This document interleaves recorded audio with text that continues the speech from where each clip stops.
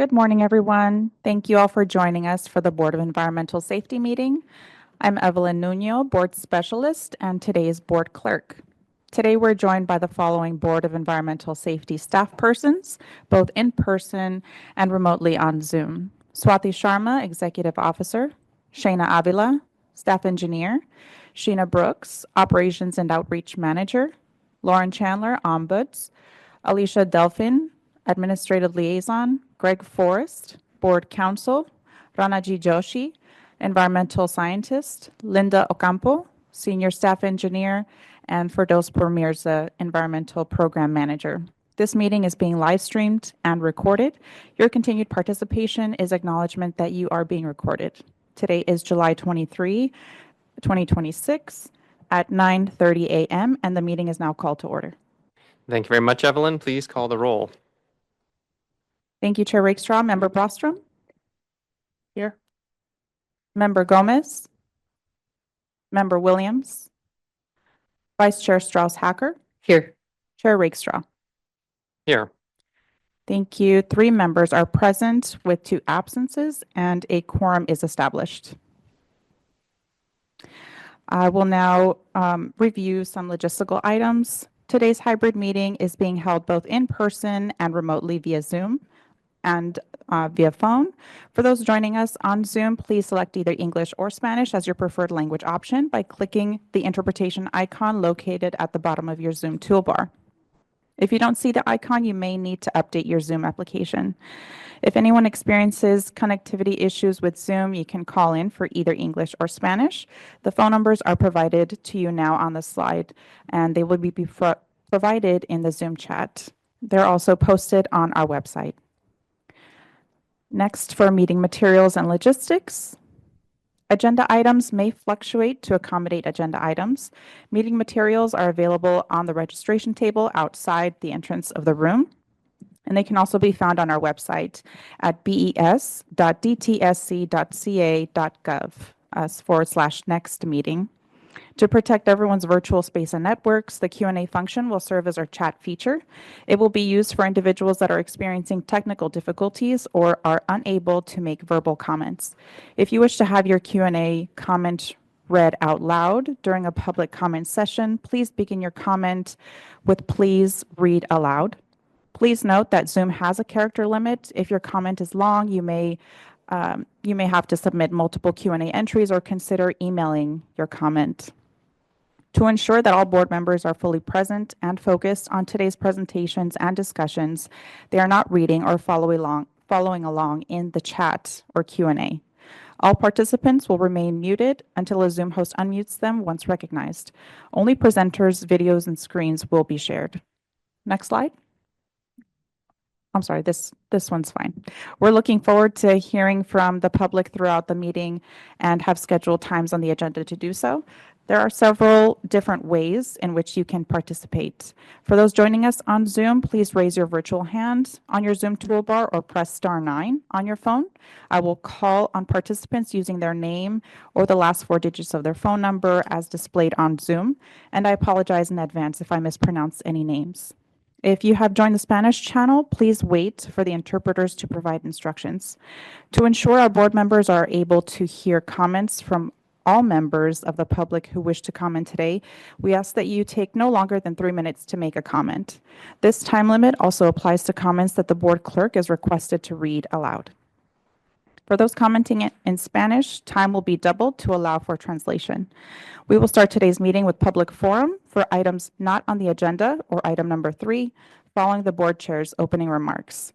If you would like to express your comment in writing, you may submit your comment via email to besinfo@bes.dtsc.ca.gov. That concludes the introductory review for today's meeting. I will now hand it over to Chair Rakestraw for agenda item number 2. Thank you very much, Evelyn. Good morning and welcome to today's Board of Environmental Safety meeting. The Board of Environmental Safety is a 5-member board created by Senate Bill 158 in 2021. Which enacted fiscal and regulatory reforms to the Department of Toxic Substances Control to improve its transparency, accountability, and fiscal stability. The board members here represent the general public interest an act to protect public health and reduce risks of toxic exposure, with a particular focus on disproportionately burdened and vulnerable communities. We appreciate your participation here today as we work collectively to achieving the goals and objectives set forth in SB 158. So I'd like to begin by announcing a change in board appointments, as is evident by those sitting here on the dais. So Senator Toni Atkins recently stepped down from this board, and although her time on the board was brief, she will be greatly missed. Georgette Gomez, who is unable to join us today, unfortunately, was reappointed by the Senate. I'd like to warmly welcome Member Gomez back. She is an inaugural member of this board and has a long history of working on environmental justice and DTSC issues. I'd also like to note that we expect Board Member Williams to join us after the lunch break around 1 p.m. due to a competing California Board of Forestry and Fire Protection meeting on which he serves. So, turning to today's agenda, we'll begin with public forums for items not in the agenda, for anyone that wishes to share comments, concerns, or suggestions with this board. Then our Executive Officer Sharma here will share her report, which will include board updates from the various board subcommittees and working groups. The next agenda item will cover board business, where the board will consider the most recent meeting minutes for approval. After that, we will hear from Miguel Alatorre, Chair of the Environmental Justice Advisory Council for DTSC, to provide us with a recent update on the council's work. At around 11:25 a.m., we'll hear agenda item number 7, where the board will hear from DTSC Permitting Division Chief Wayne Lawrenson regarding DTSC's Hazardous Waste Facilities Operating Permit Decision Status Report for J&B Refining Incorporated, located in Santa Clara. We'll then take a 60-minute lunch break at around 11:50 and return about 1 p.m., where we will then be joined by Director Katie Butler, who will present her year-end update for fiscal year 25-26 directors' priorities. She will then be joined by Hazardous Waste Management Program Deputy Director Mandy Bain, who will report on the Hazardous Waste Management Program metrics for DTSC. Director Butler will then present her fiscal year 26-27 priorities, which will come before the board for a vote at our next meeting in August. So that then takes us to agenda item number 9, where we will be joined by DTSC Chief Financial Officer Brian Brown to present on the fiscal year 26-27 fee rates. As we do each year, the board will consider the annual fee rates for a vote at our next meeting in August. So we will close out the day reviewing action items that came out of today's meeting. So we'll now turn to public forum. So we now invite all of our participants, both in the room here today and those who are participating virtually, to comment on items that are otherwise not on the board's agenda for this board's future consideration. I'd like to also note that the board ombuds is also available to receive inquiries between board meetings and can provide information about regulations, procedures, and other matters related to the environment and public safety. Public comments shared during this public forum are reviewed by our ombuds to ensure your concerns are heard and addressed appropriately by the board and DTSC.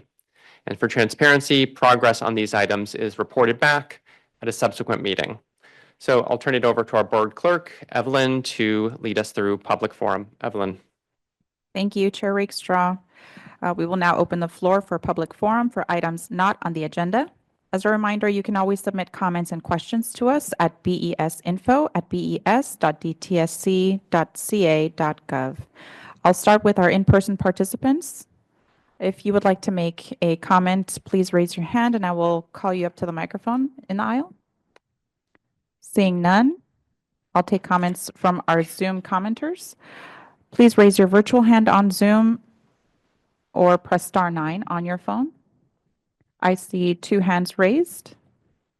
One moment. We'll start with McKee. Please accept our request to unmute. You have 3 minutes. And if you would like to introduce yourself for the record, you may do so.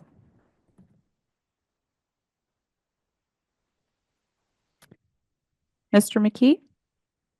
Yeah, you didn't let me unmute right away. But anyway, Duncan McKee, and since some of the conditions in the EcoBat Quemeco permit were unstayed on June 24th. My neighbor and I got extremely ill from exposure to noxious, unknown emissions from the work area, from the work in an area of Ecobat near the installation of the additional tank where that is occurring at their problematic wastewater treatment facility in the structurally compromised secondary containment. On the evening of July 15th, I was driving west on Don Julian Road and saw clouds of visible emissions. I parked and took some photos, which I've submitted to the clerk of the board and to Sheena. And I became sick within 2 minutes of breathing this terrible discharge. And I mean, really sick. Okay, my neighbor also got sick and she almost went to the hospital, and I'm not sure she's going to comment today. We both called South Coast and gave them the exact location of the facility where the toxic emissions were coming from. Al Solomon responded after telling my neighbor he had called the company prior to him arriving and he would be there in 4 minutes. I sent him photos and the location at the facilities, and he had trouble finding it, and they're still blaming it on Mercury Plastics. He's on the complete opposite side of the facility. Rule 1420, South Coast Rule 1420.1 requires notification to stakeholders of a work plan that outlines mitigation measures to be taken during a construction project of this magnitude. In addition, since this was a DTSC mandated construction project, the project manager, an industrial hygienist, and other DTSC expert personnel should have been on site to be certain that the facility was adhering to the terms and conditions contained in the approved work plan. Now, Wayne and I went out the next evening courageously and diligently. Wayne went with me. Okay. And we didn't encounter the same plumes, but we did encounter the smell of the sulfurous compounds. And it turns out really low concentrations of that are hazardous. It's 1 microgram per cubic meter for, let's see, for hydrogen sulfides, 2 micrograms per cubic meter, sulfur dioxide, 1. So I've attached photos for your review. I hope you look at it. Mandy, Wayne, and Sam know about this. So thank you for your time. I know I'm out of time. I just Thank want you, you to sir. know about it. Thank you for your comment. Next person on Zoom, we have Ivana Castellanos. Please accept our request to unmute. You have 3 minutes. Thank you. Good morning. This is Ivana Castellanos with Physicians for Social Responsibility, Los Angeles. Yesterday, I shared with Board Member Williams and Board Chair Rakestraw a letter which has been signed now by 15 organizations representing frontline communities and advocates across California who share a concern regarding Member Williams' participation on this board. Member Williams has recently registered as a lobbyist and has joined the lobbying firm Axiom Advisors, which has multiple clients that have financial or political interest in DTSE or the board's work, including companies that generate or manage hazardous waste, own a hazardous waste landfill, have received full standardized or emergency permits from DTSE, and others with interest in remediation and regulation of hazardous waste contaminated soil. DTSE has a broad scope of work, from collecting fees from generators, permitting, cleanups, consumer products, and the broader program work related to research and development of long-term planning related to hazardous waste regulations, source reduction, and hazardous waste management across the state in the hazardous waste management plan. The board's oversight role is also broad, giving your mandates to evaluate the agency's performance and report on its performance to the legislature. Most importantly, the Board of Environmental Safety was established in SB 158 to address decades-long concerns from frontline communities and advocates who were not being adequately served and protected by the agency. This board's mandate is to serve in the public's best interest, particularly frontline communities, to build trust with communities, offer a platform dedicated to the interests of those communities, to offer a space where communities are comfortable engaging and can feel heard. Member Williams' professional lobbying associations with a firm that represents industry interests ultimately erodes communities' trusts and renders him ineffective at representing those communities. For as long as Member Williams is on the board, community members and advocates may wonder whether his actions, feedback, and questions, or lack thereof, might be influenced by his employment as a lobbyist at a firm that explicitly markets Member Williams' regulatory experience and boasts about insider connections with agency and regulatory leaders to potential clients. Maintaining the public's trust is critical to the integrity of this board. To meet the board's purpose and goals and address the incompatibility of Member Williams' lobbying work and relationship to Axiom with his participation as a board member, we respectfully call on him to resign from this board. Thank you very much. Thank you. Next person, the last four digits of your phone number are 7513. Please press *9 on your phone to unmute.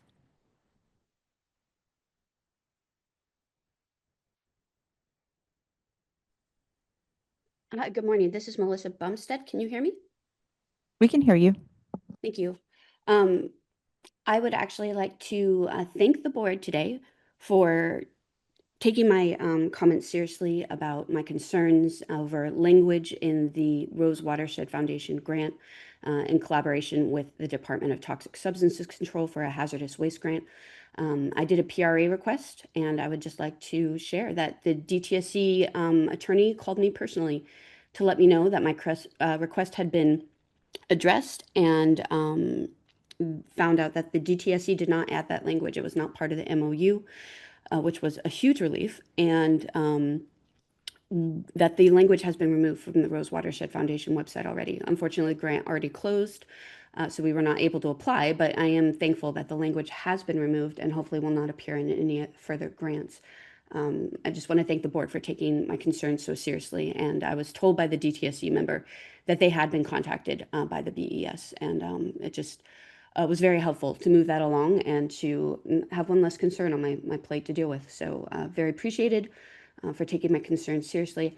I would also like to mention that the work that Parents Against SSFL has done, we have come interactions with people who are very well intended. And I believe that they thought that they wouldn't be influenced by their work representing polluters. And I just want to mention that as much as I appreciate Mr. Williams being part of the board, we've actually worked with him before with Santa Susana Field Lab, that it is not appropriate for communities working so hard to protect their communities to have someone with ties that close. And again, and I'm sure there's a lot of intended separation between that work and this work. And I don't doubt that it was well intended, but still from a community member's viewpoint, and having seen members of other boards just being even slightly influenced to put the benefit of the polluters first, is not what this board is about. And I would just respectfully ask for Mr. Williams to resign, and knowing that I'm sure there's other great work that he can do for our communities and for public service for government agencies. That is not doubted, but just this board is not appropriate. Thank you very much. Thank you for your comment. The next person is Jenny. Please accept my request to unmute. You have 3 minutes, and if you'd like to state your name and affiliation for the record, you may do so. Go ahead. Good morning. My name is Jenny Knack. I am co-director of Parents Against Santa Susana Field Lab.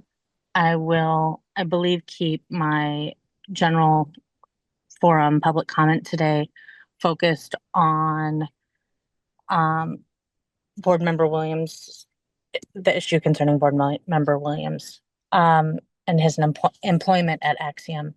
First of all, I will just want to say that I was genuinely saddened and disappointed to learn of his employment status with Axiom.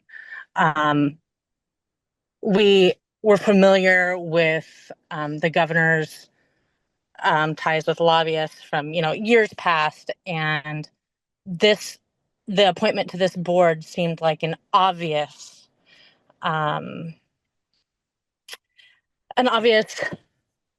mistake, poor judgment. Those of us who were involved in the establishment of this board know that the reason why this board was created was because of massive undue influence of industry on DTSC. That is the reason that we are all here. This board was provided in part to give relief to communities from that influence, and to have appointees to the board that have, that are lobbyists or direct ties to industry is obviously inappropriate. And while it feels personal to call for board member Williams's resignation, and it's an uncomfortable position of advocacy to stand in, it is incredibly important that a lobbyist does not sit on this board now or ever. Santa Susana Field Lab has had to deal with this issue before with a different board, with the LA Water Board. And I will tell you that while that person no longer sits on the board, that the person that we had to deal with, in the past, that influence of that person's, the conflict of interest that person represented, still to this day is affecting decisions made at the Santa Susana Field Lab. So the separation has to be clear. It has to be explicit. It has to be protected. Always. I hope that this issue is taken seriously, as it is taken very seriously by frontline community members across the state. Thank you so much. Thank you for your comment. The last person on Zoom, I apologize if there was a technical difficulty earlier. This is for phone number 7513. Please accept my request to unmute or press star 9 on your phone.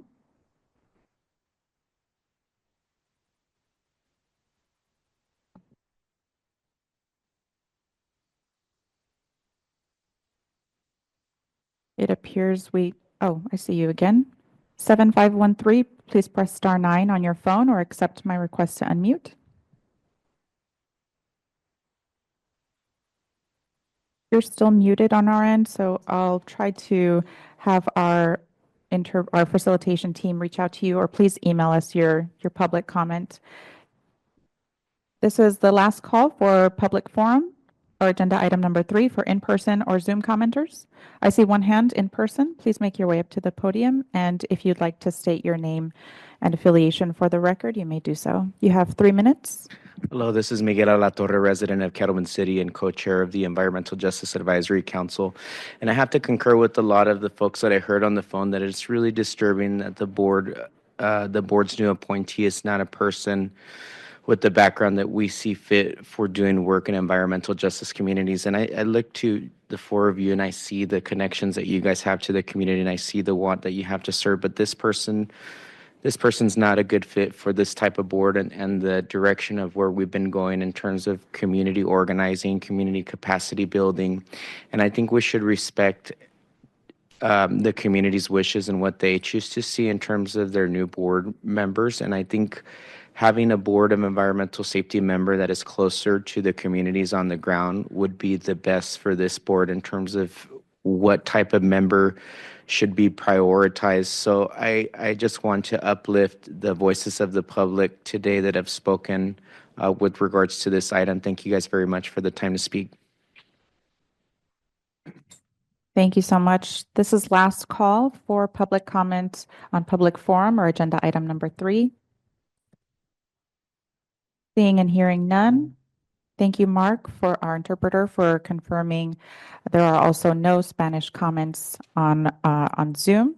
So that concludes public forum. Chair Rakestraw. Thank you very much, Evelyn. So we will now move to our executive officer report and board updates, which is item number 4. So I will turn it over to Swathi to provide us with the report.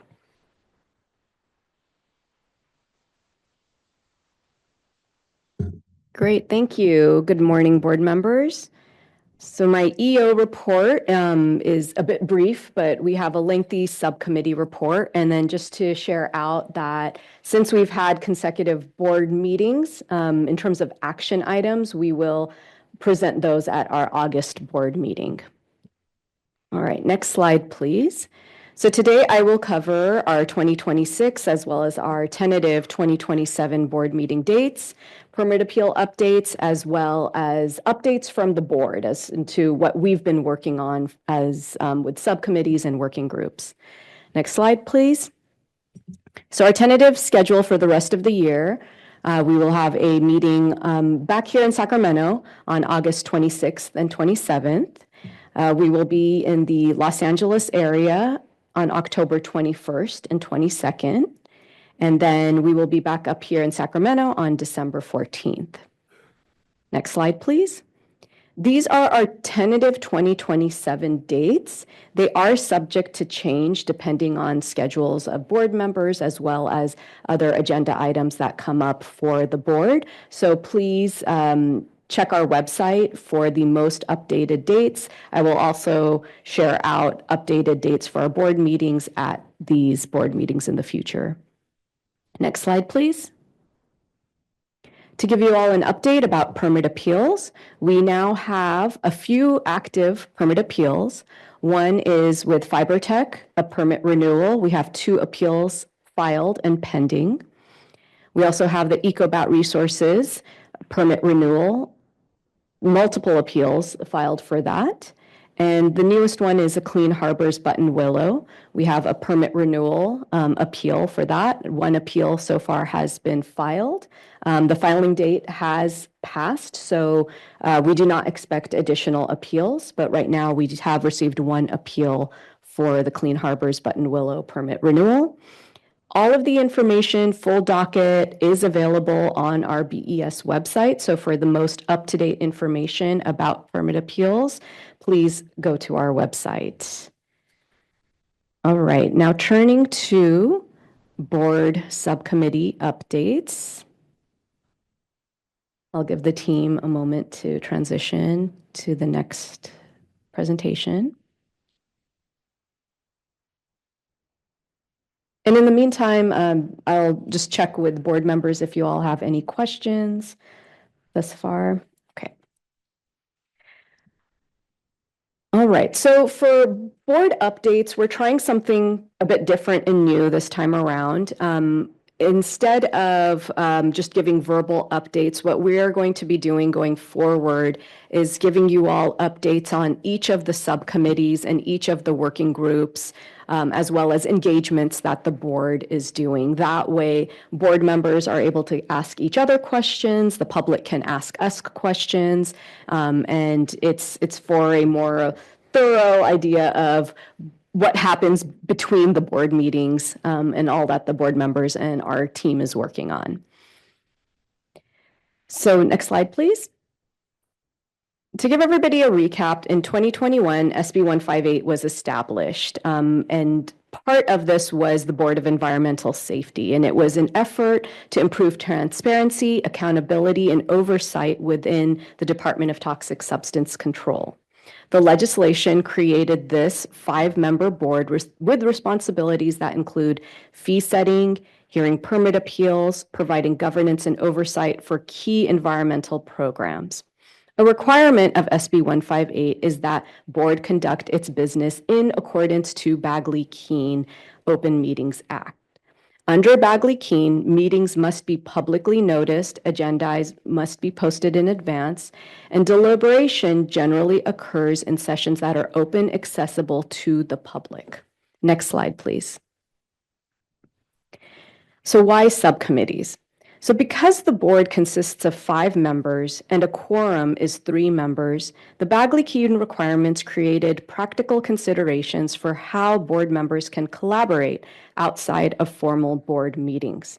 To allow more detailed work on complex issues while maintaining compliance with open meeting laws, the board established several 2-member subcommittees.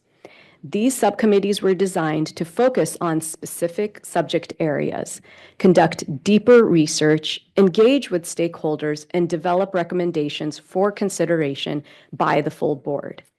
In this way, the subcommittee's structure enables the board to efficiently address its growing responsibilities while preserving the transparency and public participation required under SB 158 and Bagley-Keene Act. Let's get into these subcommittees that have been formed, their roles, and how they support the board's mission of protecting public health and reducing environmental risks throughout California. Next slide, please. So first is our fee rate setting, and we are actively working on fee rate setting through this summer. The BES fee subcommittee is responsible for recommendations on fee rate schedules on an annual basis. The revenue collected from these fees is deposited into the Hazardous Waste Control Account, Hazardous Waste Facility Account, and Toxic Substance Control Account, which collectively fund most of DTSC's programs. Fees are adopted by the board at the end of August every year and take retroactive effect to start of the fiscal year on July 1. Board members currently on this subcommittee are Board Chair Andrew Rakestraw and Member Reese Williams. This subcommittee has recently begun the fiscal year 26-27 rate setting cycle. Today, we will hear from the team, our team from BES, as well as DTSC on the fee rate setting scenarios. Public feedback will be considered to help refine these proposals, and we encourage the public and stakeholders to reach out to us between this meeting and August when the fee rates are set to hear from you. The board anticipates to consider and vote on the fee rate scenarios, as I mentioned, at the August board meeting. I will now turn to Board Chair Rakestraw to see if you would like anything to add on the fee rate subcommittee. No, I think this is a good overview of the work we've done. Okay. Next slide, please. So fee analysis. What does the fee analysis subcommittee do? We make recommendations on DTSC's fee structure. Chair Rakestraw and Member Williams are also part of the fee analysis subcommittee, which works on SB 158 mandate for the board to make recommendations to the legislature on fee structure to ensure adequate, equitable, and sustainable funding is provided to DTSC's programs.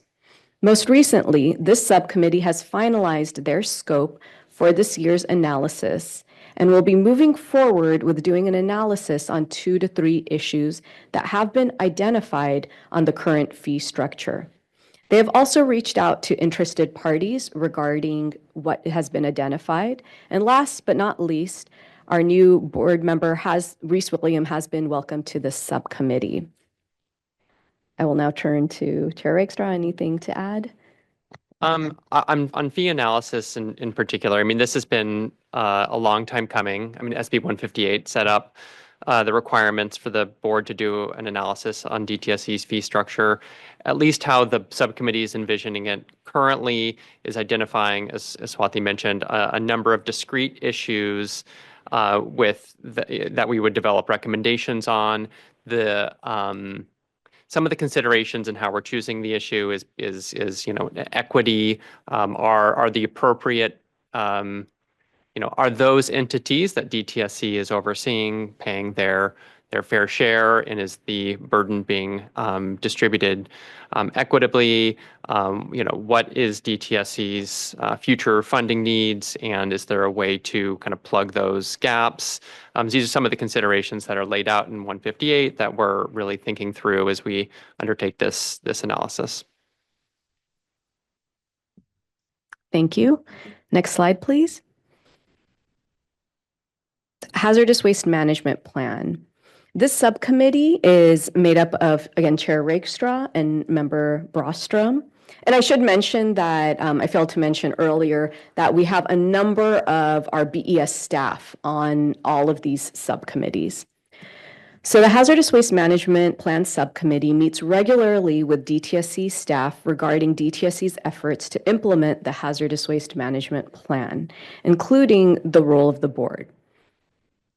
As I mentioned, Chair Rakestraw and Member Brostrom are part of this subcommittee, and current work has involved reviewing DTSC's recently released 2026 Hazardous Waste Management Report and briefing other board members on the report as well as the implementation of the plan.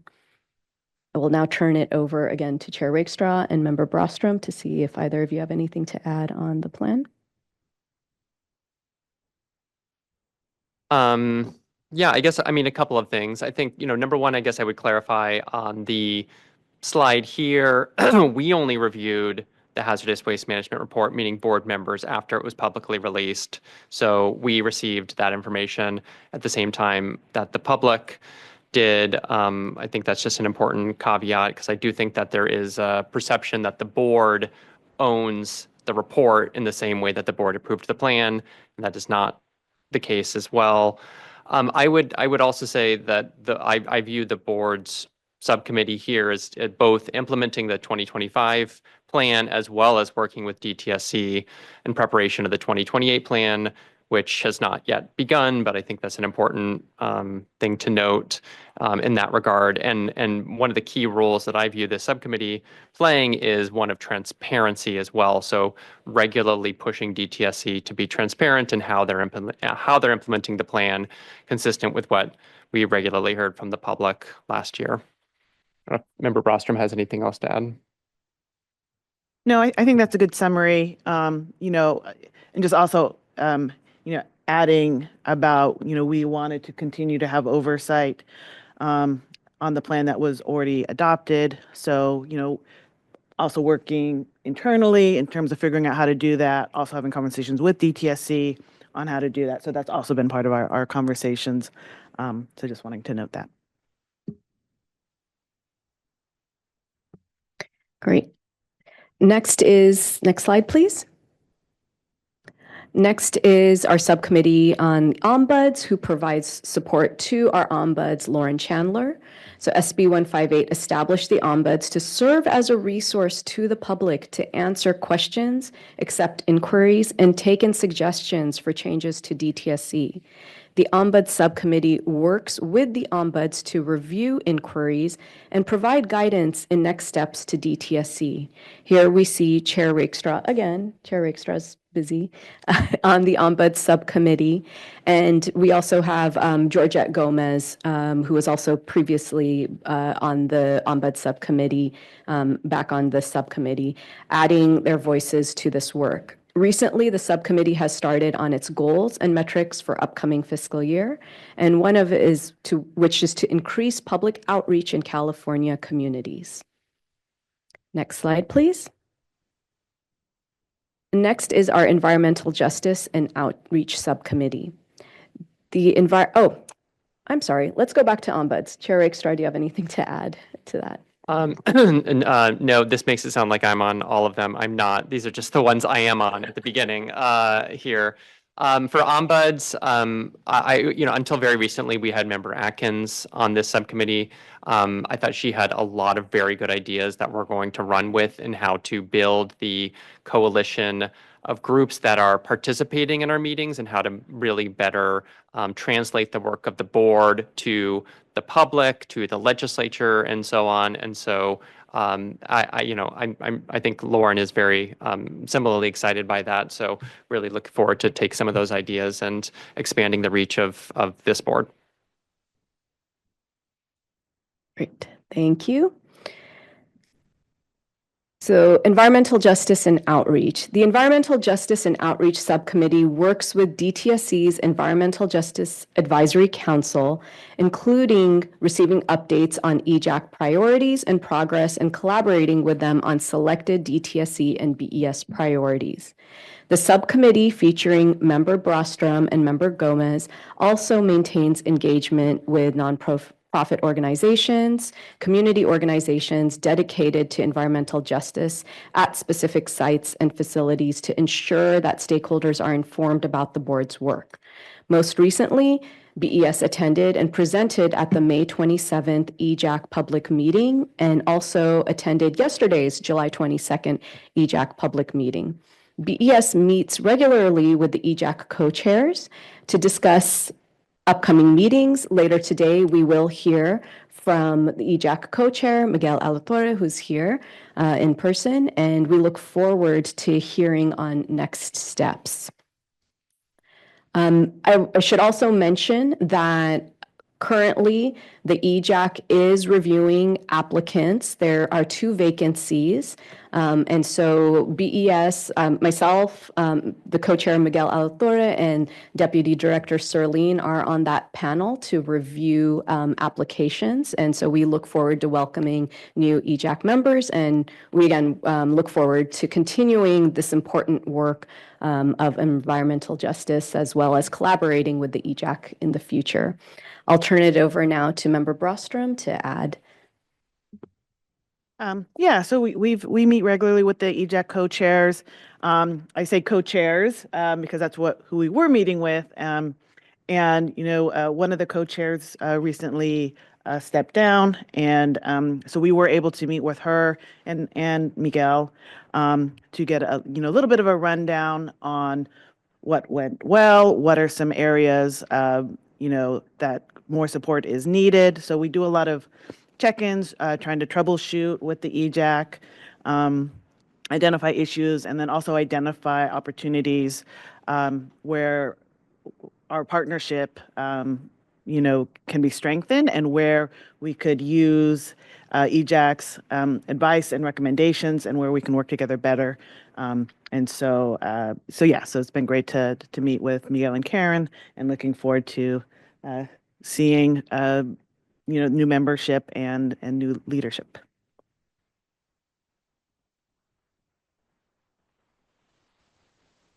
Great, thank you. Okay, next slide, please. Performance metrics and reporting. So this subcommittee has been very busy, I should say, and we have split up this subcommittee by programs, since BES is responsible for adopting clear performance metrics for the department in each of the department's programs. So the Performance Metrics and Reporting Subcommittee work with the director and department leadership to establish metrics for the performance for each of DTSC's programs. So currently, I should say last year, we worked with the Hazardous Waste Management Program Metrics Subcommittee, and this was currently focusing on sharing out what data we have received from DTSC. So those metrics were established and adopted by the board last year, and we have our team members, Linda Ocampo and Ranaji Joshi, who have currently been working on a website to share out what that data looks like, so that the public can access the Hazardous Waste Management Program metrics on a regular basis, and are able to assess trends across hazardous waste management programs, permitting, enforcement, emergency response, and site inspection activities. Most recently, the subcommittee has been working on a public-facing, as I mentioned, dashboard. We look forward to sharing that with the public once it is finalized, and we hope that it'll go live later this year. But in the meantime, we still are receiving metric updates from DTSC's HWMP program, and are able to share those out at our board meetings. And I believe the director will be sharing out some of those metrics later today. Next slide, please.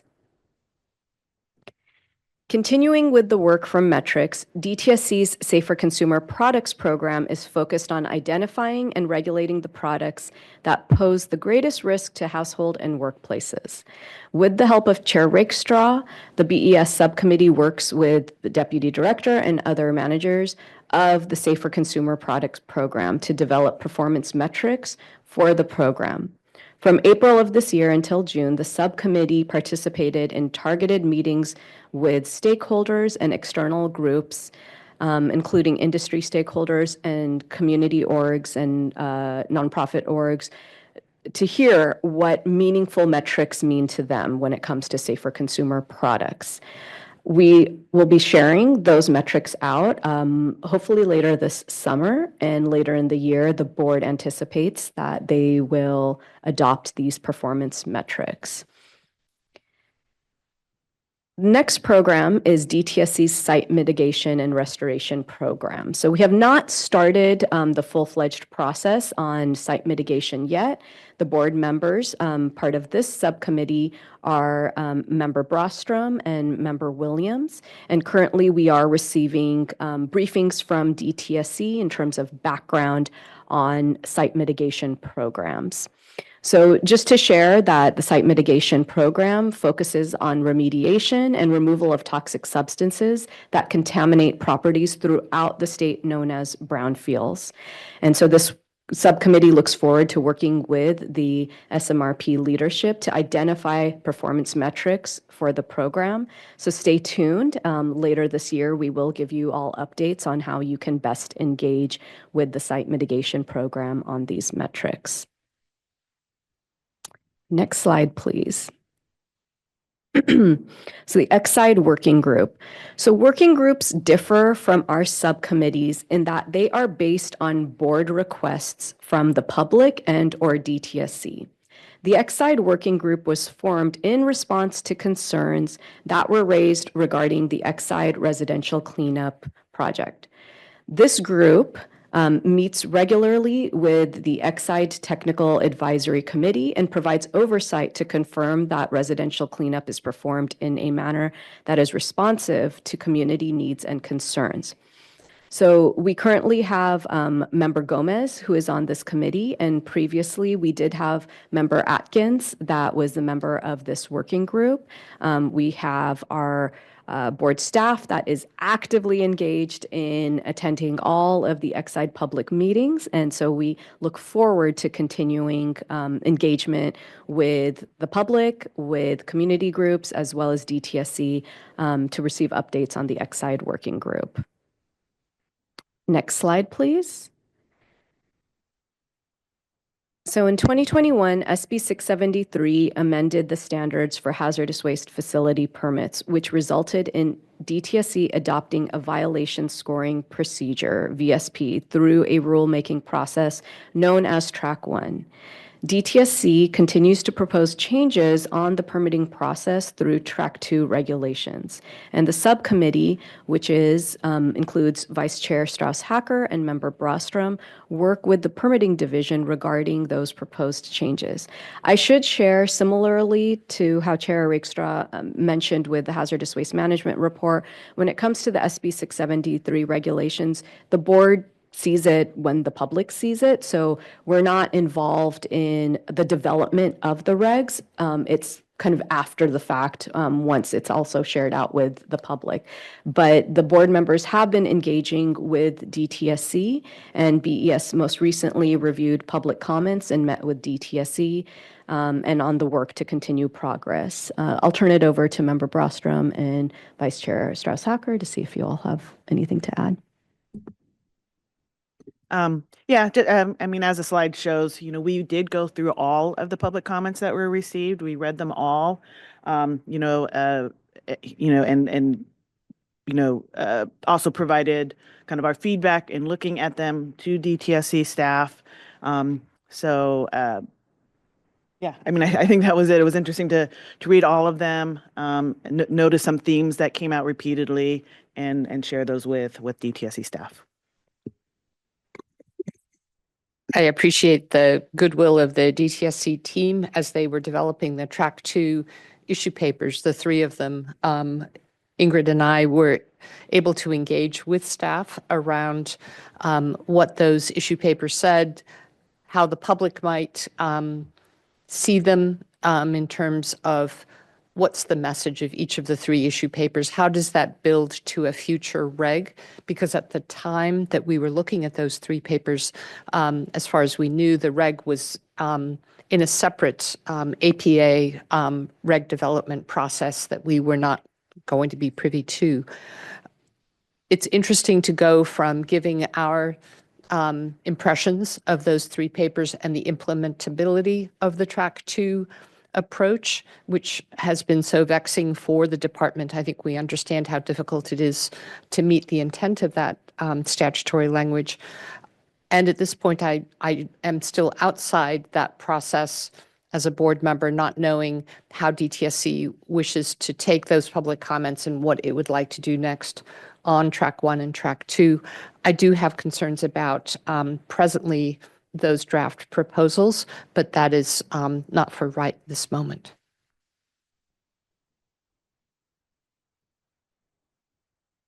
Great, thank you. Okay, next slide, please. Before we move on from subcommittees and working groups, I will share that the list here that we have today on subcommittees and working groups, it's only those that we have active updates on. We do have additional subcommittees and working groups, but they're either, planning for these board meetings, other executive subcommittees that both the chair and vice chair sit on, or they don't have a regular update yet. So we look forward to providing you more updates on other working groups and subcommittees that the board has. So tours, community meetings, and conferences. So BES staff and board members participate in a variety of facility tours, community meetings, and conferences this quarter. We started at the end of March with 3 of our technical team members attending the 2026 Coupa Conference in San Diego, which was from the 23rd through the 26th. BES staff also attended the Los Angeles Environmental Justice and Enforcement Symposium presented by California Safe Schools on April 15th. The Exide Technology Advisory Group, which is a community and agency coalition established by DTSC, held a meeting on May 13th and on May 20th, which our teams participated in. Vice Chair Strauss-Hacker also attended a West Oakland Environmental Indicators Project meeting. In June, a tour of the Exide facility was conducted by a few of the board members. Board members also conducted a tour of SA Recycling Facility on the 25th. And in July, there was a SEEB seminar, summer seminar series, which Board Chair Rakestraw attended. I should also add that in June, we also had a SEEB meeting and CICC meeting, which myself and a few board members attended and presented at. We also held meetings, actually, that is it. And we look forward to having more community engagement, attending more conferences and conducting tours. So please reach out to the board. If you would like to engage with us, we look forward to it. We have some very active board members here, as you can see, and our team members. So please reach out to us. And I will turn it over to the board members to see if they have anything to add on tours, community meetings, and conferences. Just to add that I also attended the Yes. SEEB summer seminar. Yep.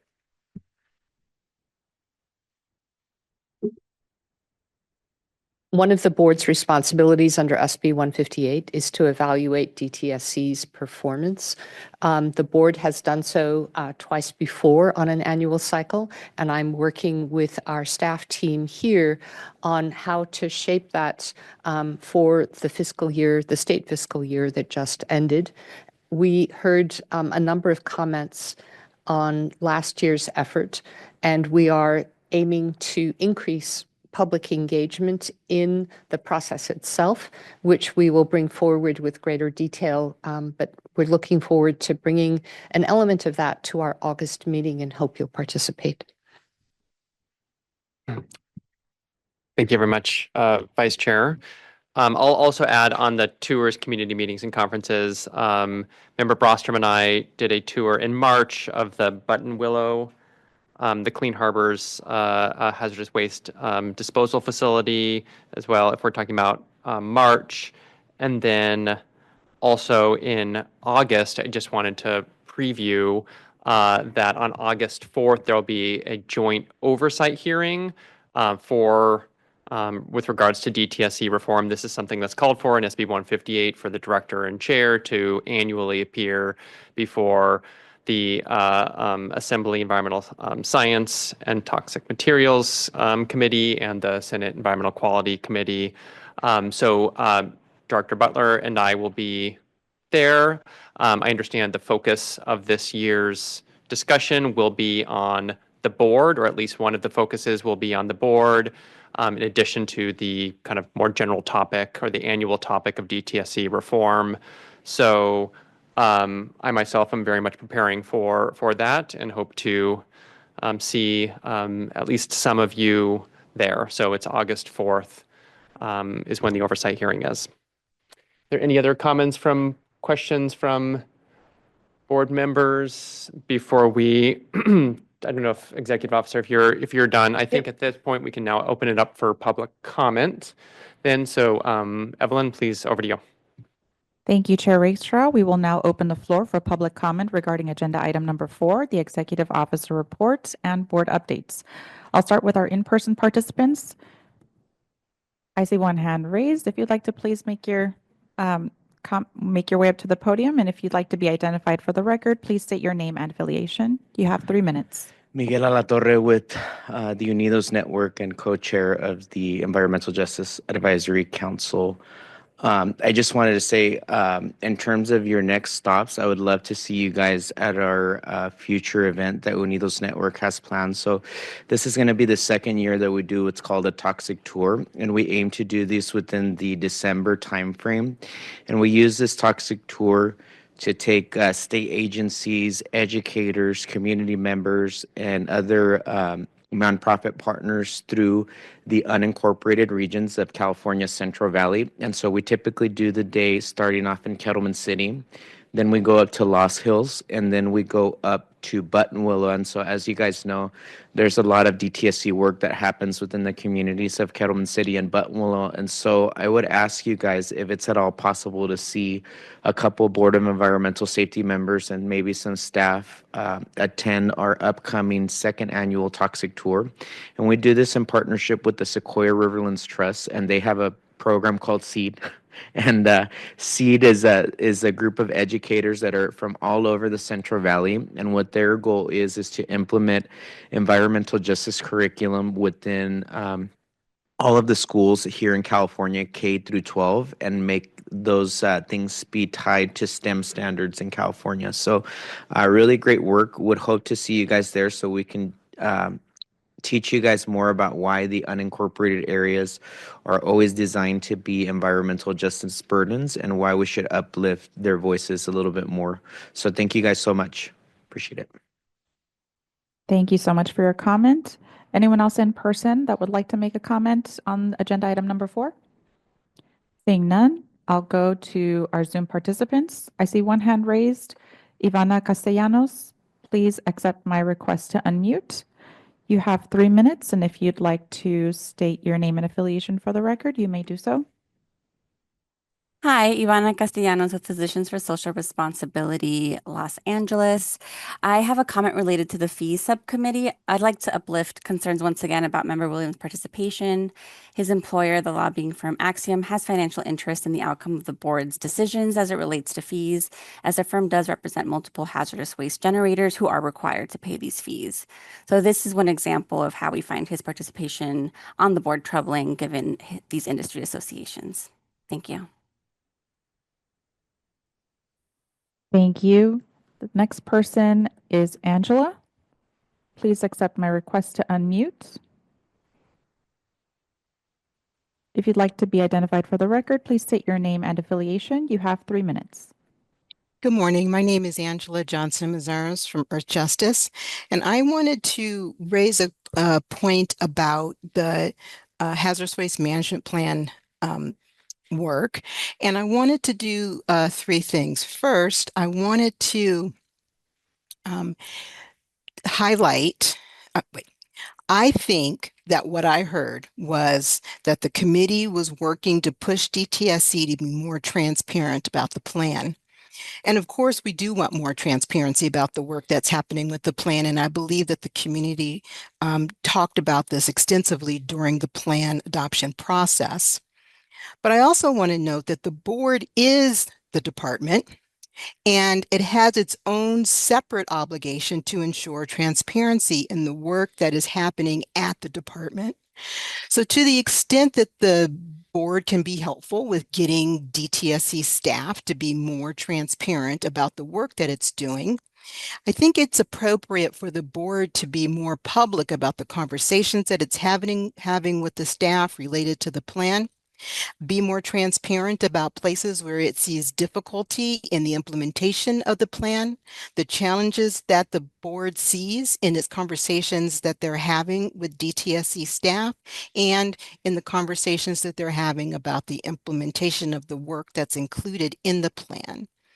Relatedly, I would like to note that it seems that the board receives background briefings about things that are happening at DTSC and the work that's happening there related to the people's business and the impacts of the decisions that occur inside of the agency.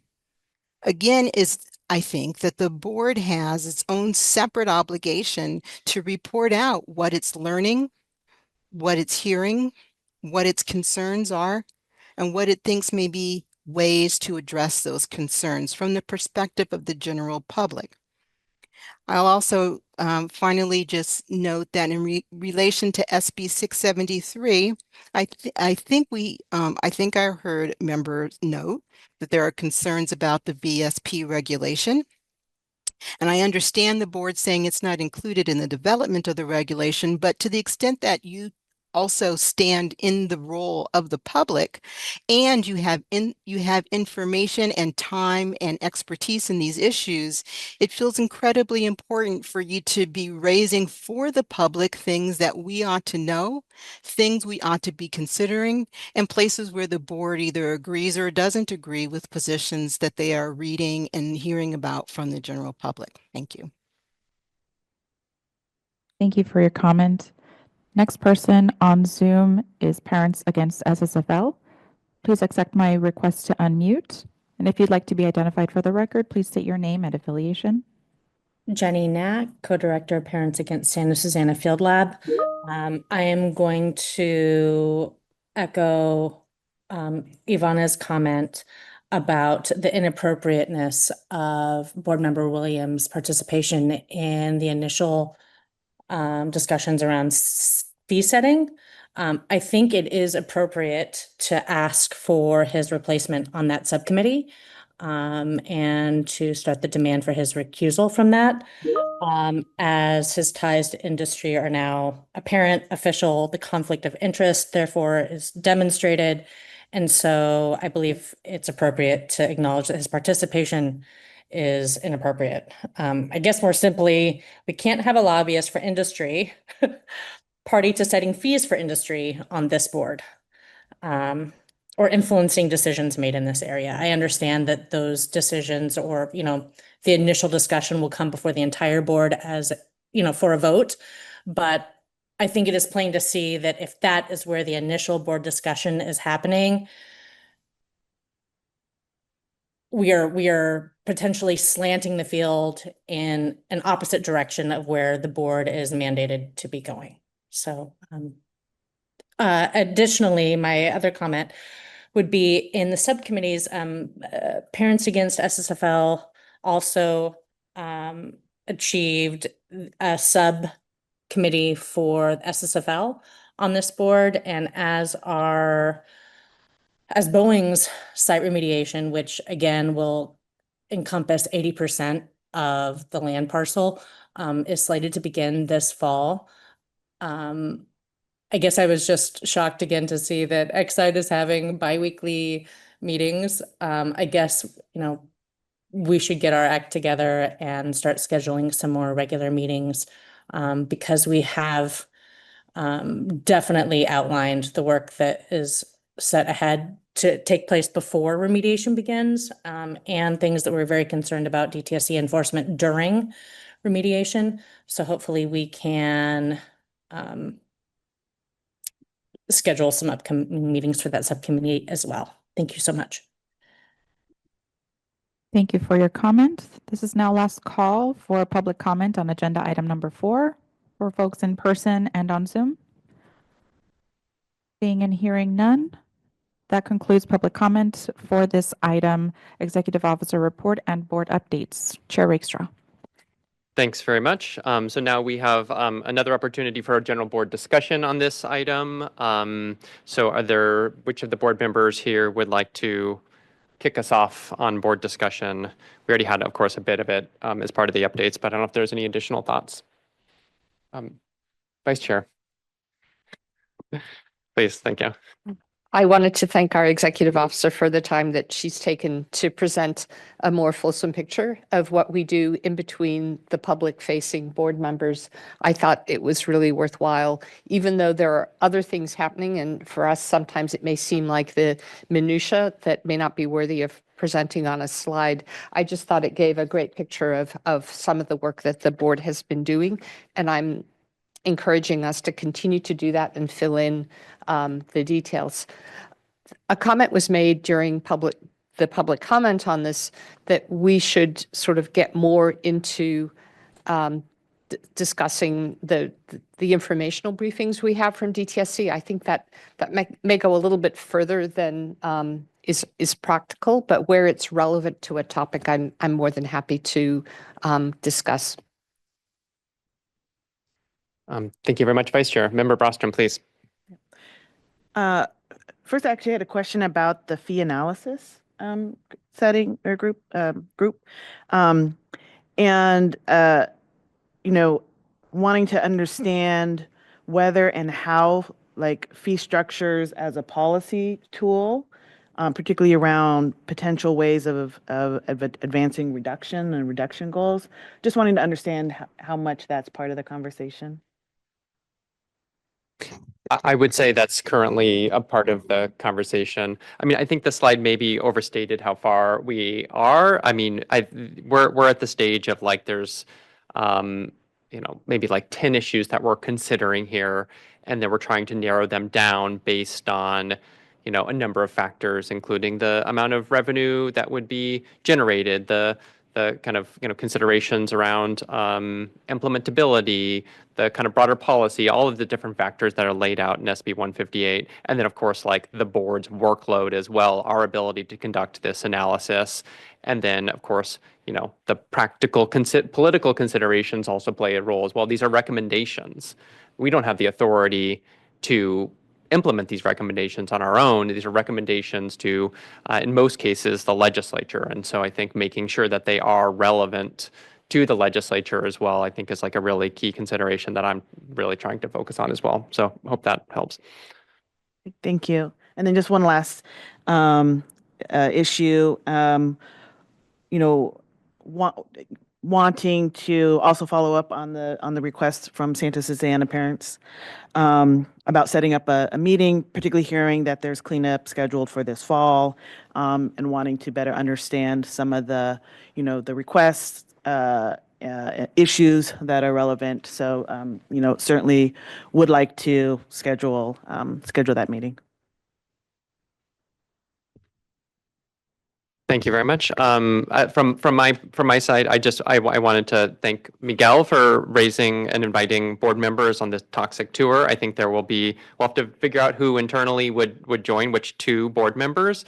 But I, for one, am very interested in joining, but I think there will be some fight internally over who can, because as Swati laid out, we can only have two board members join any of these tours or be part of these subcommittees. Otherwise, if we have three, it's a quorum, and then it triggers Bagley-Keene, and then your toxic tour includes everyone in the whole state of California, effectively, because it's a public meeting. Okay. Oh, that's great. Okay, excellent. So then for those who are not able to join. So just wanted to say that. And then I also wanted to pick up, similar to Vice Chair Strauss-Hacker, on the point of that more dialogue from the dais here is useful to the members of the public who are participating in this meeting. And I agree with that. I think that this subcommittee report is one step in that direction, but I really encourage board members to share those conversations that they're having as part of these meetings between our board meetings publicly as well. Time is a constraint during these meetings, and I know that I think I say this every meeting, we are happy to have conversations with members of the public as well between these meetings. So if folks want to reach out, we're happy to take those meetings. I think I can safely speak for board members on that as well. So I think that concludes agenda item number 5, unless there's any other comments. Oh, sorry, that concludes agenda item number 4, excuse me. So we will now move to agenda item number 5, which is a review of the meeting minutes. So here we are considering whether to approve the meeting minutes from our June 24th to June 25th, 2026 board meeting. Is there any discussion regarding these minutes?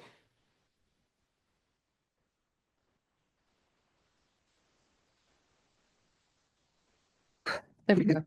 Wanted to call attention to some of the detail in the 2 separate sets of minutes in terms of follow-up action. I think it reflects particularly in the minutes for June 25th, item 5, review of action items. There's a very significant list of things there.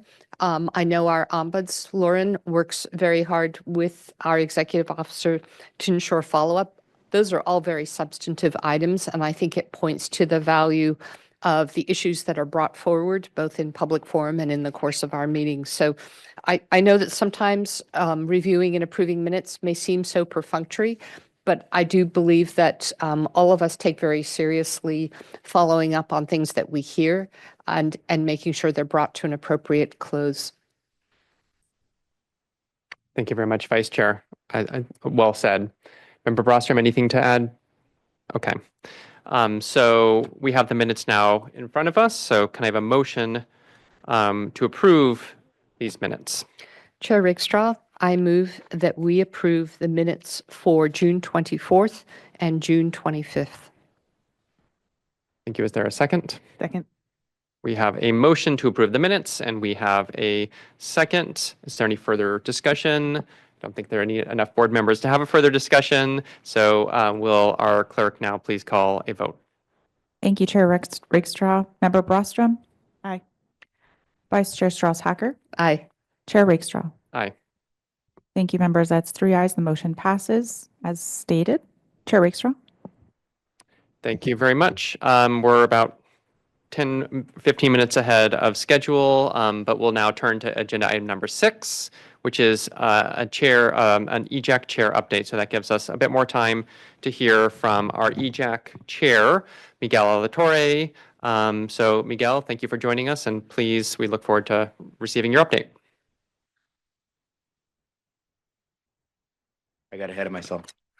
Hello, everyone. This is Miguel Alatorre. I'm the co-chair of the Environmental Justice Advisory Council. And the report is rather exciting, I think, this period. And I would like to say yesterday, thank you for the board members that joined us yesterday during the meeting. I think we saw exactly why the Environmental Justice Advisory Council exists yesterday. And I feel like we're doubling down on that on the next set of work we have. But anywho, I think last night's meeting was really great because we got to see a lot of members of the public actually engaging with us as Environmental Justice Advisory Council members. We got to see a lot of questions, and I want to say one of the greatest things that we saw was the participation of very young people, right? I think that's something that we sorely need within both the Board of Environmental Safety and the Environmental Justice Advisory Council, and so I was really happy to hear from those young people. However, I was not happy to hear about the issues that they were having with regards to their health, with regards to the facility that they were speaking on. And so those are things that we're going to be following up as the EJAG and learning more. I personally don't know enough about the facility, and so I have to be educated. I believe we do have to be educated by our community, and so I'm glad to hear that Chair Rakestraw mentioned that there'd be opportunities for the board to meet with constituents and community members, because I think this issue is really, really serious, and we should have the attention of not only the board leadership, but DTSC leadership as well. So I would love to convene any meetings that we could for the sake of those really important people that commented yesterday, including those youngsters. I think the other really big takeaway from the meeting is thanks to some great conversations I've had with members of the BES, with members of DTSC and the general public. I think that the focus that we had with regards to the safer consumer products, with the collaboration between other environmental justice advisory councils, as well as our efforts in public participation, I think that separating them was a big mistake.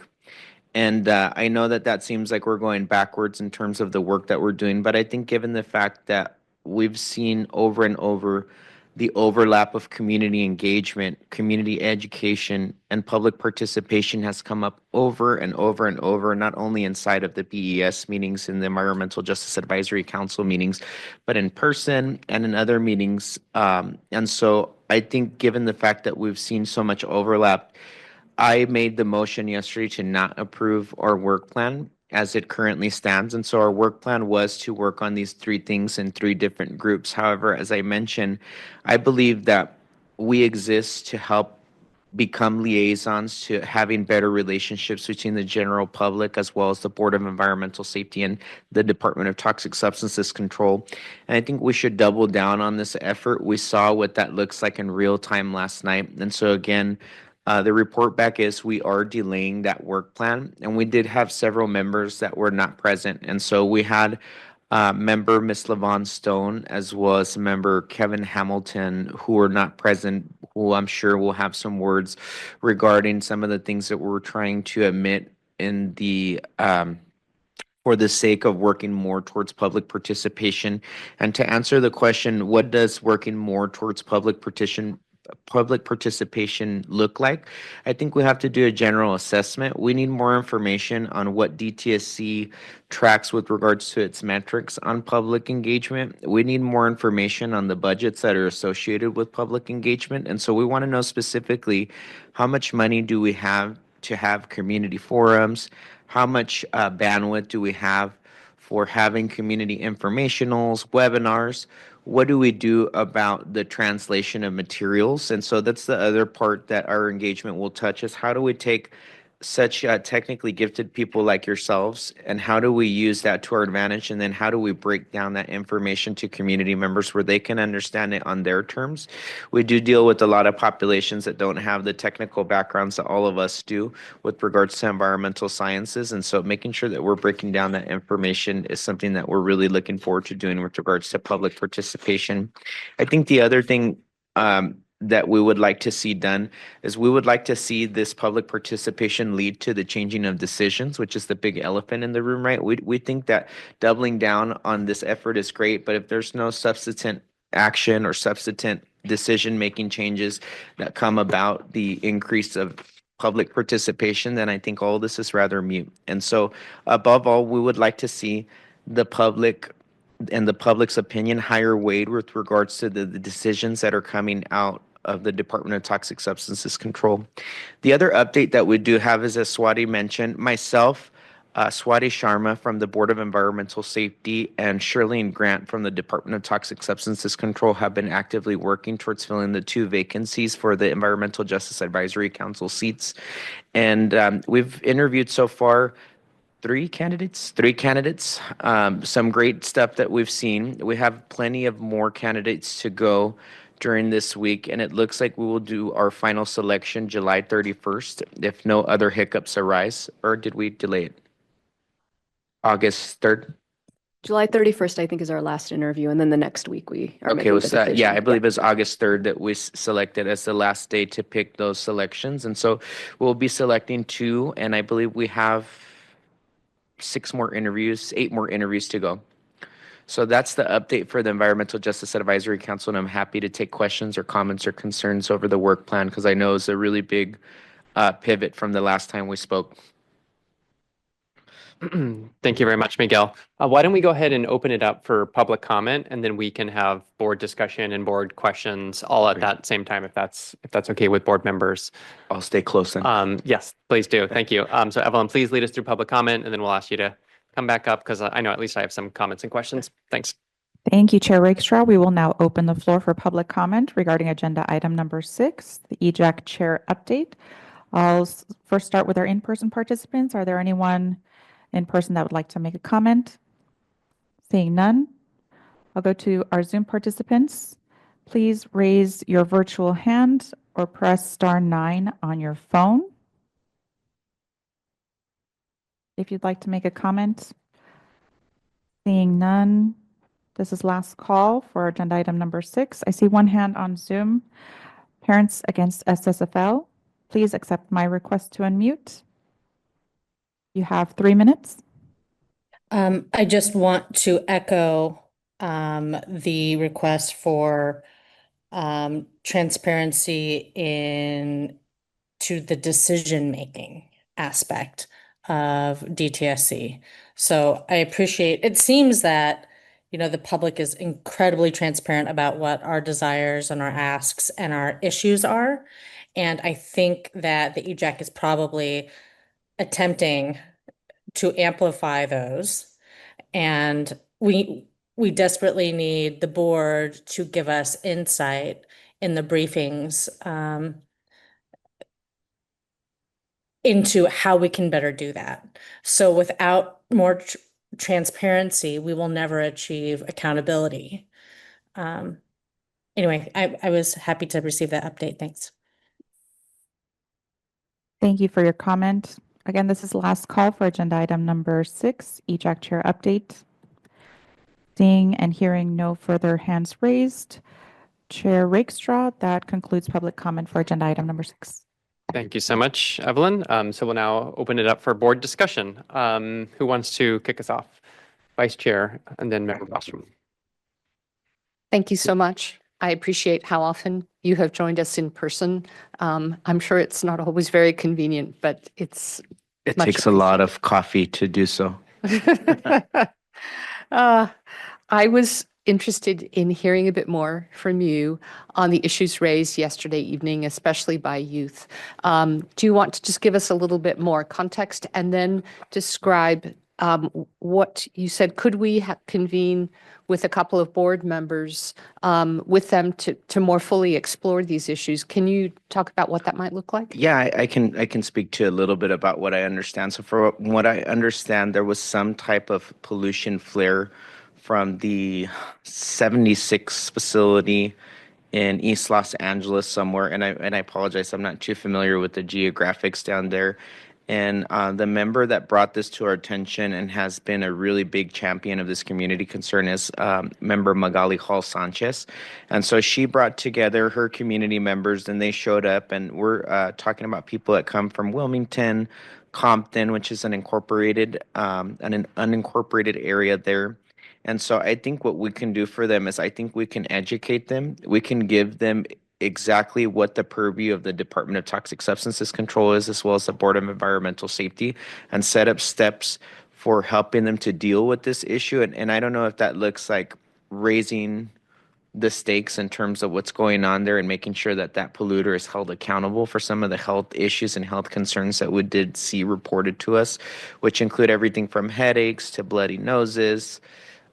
Some were mentioning that they couldn't breathe well and that they already have asthma, and so that it was exacerbating their already existing conditions. And I heard a lot of passion and a lot of emotion in those community voices. So it's something that we should give them relief on as fast as humanly possible. So as you mentioned, Chair Rakestraw, if this can happen between our next BES meeting or our next EJAC meeting, I think it'd be really prudent to give the folks down there the information that they're looking for. I think the other thing that would go a long way is in our community in Kettleman City. We've been working on our emergency alert system, and some of those young folks back there in the audience are part of our community air grant round 5 from the California Air Resources Board. And so we've been looking forward to creating that tool. I think that together through the EJAG, the BES, and the DTSC, we can come up with a tool for ourselves that doesn't lean so much on a small nonprofit budget and can take advantage of a little bit more resources and put a tool that is letting community members know when things like this are happening. That way, at least they know that we know about the issue and that we're concerned ourselves, and that we know that it's not great for their health and that they should either stay indoors or they should look for plans to evacuate. And we should help to build those things out for them, because this is a huge problem. And I think it would go a long way to showing folks that we really do care. Maybe we can't change the decisions for them overnight. Maybe we can't shut down these facilities overnight like I'd like to. But at the same time, let's do something for those residents so that they feel that their concerns are actually being heard and that they're not screaming in Braille. I have a question. Yeah. I know you brought 2 youth guests. I was wondering if you would like to have them comment or at least introduce themselves to the board. You I know, don't want to put you on the spot, but I would love to put them on the spot. That's how we grow. So I always let them know that it's really uncomfortable to sometimes be on the podium, but that's one of the things that we have to do when we advocate for our community. So I'm sure that they wouldn't love being up here, but they're gonna be up here. That's what they're gonna do. Like, well, we'll have them go up after I take this question, and then they have a couple questions for you guys actually that they wanted to ask. So, any comments? Yeah, I actually had the same question around the which facility, and also just note. I can answer. It's World Oil Company. Oh yeah, I got it wrong. Sorry, World Oil. You see, that's the amount of education even I need. So you could imagine the community members might need also some help in understanding what leverages they have to stop this from happening or to never have it happen again. Yeah, and I think this is a good example of, the relationship, between DTSC, the BES, the EJAC is, sometimes people are going to come to the EJAC first. Mhm. You might be the first point of contact for issues.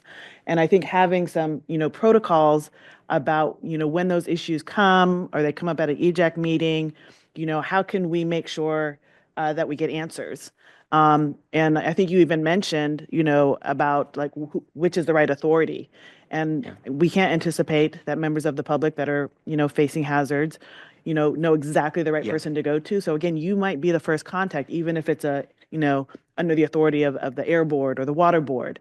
And so I think we need to come up with some protocols and also provide support to you so that you know where, how to support people that might be coming up with these issues to the EJAC. So I think this is a good example, and maybe we can, work together to figure out how to make sure that, these issues get to the right people, and that you're getting support from BES and DTSC. So I think this is a really good example, and we want to hear these as they come up to you. So even between board hearings, making sure that there's open lines of communication so that you can go to the ombuds, you can come to us, so that we can help navigate this. You lit a really big light in me. I know that we love being in beautiful Sacramento. The coffee is really great. Your guys' food is amazing for sure, a little on the expensive side. But I think that this meeting might be better served if we plan for maybe not the next meeting, maybe the meeting after that. If we plan on potentially hosting these meetings in the afternoon so that we can get that community member participation that we're looking for. And I know that could be difficult to swing given the fact that we built a lot of the infrastructure to house this meeting at this specific time. But I think given the fact that we are doubling down our efforts on public participation and we have been, asking for this for years and years and years, what does it look like for us to move this meeting to be more accessible, right? Because I don't think all my community members would spring for the $15 cup of coffee from LeBeau's. So I think we should create more spaces for them to actually give us this information, right? Because I am a steward of this information and I take that job very seriously. But I think there's no better than hearing from the actual community itself that's affected. And again, I was really happy with the fact that the community felt comfortable speaking in our venue, right? That we gave them the ability to go past the time we were scheduled, that we gave them all of our undivided attention, and that we were really there to try to provide solutions for them. And that's why I'm here now, right, is to work out. It might not be my community, but I would love to give folks some sort of reprieve right now in this really difficult time for them in their community.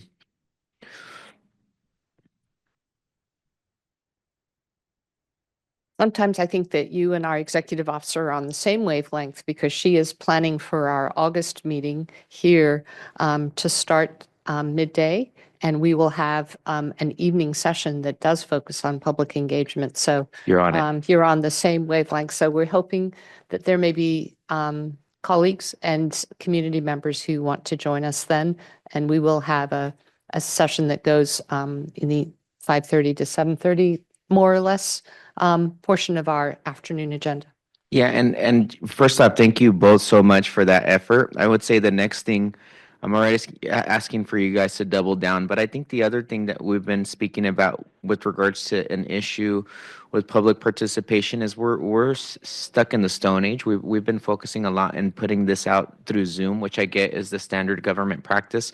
But I think the EJAC has spoken about how using tools like Facebook Live or YouTube Live, which is something that even Kings County, where I come from, what we use so that we're able to take public participation and comments, and that we're able to give a little bit more accessibility to people that don't feel so comfortable through the Zoom platform. And so I would also urge the Board of Environmental Safety, as well as my fellow EJAG and DTSC members, to consider what it looks like to use Facebook groups, WhatsApp groups to help promote this really valiant effort in environmental justice in spaces where the environmental justice community actually exists. And so a lot of the work that we do with regards to Unidos Network and our organizing is through Facebook groups and Facebook pages. And we get a lot of really good and positive feedback from using these spaces. And so I would hope that you guys take into consideration what it could look like to host some of these events via social media. Because again, as much as I love seeing all your faces and all the people that normally join this meeting, it would be really great if we can see some new faces in this space, and that we can move public participation to the next level. So I don't know if that can be considered.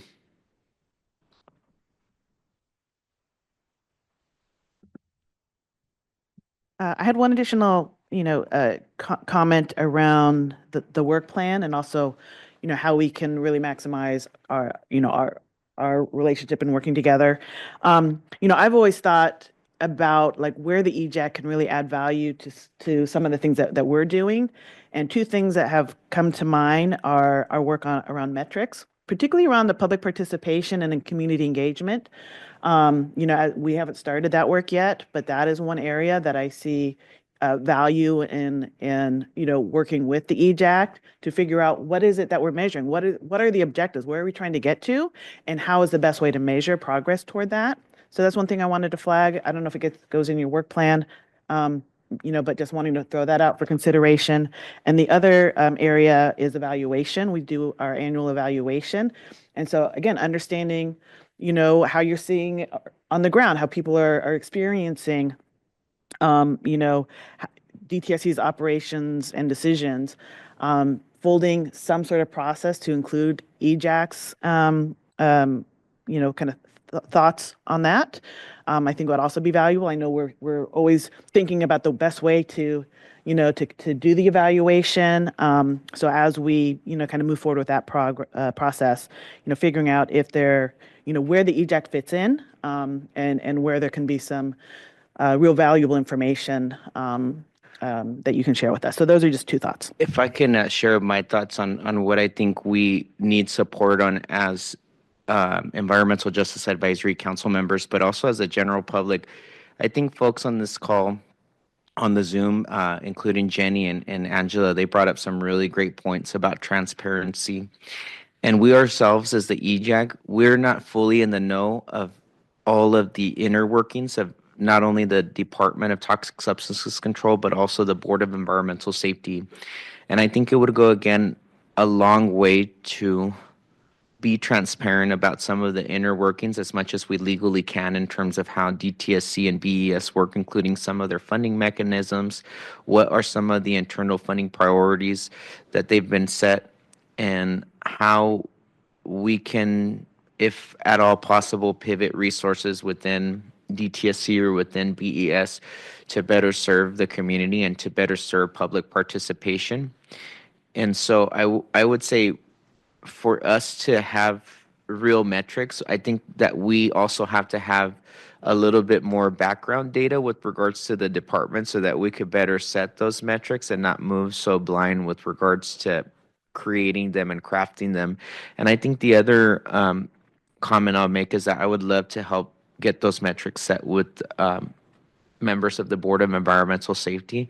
And I would look forward to having you guys be a part of that effort, as well as working hand in hand with the department, right? Because it would be, it wouldn't be so great if we work towards those things without including them as well. So it'd be great to see folks like Shirlene on there, or somebody that could help us move that work forward. I'm going to, or this is something to respond? Yeah. Okay, go ahead. So I just wanted to respond to Member Brostrom's earlier question or comment.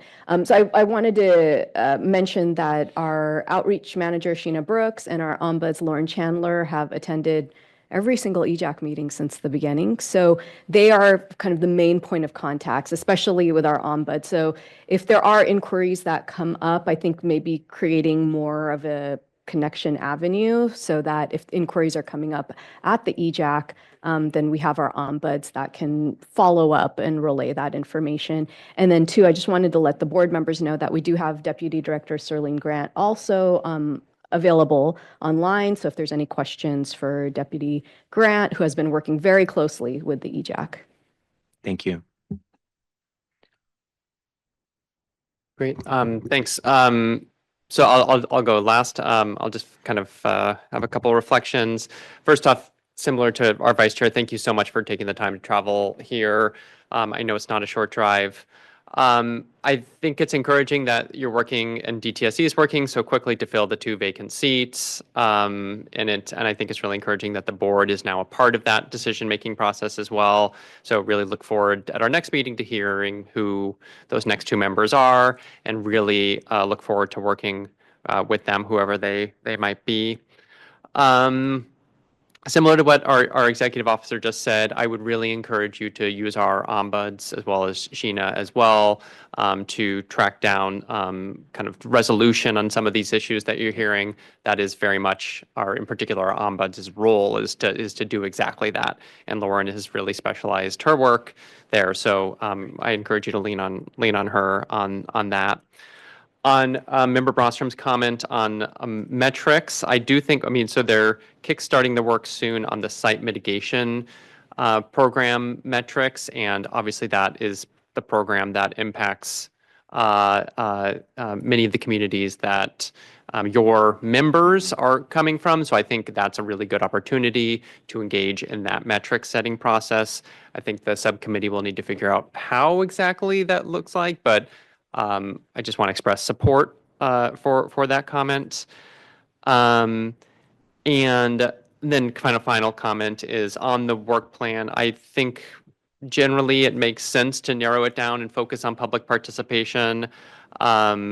Of course, DTSC has their public participation manual. I think that's just a really key opportunity for the EJAC to influence that document. And I really encourage DTSC to be consulting with the EJAC early and often there as well.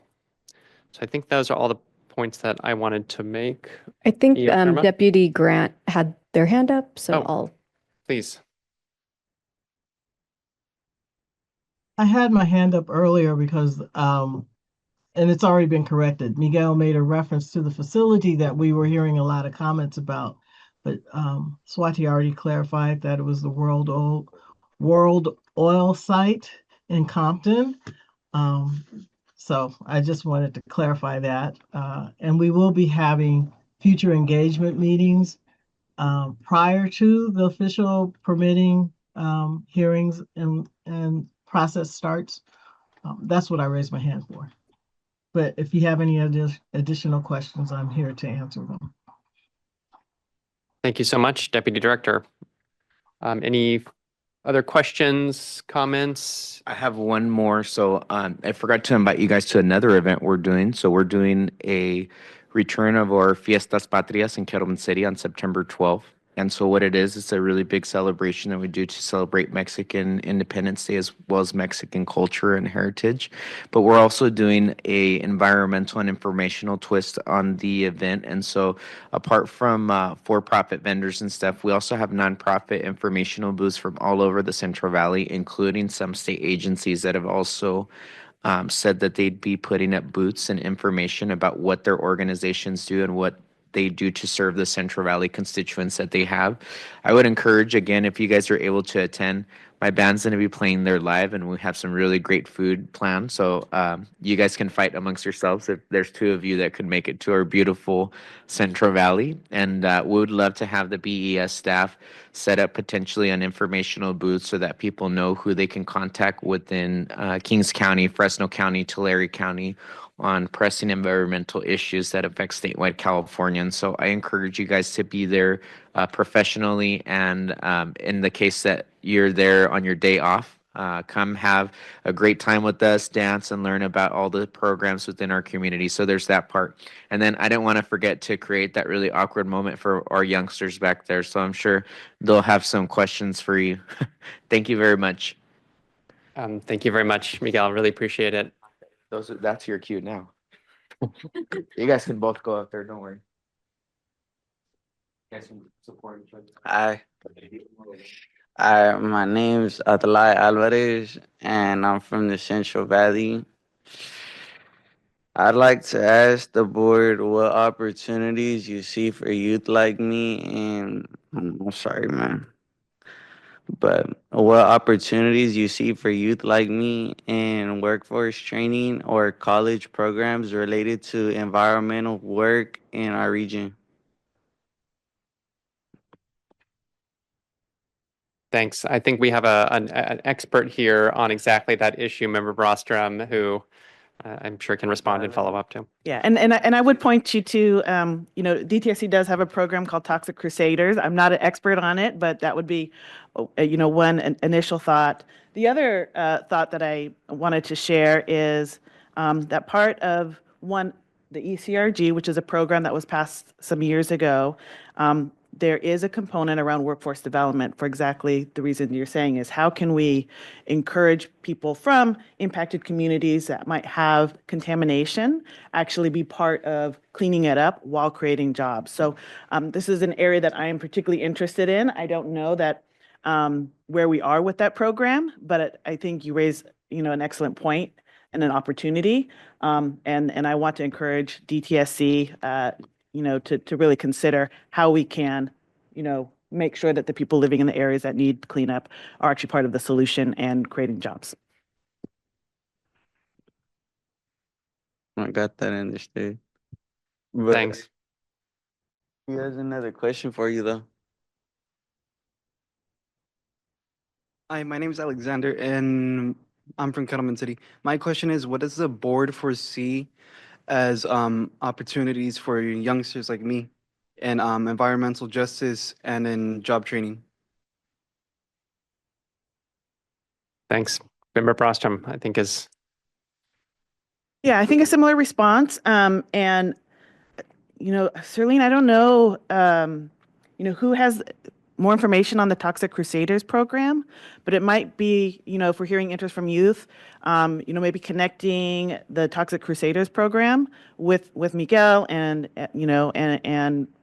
folks that might be interested, because I'm not an expert on that program. I just know it is for younger people interested in toxics.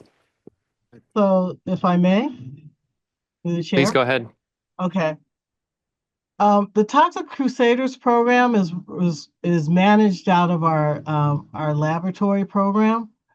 However, the overall structure of the program, it's designed for high school students, and the people who manage the program, they make contact with high schools that want to participate, and then they have to get the classroom teacher who will help be the sponsor.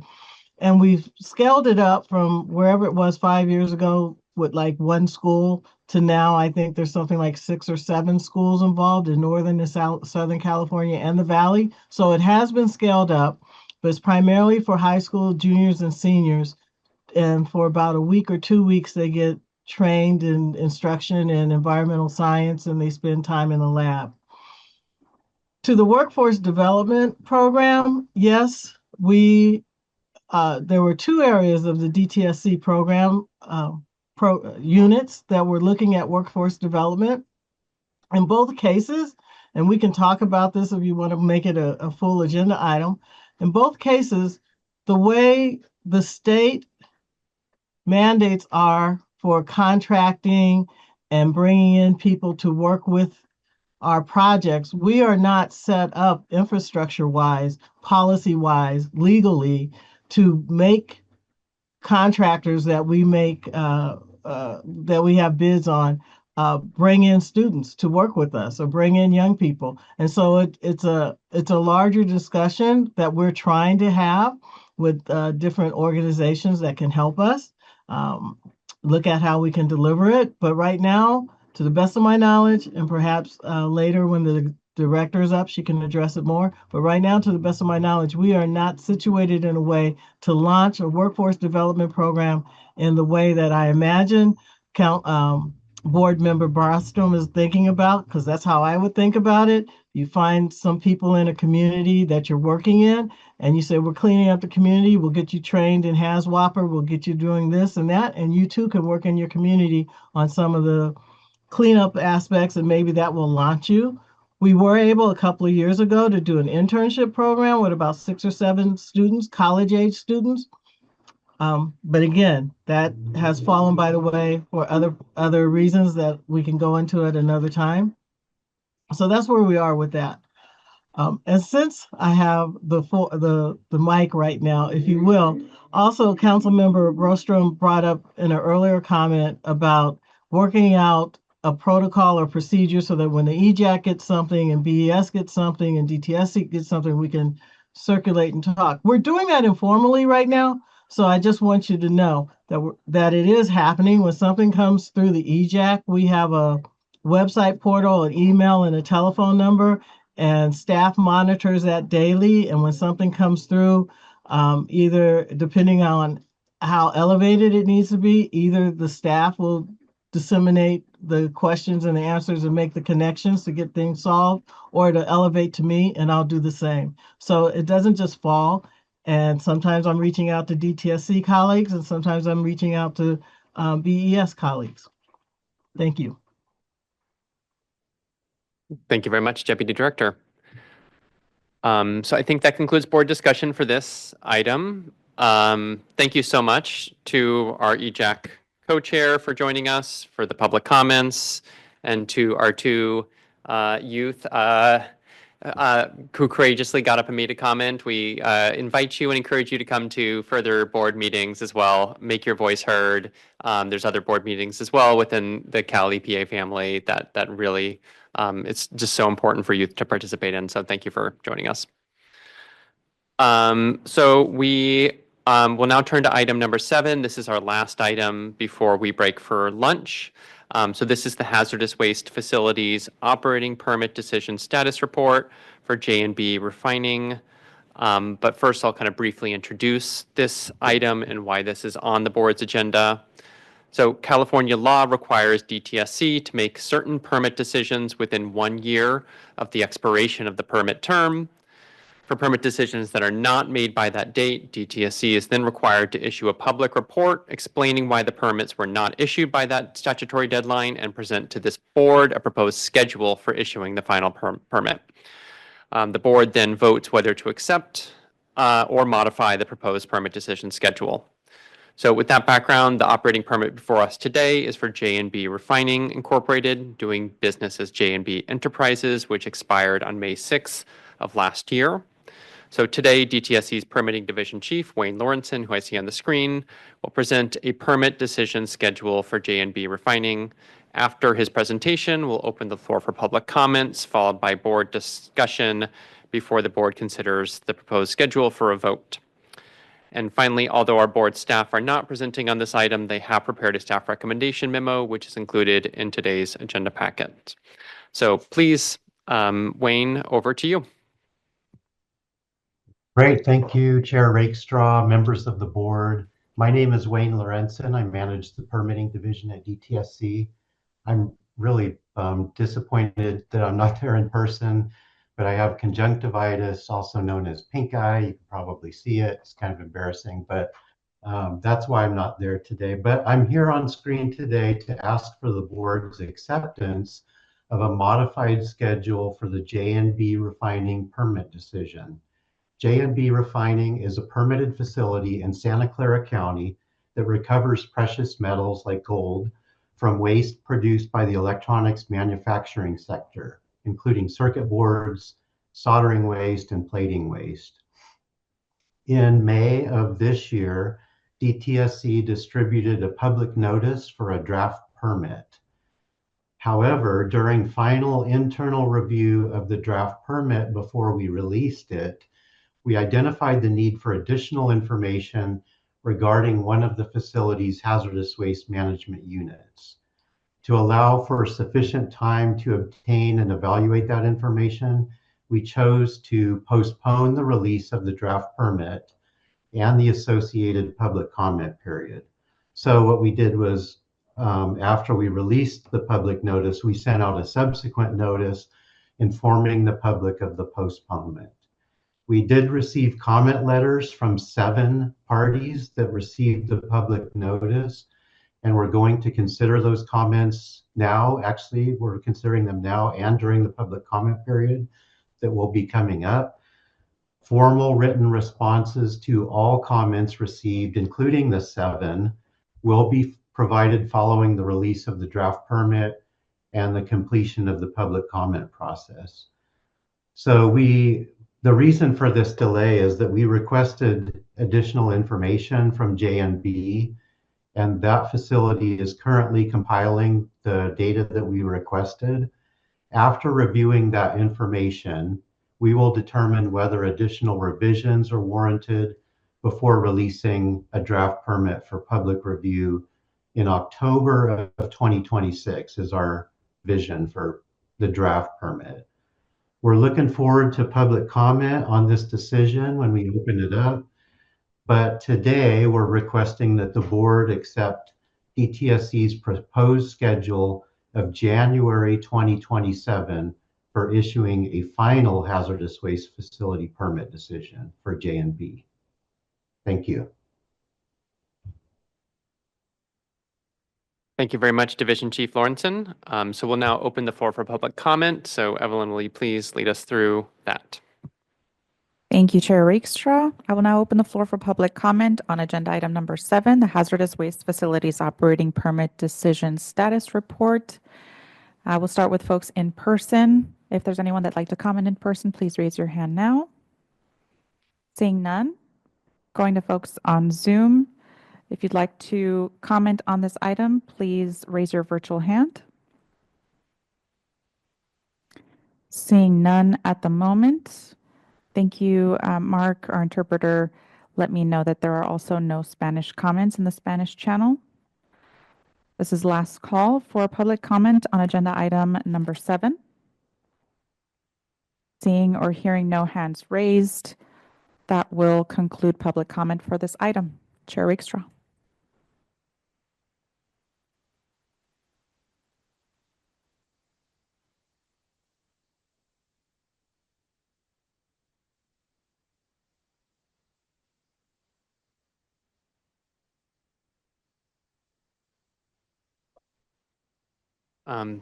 Thank you very much. Okay, so we'll now open it up for board discussion on this item. Are there any board member questions or comments that they would like to make? Thank you very much. I have a couple. I guess I'm addressing Wayne. First off, Wayne, sorry to hear about your conjunctivitis. A couple questions. I guess so.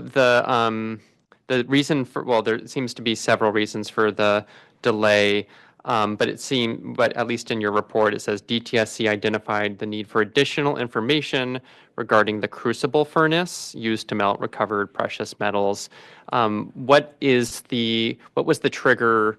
Like, why was DTSC unaware of this need for additional information at the time? And is there any kind of process improvements that would apply to other similarly situated permits that we can that you can address, or that any kind of lessons learned from the issue here? Sure. Yeah, primarily we're looking at the opportunities for additional air pollution control equipment. So we want to get more data from the crucible furnace to inform that decision before we go out with the draft permit. As noted in that report, there were additional delays associated with the consultant's changing midstream, but primarily the main reason for the delay that we're experiencing right now is this data that we're seeking from the facility. They're compiling it. We anticipate that they're going to be submitting it soon. There is a deadline for the submittal. I don't remember what it was, but as soon as we have that data, we'll be better informed about whether there are opportunities to further reduce emissions from the crucible furnace. Thank you very much. That was my primary question. I guess, I mean, one other question I had as well. How confident is DTSC that you will meet the January 2027 deadline? And it just kind of walk me through the thought process and how you choose both, and how you choose these amended deadlines. Like how much wiggle room are you giving yourselves versus how kind of ambitious are you, in terms of how you're thinking through what the proposed amended schedule would look like? Sure. Yeah, that's a good question.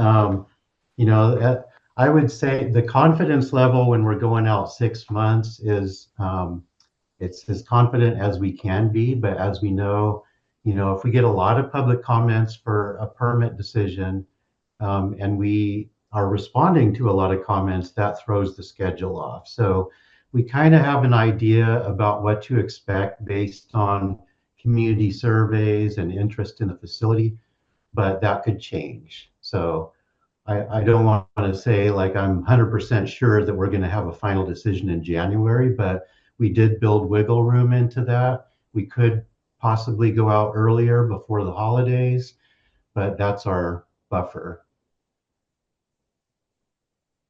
Thanks so much. That's helpful. Any other board questions or comments? Please, Vice Chair. Wayne, thank you for your presentation. Did the 7 public comments that you received have to do with this particular component of the permit? I don't believe so. I don't have them in front of me, but if I remember correctly, none of them addressed the crucible furnace. I'll check on that and get back to you, but my recollection is that they did not. Thank you.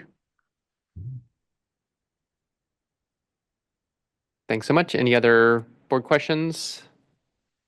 Oh, please. We're joined by Mujda Firuz.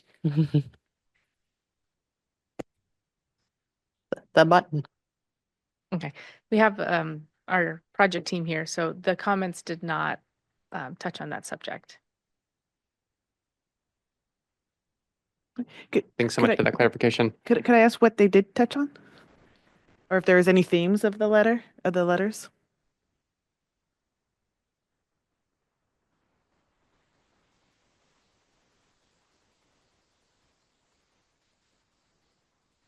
Interestingly, a few of the comments were about the poor print quality of the flyer. So we will make sure that we will address that when we go out with our next public notice.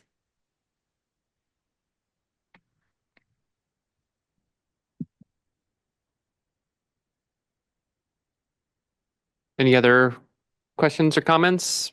I don't have anything else myself, so I think we are now ready to consider a decision on the matter in front of us. Is there a motion? I had something just for discussion. Yeah, please. Happy to make a motion as well, but I just wanted to remark as we are approving these extensions that I have a number of thoughts about it. I think it's been raised before that, we often, we're getting these requests, quite regularly. We tend to approve them. It's hard for us to really gauge like what is enough time and what is not. We definitely defer to DTSC. I will say, sometimes I have an inclination, which is like, well, because we're getting these so often, maybe we just need to extend the time longer. But I also want to be cognizant that, we do want DTSC to be regularly moving forward, and I want to guard against this idea of, kicking the can down the road, deprioritizing decisions if we put it too far out. So those are some of my reflections. I'm happy to go ahead and move forward with this one. But just noting that it is somewhat difficult for us, to really figure out, what is an appropriate level of time, and wanting to make sure that things are thorough, but also moving forward, appropriately. So happy to move this one forward, though. Can I add something? Yeah, please. Just a suggestion as we go through, and DTSC has had a really strong performance in reducing the long overdue permits for renewal. And this one is not long overdue.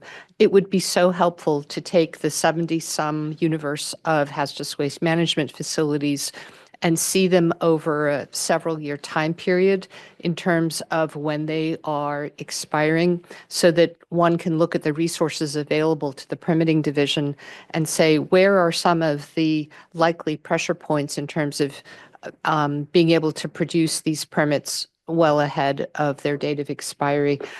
I know that, as in this case, something came up that you hadn't contemplated, and that I think is normal. But I just think it would be so helpful to the board to see the bigger picture over a multiple year period to say, are there any really difficult permits here that are grouped in the same year where we would expect things to go late?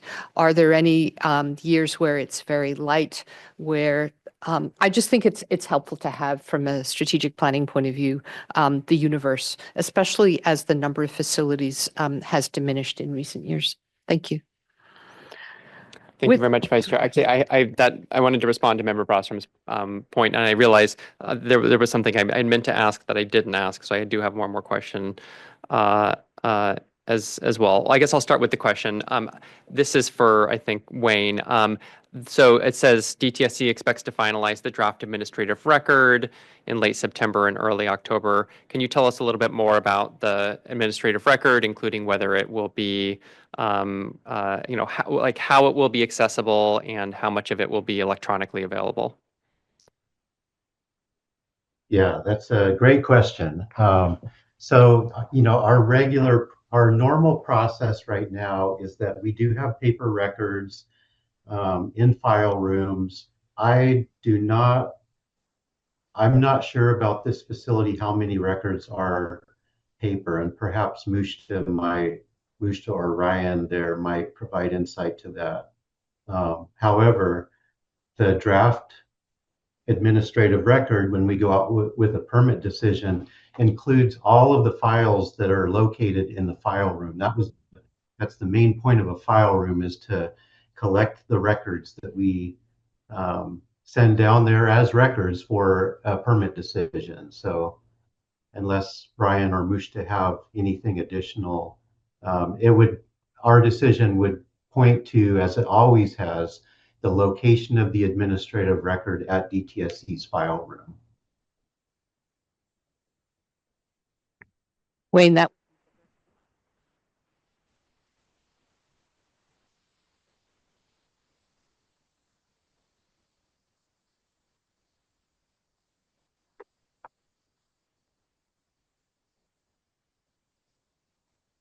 Hello, board members. My name is Ryan Batty. I'm a supervisor in permitting. So this particular project is managed out of our Cal Center. Can you please move closer to the mic? Yeah. Thank you. So this particular project is managed out of our Cal Center regional office. So that's, in Rancho Cordova area. So that's where the bulk of our hard copy files are. This facility is not a super complicated facility. So the administrative record is smaller than you may be familiar with for some of the larger project. So it's on the order of 50 key documents that we're relying on for the permitting decision. So I believe we have all of those in electronic form, so we can make those available. I need to think about that. We have our EnviroStore as a resource, and we can put majority of those on EnviroStore to make those accessible. They'll also be available in hard copy and at the Cal Center office, and we will, as our typical practice, we do sort of identify the key documents that we think would be of most interest to folks and put those in the local library. So those will be accessible as well. So, and as always, we encourage anybody that's looking for a specific document. We have our contact information on all the flyers, and they're welcome to reach out to us, and we can send a specific document if someone's looking for it as well. So yeah, hope that answers the question. Thanks. That's really helpful clarification. And then I think just one final comment in response to Ingrid's comment, which is so the hazardous waste management program performance metrics include the number of continued permits, right? So it's now, and of course, always been, but in a more transparent manner, kind of very strongly in DTSC's interest to be making these decisions within that 1 year period. And I'm myself very excited for this dashboard to very soon go public so that the public can be able to track these things regularly as well. So I just wanted to add that as well. So any other further board discussion? And I think I interrupted Vice Chair Strauss-Hacker when you were going to make a motion. So I don't know if you were prepared to do that. Chair Rakestraw, I recommend that we adopt the staff recommendation, which is to accept the proposed schedule for J&B refining. Thank you. I will second that. We have a motion and a second. Evelyn, will you please call the vote? Of course. Thank you, Chair Rakestraw. Member Brostrom? Aye. Vice Chair Strauss-Hacker? Aye. Chair Rakestraw? Aye. Thank you, members. That is 3 ayes. The motion passes as was stated. Back to you, Chair Rakestraw. Thanks so much. So that concludes our program before lunch. Let me just briefly consult with our EO and Sheena about when we should come back from lunch. Just give me 1 second.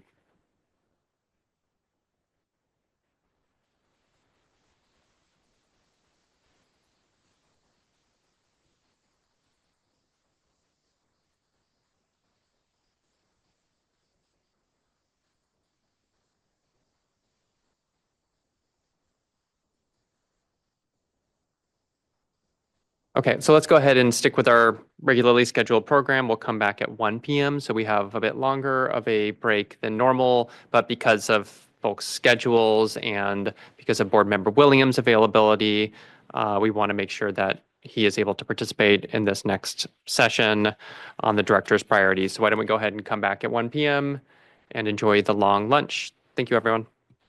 Thank you, Chair Rakestraw. We will take a 60-minute break and reconvene at 1 p.m. for agenda item number 8, where we will be joined by Director Butler for DTSC Director Priorities, joined by Director Bain to report on the hazardous waste management program metrics.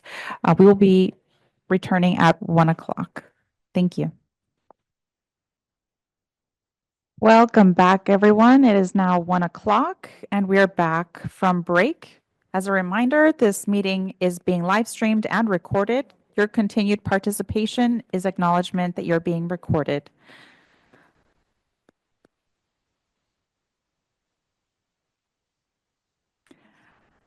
I see that we maintain quorum by having 3 members present. Chair Rakestraw, we're ready to proceed with agenda item number 8, DTSC Director Priorities and the Hazardous Waste Management Program Metrics Report. Thank you very much, Evelyn. So just to confirm, there's just 3 board members present. Is that correct? There's no other board members online? We're working on it. We're going to confirm. Okay. We'll just interrupt when that happens. We can go ahead and proceed then. Great. Hope everyone had a nice lunch break. So we have 2 remaining items on our agenda, or 2 substantive items on our agenda for this afternoon. The first is the director's priorities and the report on the hazardous waste management program metrics. Following that, we will have the fiscal year 2026 and 27 fee rate presentation. For both of them, these are items that will be considered also at our meeting next month. So we will be getting more introductions to the director's priorities and the fee rate scenarios, and then the board will consider both of those for approval at our meeting in August. So with that introduction, I'd like to go ahead and introduce GTSC Director Katie Butler, who will start with a presentation to close out her fiscal year 25-26 Director's Priorities. She is also joined by, I'll turn it back over to our board clerk to make an announcement. Chair Rakestraw, it does look like we have Member Williams joining us via Zoom. I just wanted to hand it over to you to recognize Member Williams. Okay, thank you so much, Evelyn. So I see that Board Member Williams has joined the meeting remotely. So in accordance with the Bagley-Keene Open Meeting Law, Member Williams is required to appear visibly on camera during the open portion of this meeting. And Member Williams, can you also please confirm whether there are any other individuals 18 years of age or older present with you in the room? I appreciate it. Thank you, Chair. Now I'm here in Santa Cruz at Marriott. Just stepped off the Board of Forestry and Fire Protection, and look forward to joining the second half of this discussion. I am indeed in the room alone. Thanks. Great. Thank you so much, Board Member Williams. Okay, so we'll pivot back to the introduction, and we will have Deputy Director Mandy Bain, who will report on the Hazardous Waste Management Program metrics that this board adopted last year. And then finally, Director Butler will present her fiscal year 26-27 Director's Priorities, which this board will consider, as I mentioned, for a vote at our August meeting. So Director Butler, thank you for joining us, and we look forward to hearing your updates.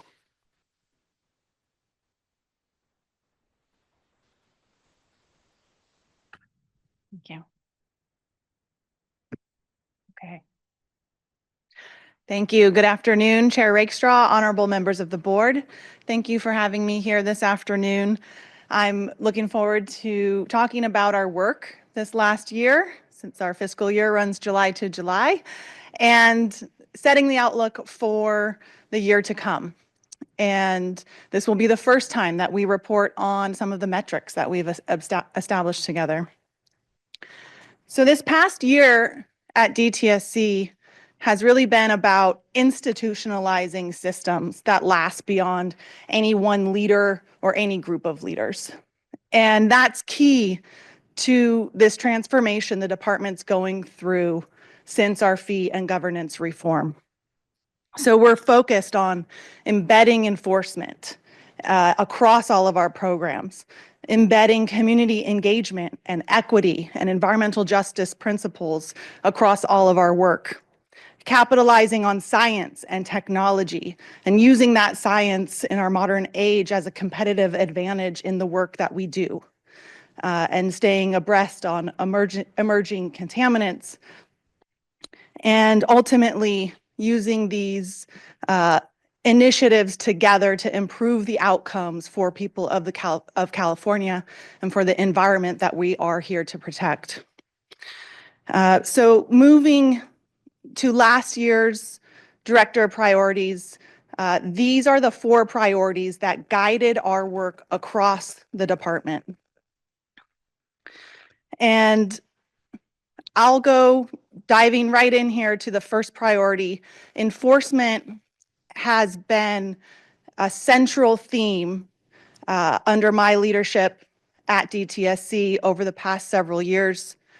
And we have incredible support from Secretary Garcia and Cali PA leadership to strengthen our culture of enforcement at DTSC. We have at DTSC a cross-program, very involved, active group of staff who lead our enforcement governance committee and our enforcement governance plan that's published on our website. And that really has been our guiding light for all of the work we're doing in this area. So notably in this last year, I'll highlight a few of our accomplishments. Safer Consumer Products is focused on compliance assurance and publicly reporting out their compliance assurance work. This compliance assurance work is also complemented by other tools they have, such as the authority to request information from manufacturers if needed. And in November 2025, last year, SCP published this compliance report demonstrating that toluene was at low or nearly no, very little to no toluene in nail products. We're also conducting dozens of compliance investigations regarding PFAS in textiles and leather.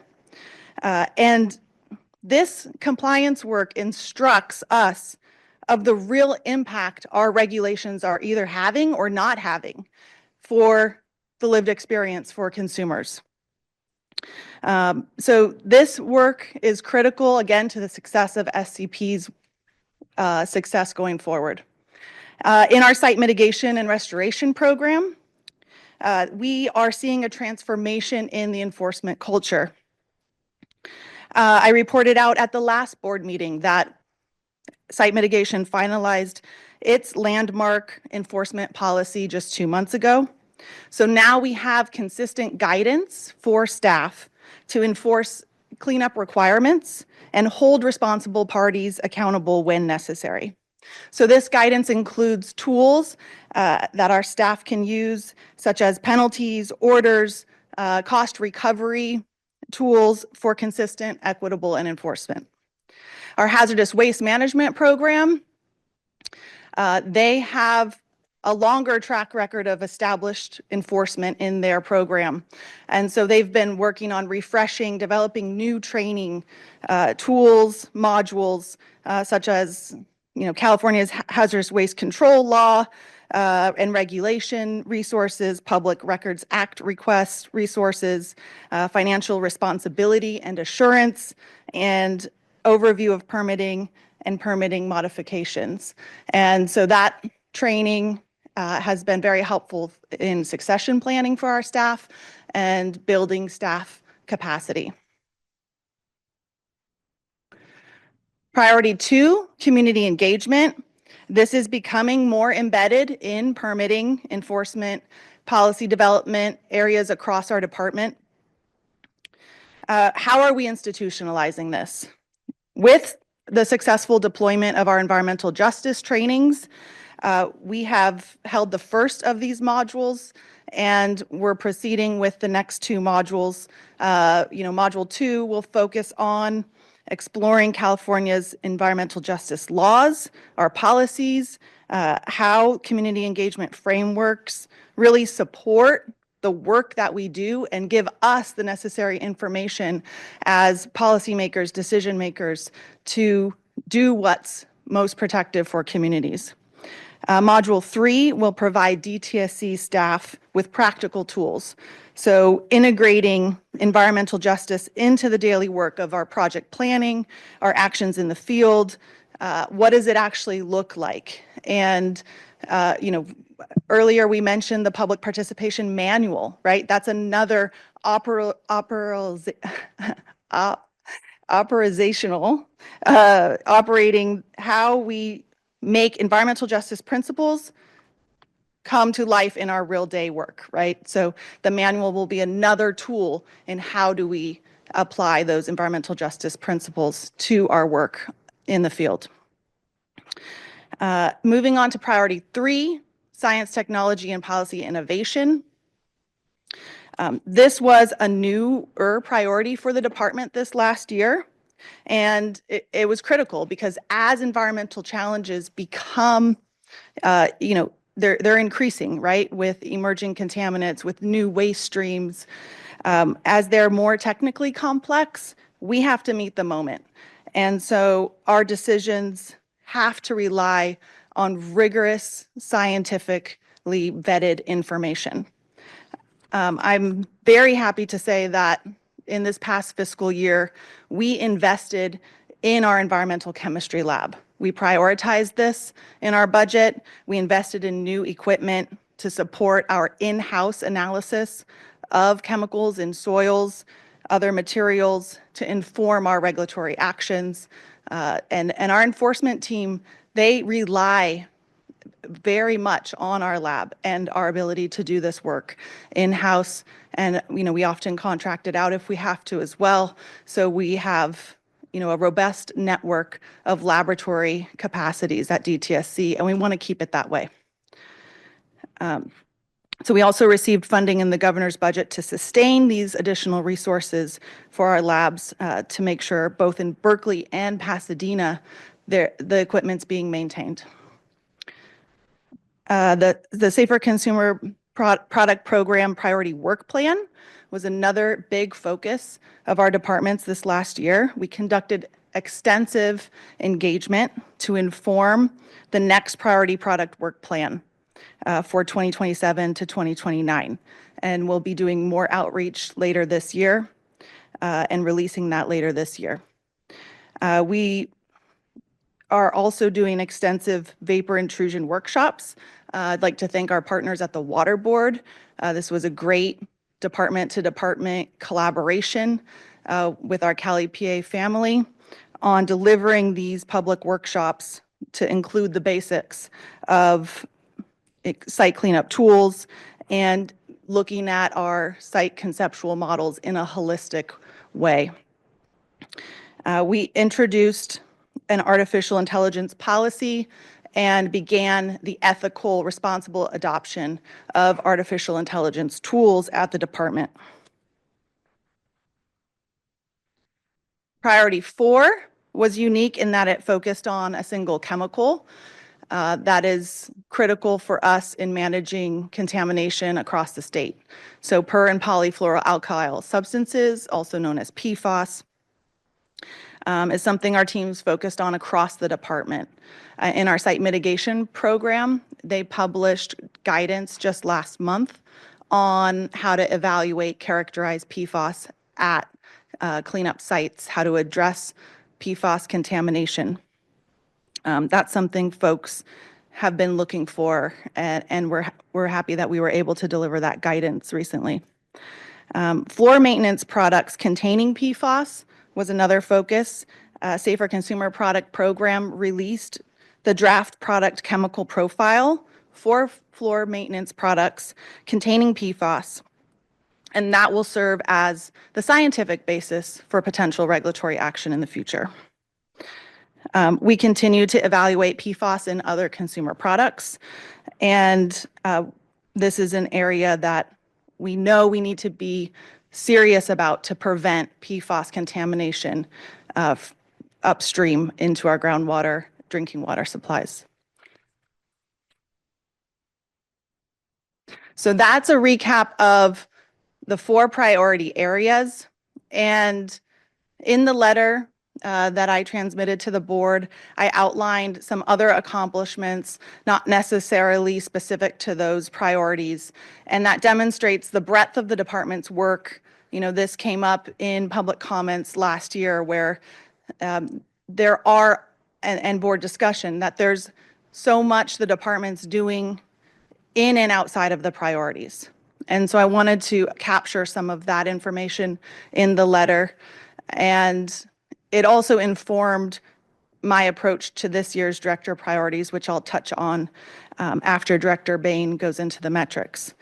Before I hand it over, I do want to say a word about metrics because sustaining DTSC fee and governance reform does require constant vigilance. And the only way we can do that is with consistent monitoring, tracking of the outcomes we're intending to deliver. And tying these performance metrics that the board subcommittees and our staff are working on together is so critical to understanding how our activities really are or are not resulting in the intended outcomes, right? And so, you know, I just want to voice my commitment to ensuring metrics across the board for the department are reflective of the outcomes that the people we serve do want to see. And our tracking of these outcomes will continually inform how we can improve our programs. So we have, as Executive Officer Sharma indicated earlier, completed and established the Hazardous Waste Management Program metrics. The metrics for Safer Consumer Products Program are well underway, and I'll ask Deputy Director Christensen to say just a few words about those after Deputy Director Bain reviews those for her program. Thank you.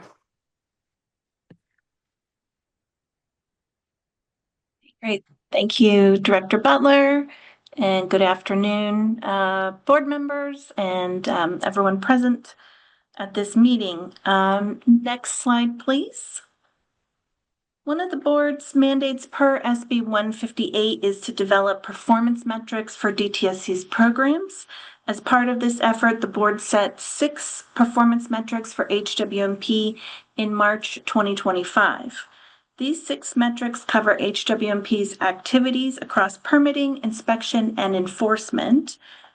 These metrics are the number of permits continued for more than 1 year, the issuance of permit decisions within the statutory timeline, timely permit application reviews, supplementary environmental projects or SEPs that are funded, violations issued and the return to compliance rates, and finally, inspections at permitted facilities. HWMP has completed 1 year of reporting on these 6 metrics, and I'd like to share some key findings and trends from that data. Next slide, please. SB 158 instituted permit decision timelines to ensure facilities operate under active and up-to-date permits. DTSC is required to issue a decision on a permit renewal application no later than 1 year after the end of the prior permit term. In this past fiscal year, DTSC permitting decreased the total number of continued permits for both categories shown here. That is, permits continued for longer than 5 years and permits continued for between 1 and 5 years. DTSC is committed to reducing the backlog of long-standing continued permits, and we are on track to meet that target of 0 continued permits in subsequent years. Next slide, please. SB 158 also set permit decision timelines, setting a goal for all decisions to be made within 1 year of the prior permit term ending. DTSC permitting has been improving on this metric over time. For last year, from Q1 to Q3, the trend of on-time permit decisions has increased, and we met the target of 100% on-time permit decisions in Q3, which included 2 permit decisions. The permit decision that did not meet the goal that did not meet the goals last fiscal year included Buttonwillow, 2 permits for Ecobat, Chevron Chemical, and Glencore, and all of those decisions have been completed now. So the nuance with this metric is that permitting does not make many permit decisions per quarter, so the percentages give a lot of weight to each permit. Nonetheless, DTSC permitting continues to make great strides toward this goal. Next slide. In an effort to prevent delays in permit renewal decisions, the board established a metric for DTSC to complete technical reviews of permit applications within 140 days. DTSC met the target of 100% timely permit application reviews in Q1 and Q2. In Q3, there was just 1 application that missed the deadline by about a week. Most of the permit applications, therefore, were timely reviewed in Q3, and in Q4, we didn't have any to review. Next slide. A supplemental environmental project, or SEP, is an environmentally beneficial project that is included as part of settlement for environmental violations. Violators can voluntarily agree to participate in these projects in lieu of part of the penalty that they are required to pay. In fiscal year 25-26, DTSC made an active effort to increase SEP applications and SEP awards. This work has resulted in over $1 million in penalty funds going towards environmental projects that benefit local communities and the environment. Outreach throughout the state resulted in a spike in applications early in the fiscal year, with a continued steady pace of applications that is above previous years. Next slide. DTSC reported its metrics about violations issued across 3 types of violations: Class 1, Class 2, and minor. So Class 1 are the most serious violations. In total, for the fiscal year, DTSC cited 712 violations, including 82 Class 1 violations. DTSC issued more than 70% of all Class 1 violations at sites located within vulnerable communities. And, so do we have a next slide on return to compliance rates? I think we do. No, we don't. Okay, so let me cover return to compliance rates, which is approaching 100% for violations in quarters 1 and quarter 2. Sorry, that is shown on this slide. I got a little lost in my slides. So it's reporting return to compliance rate for quarters 1 and quarters 2. That's pretty close to 100%. It's lower in quarters 3 and quarters 4 because there hasn't not as much time has passed. And so there are some that have not, been corrected because facilities require some time to do some of the corrections.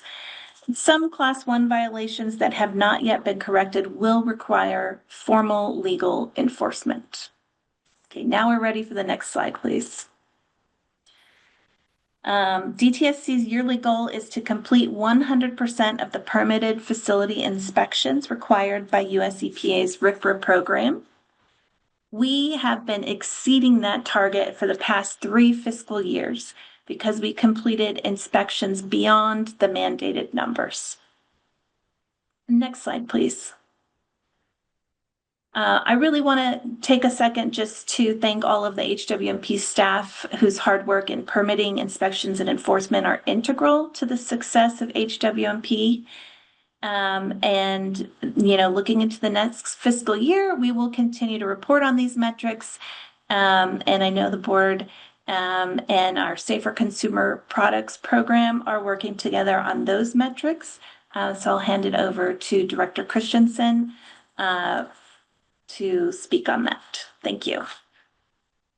Thank you. I'm a surprise addition to today's agenda. Thank you so much, Deputy Director Bain and Director Butler, for the opportunity to talk just a little bit about the SCP metrics process. Chair Rakestraw, members of the board, I want to begin by first acknowledging the very productive collaboration between SCP staff and the BES SCP metrics subcommittee. Over the past several months, we've been working together constructively on the development of meaningful program metrics for SCP, including seeking input from many external parties. So the subcommittee has pushed us in the best possible way to think about how we can develop metrics that help to tell our story clearly, transparently, and with meaning. And we have done that by identifying several themes that I think would be of interest to both the board and hopefully to the public, which is focusing in our metrics on impact, the impact of SCP's work, the scope of our work, timely advancement of our efforts, and our efforts towards compliance and engagement as well. So as a reminder for the public and for the board, SCP works to advance the design, the development, and the use of products that are chemically safer for people in the environment. And we do this primarily by regulating product chemical combinations. So with that mission in mind, I did want to briefly highlight some very unofficial, not metric metrics that SCP has been working towards over the past fiscal year. So in fiscal year 2025-26, we have proposed 22 distinct product chemical combinations for regulation under the SCP framework. We finalized an additional 5 product chemical combinations. This represents a dramatic acceleration in our program's capacity, regulatory efficiency, and frankly, it demonstrates the benefits of right-sizing the SCP program through the 2022 reform. By comparison, in that year of reform, SCP had proposed 0 product chemical combinations and finalized just 9. This year, SCP also managed 10 active rulemaking packages simultaneously, demonstrating both volume and complexity and maturity of our program. These included 5 priority product listings, 3 notices, and 2 finalizations, covering 6 total priority product listings. There were 3 rulemaking packages to add candidate chemicals to our candidate chemicals list, including microplastics, the entire class of PPD derivatives, and certain acids and bases. And we also had 2 regulatory framework amendments in this past year, one which was driven by SB 502 and another to clarify importer responsibilities under our framework. But because numbers do not tell the whole story, we've also reflected on input that we've heard from the public and from the board, asking for narrative and really for the story and the impact behind those numbers. And so this year's story, this last year's story, is really one of many firsts. We've issued our first regulatory responses to spray foam manufacturers, which will result in improved access to training, to information, and ultimately in a $4 million innovation grant fund to help drive and accelerate innovation and worker safety. We also proposed our first direct-to-regulatory response priority product listing using the new authorities under SB 502 for cleaning products containing hydrofluoric acid. It's a chemical that can be life-changing and deadly, ending up with traumatic injuries. We also accomplished our first intentional grouping of multiple listings, honoring the intent and desire of both the public and the board for us to accelerate our efforts here by working more efficiently through rulemaking. And notably, this is the point I would like to leave you with, the program exceeded its former key performance indicator for priority product listings for the very first time. We had 6 priority products either proposed or adopted in a single year. And these accomplishments for SCP reflect not just the increased activity, but our increased strategic clarity, efficiency, and impact, advancing this mission that we've been working so hard to accomplish while also aligning with the metrics works that we are committed to continuing with the board. So just want to end with a note of gratitude for all of your support throughout this process. And I'm happy to take questions after the director finishes her report. Thank you.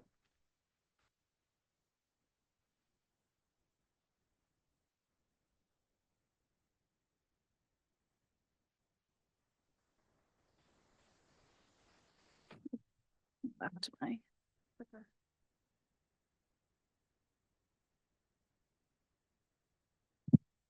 Okay. Thank you, Deputy Director Christensen, for that concise recap of many accomplishments this last year for SCP. And so I think what we're seeing is the recap of the annual priorities, the deliverables, and momentum that's built under those priorities really has to go side by side with reporting out on these metrics. And so we're effectively building a more robust system of accountability. And so I'm looking forward to how this will continue to evolve and improve year to year. So now transitioning to the director's annual priorities for this fiscal year, 2026, 2027. I'd like to explain the approach we took. It was a little bit different than last year because in parallel, our department is developing a strategic plan. And so we have been consulting staff internally. We've been, talking to partners outside of the department. I've been meeting personally with each one of you to get input on a strategic plan to guide the next 4 or 5 years for the department's trajectory. And we established through that strategic planning process 5 draft goals. And you're going to see those goals reflected in this version of the director's priorities. So those 5 goals, they guide directors' initiatives, what I'm calling them. And those initiatives are really North Stars for our department. And then under those initiatives, there are some specific deliverables. But the idea is that our work is not limited to those deliverables, but they, guide, again, work across the department. So staff across all of our teams can look to this document as a guidance throughout the year for their work.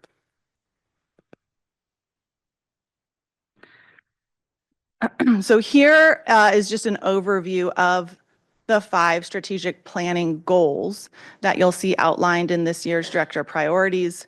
We're carrying forward many of the similar themes.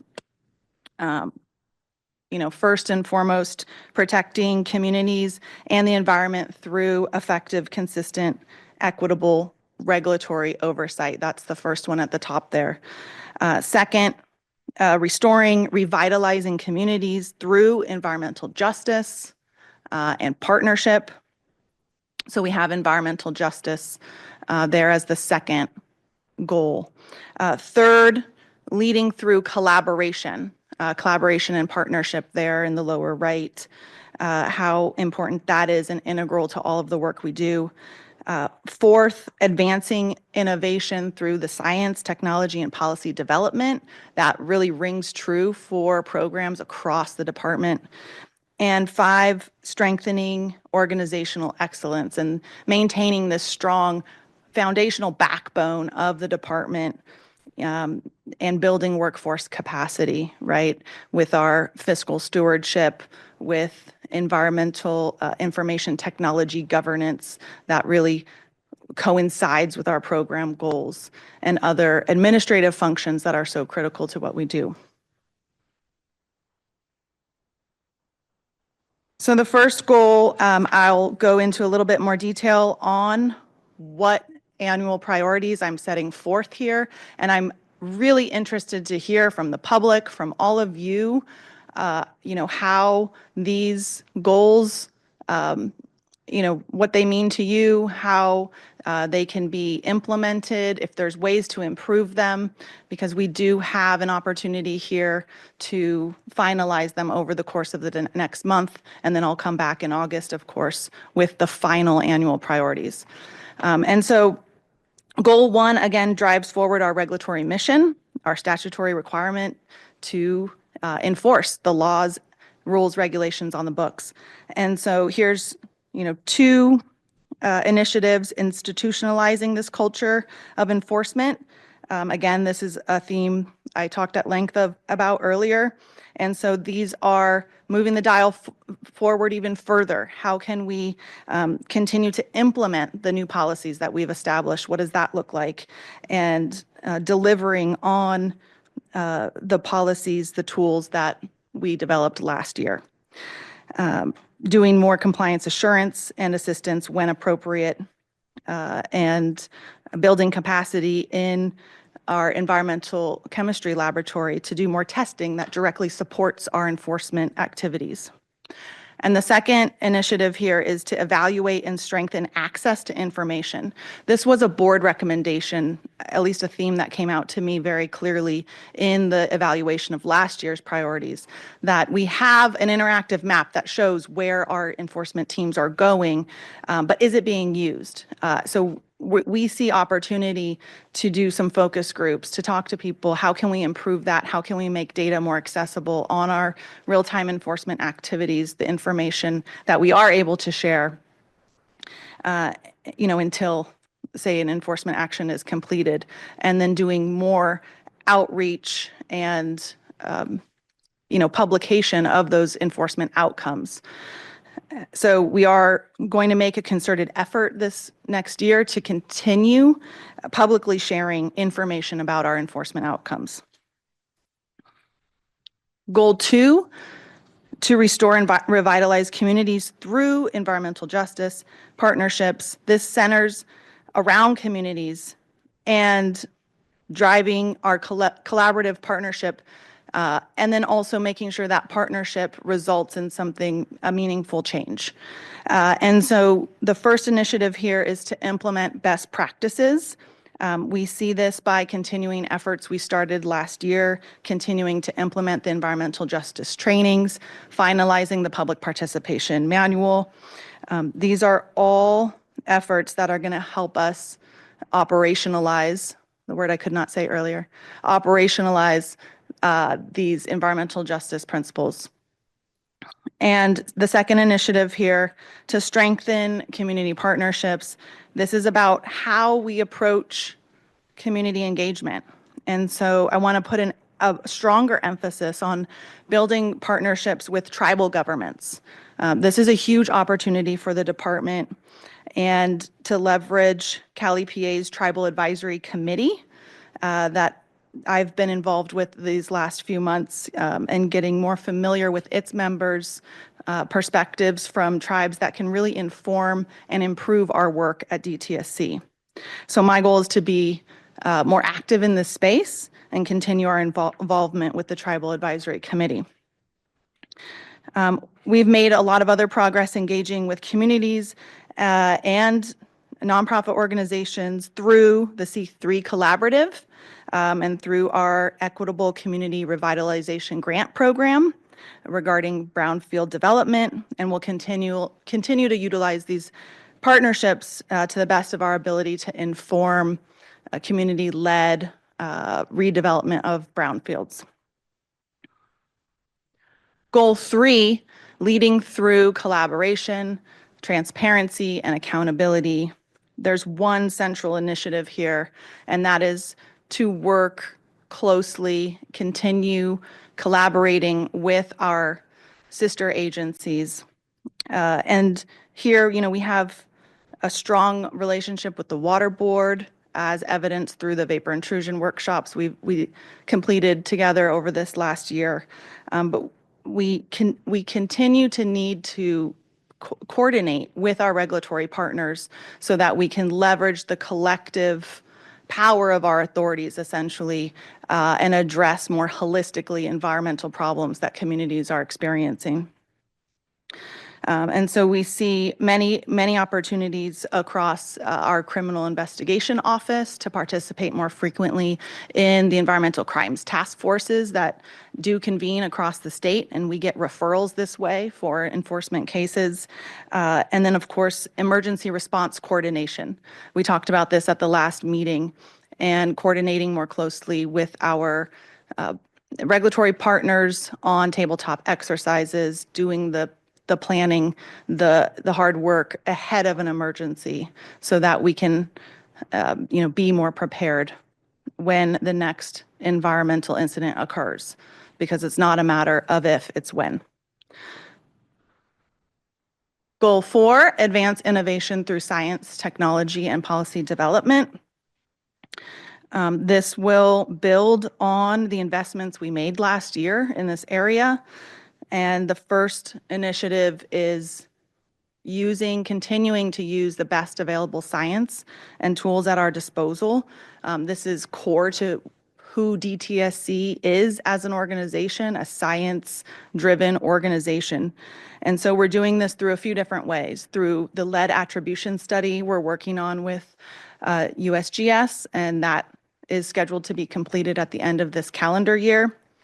That will inform our enforcement activities, our investigations at cleanup sites. Moving forward, we're also developing a statewide planning division, and that will help bring more capacity to use the latest available science informing how we define hazardous waste, the criteria, the plan recommendations that we set forth, and delivering on that schedule of implementing the plan. The second initiative here is advancing safer consumer products with a focus on children's health, worker protection, and water protections as well. As Deputy Director Christensen outlined, we've been making significant progress in this area, and we have amazing momentum to continue this work into the next fiscal year. Third is greater focus on climate change and sea level rise assessments. And this is an area where we have been spending some years building a foundation. We have staffed up a new unit. So we're going to start to see more accomplishments in this area in this next fiscal year.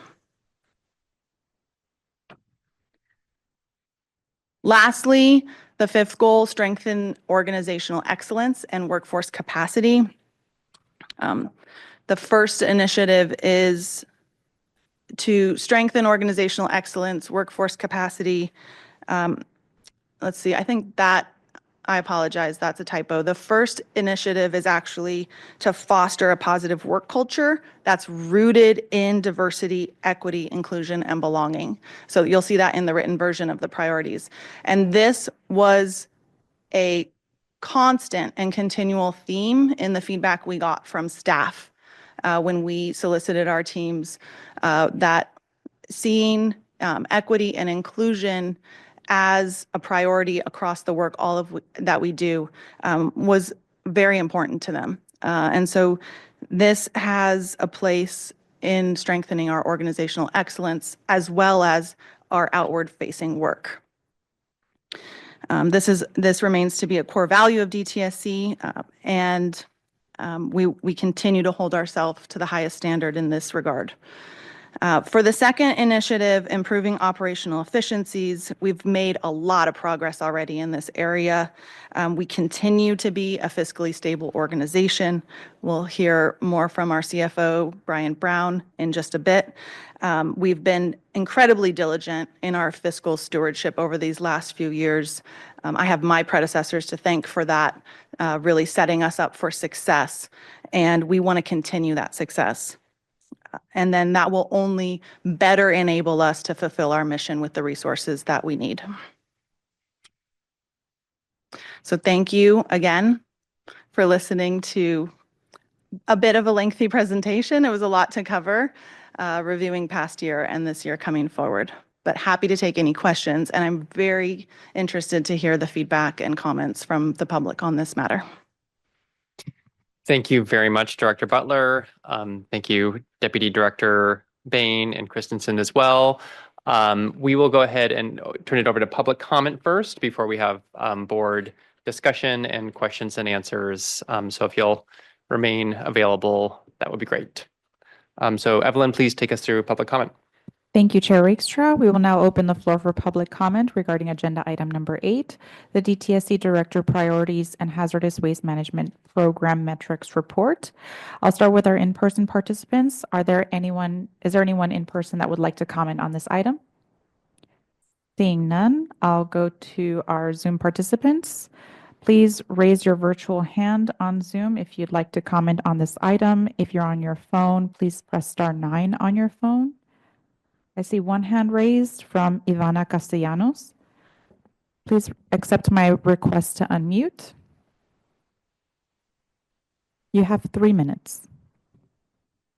Hi, Ivana Castellanos with Physicians for Social Responsibility, Los Angeles. I have a lot of thoughts, but I want to focus my comment today on SB 673 Track 2 regulations and its inclusion in the letter about the 25-26 accomplishments.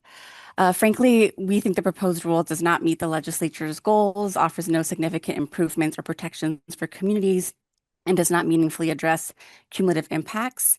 But beyond the rule's content, I want to discuss its process. Director Butler, in the letter about these priorities, refers to a decade of draft frameworks and public workshops. And while DTSC did share earlier draft frameworks and engage in workshops between 2017 and 2021, this statement glosses over the very limited engagement that's taken place with this current proposal. For 3 years thereafter, community members, advocates, and members of this board asked DTSC about progress on these regulations, and we received vague responses and shifting timelines. DTSC then shared 2 information sheets in the second half of 2024 and a third in 2025. And while I do appreciate the effort and development of these, we provided feedback that these sheets were difficult to interpret without context. And we explicitly requested that DTSC share a draft rule and engage with the public before initiating a formal process. DTSC chose not to do this and instead released its rulemaking package in late 2025, right before the holidays, with a comment period ending in January 7th, 2026. And I think this really reflects a concerning disregard for frontline communities and their advocates. And I wish I could say that engagement has improved, but after an outpouring of feedback from the public and members of the Senate about the complex nature of the rule, and how the comment period would constrain community engagement around something that has clearly been a priority, DTSC granted meager extensions and held public hearings that didn't engage in discussion or answer questions. And then it was about 4.5 months of silence before the modified rule was released. And again, we asked for additional time and only received 7 more days because DTSC had concerns about their ability to meet APA's 1-year rulemaking deadlines. Deadlines that were initiated by DTSC when they chose to ignore requests for a draft rule and instead rushed to release before the holidays. I find it extremely disappointing and upsetting to cite this deadline as a reason as to why public engagement had to be limited when the agency ignored requests, chose to prematurely start the clock, and mismanaged its time. It only adds insult to injury now to lift up these proposed regulations as a milestone for communities and environmental justice, while inaccurately representing DTSC's community engagement and ignoring the serious concerns that frontline communities and advocates have shared. This proposed regulation is not for us. This is not what we want. This is not the process we want.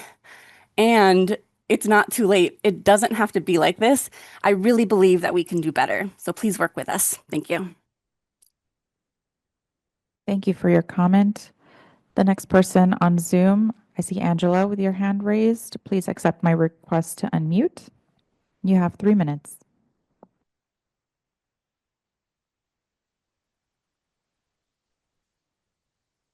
Good afternoon, Angela Johnson Mazzaro, Smurf Justice. I wanted to first appreciate Ivana's comments and agree with those comments completely. And second, I wanted to talk a little bit about the goal that the director has set out regarding enforcement. And it might be helpful if we could all see the slide that the director put up. I believe that it's slide number, I know there's a couple of designations. Maybe it's slide number 32, maybe it's slide number 5, but it's the slide that shows SMRP enforcement policy. So that slide in its center shows a circular pattern that I believe is meant to depict DTSC's approach to addressing enforcement. And I think the stunning thing about that is that in this picture, what it established is a circle that starts with an enforceable instrument and goes full circle through an enforcement process with escalations of warnings, referrals, enforcement procedures, return to compliance, and then starting the circle all over again. I think that DTSC has set the wrong goal. The goal is not to be in a circle of enforcement, compliance, return to compliance, and then return to enforcement. The goal ought to be to identify facility operators who do not operate consistently in compliance with the law and in ways that protect public health and the environment. And once it's been established that a facility is unable to reach that simple goal, complying with the law, protecting public health and the environment, then those facilities should be, their permit should be denied. A permit to operate is a privilege and not a right. And there are people whose lives are impacted day in and day out, generation after generation, by being exposed to hazardous materials that these facilities are operating with. And so I would hope that the director goes back and thinks long and hard about what is the goal of enforcement oversight, and is it really to be in a continuous circle with the same handful of bad actors begging for compliance over and over again, while all the while communities are suffering. Thank you.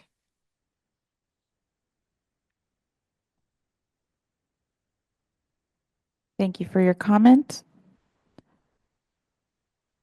The next person to comment on Zoom, just Sorry, for reference. yeah, before we go, this is, I think, the slide that was in reference, just so the board and public is clear.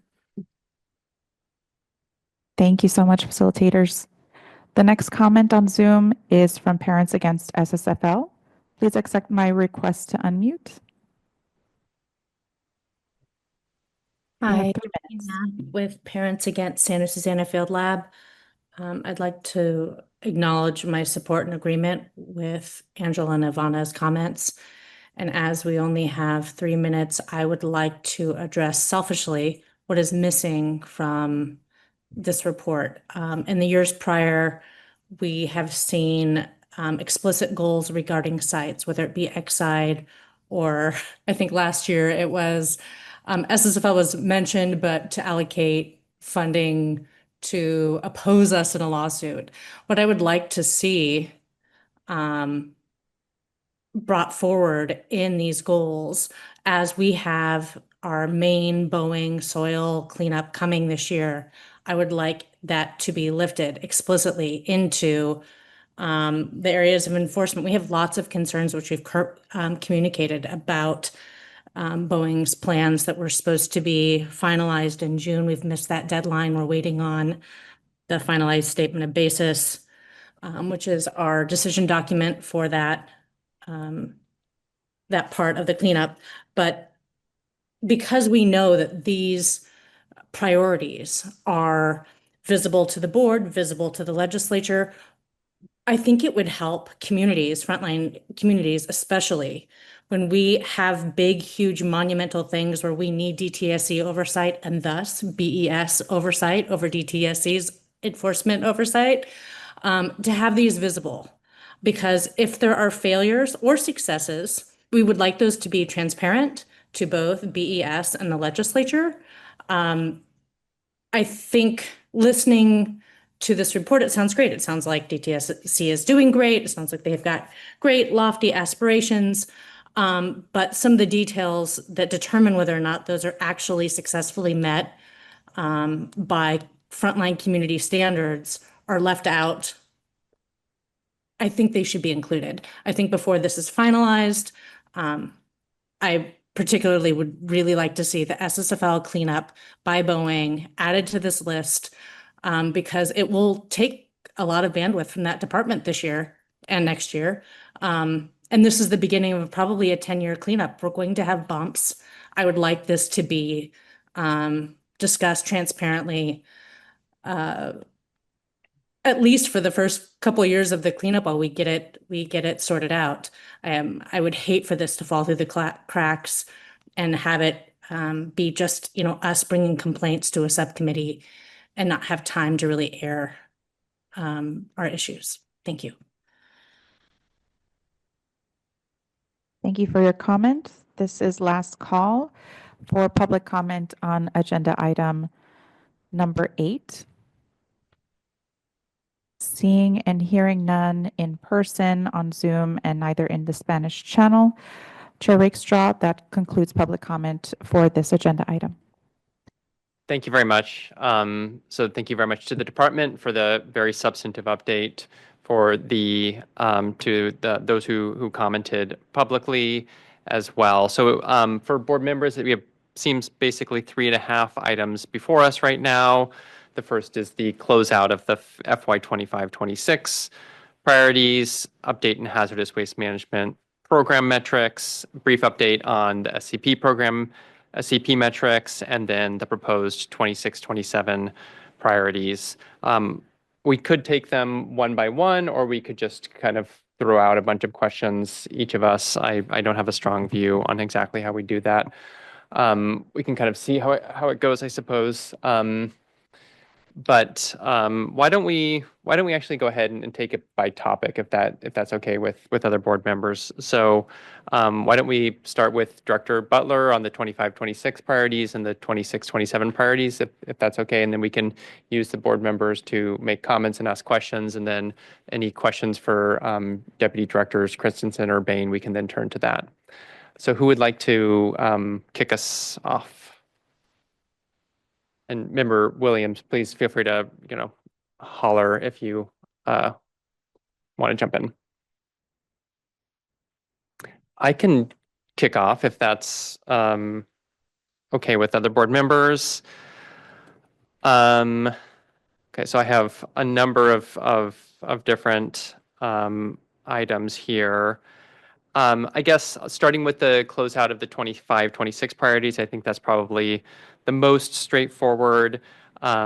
I do appreciate the detail that was included in the introductory letter highlighting the DTSC's accomplishments. I thought it was much more robust than last year's report out, and I thought it, recognizing the public comments, of course, on 673, I thought it told an overall, positive story that is, we as the board and the public and legislature and so on can kind of use to get a more fulsome picture of what DTSC has been doing. So I thought that was quite good. On the 25-26 priorities as well, I think it would be useful to explain why certain items are incomplete. I think there was an attempt to do that in a couple of them, but I think the more information that we have as to why an item is incomplete, I think that's helpful for transparency purposes.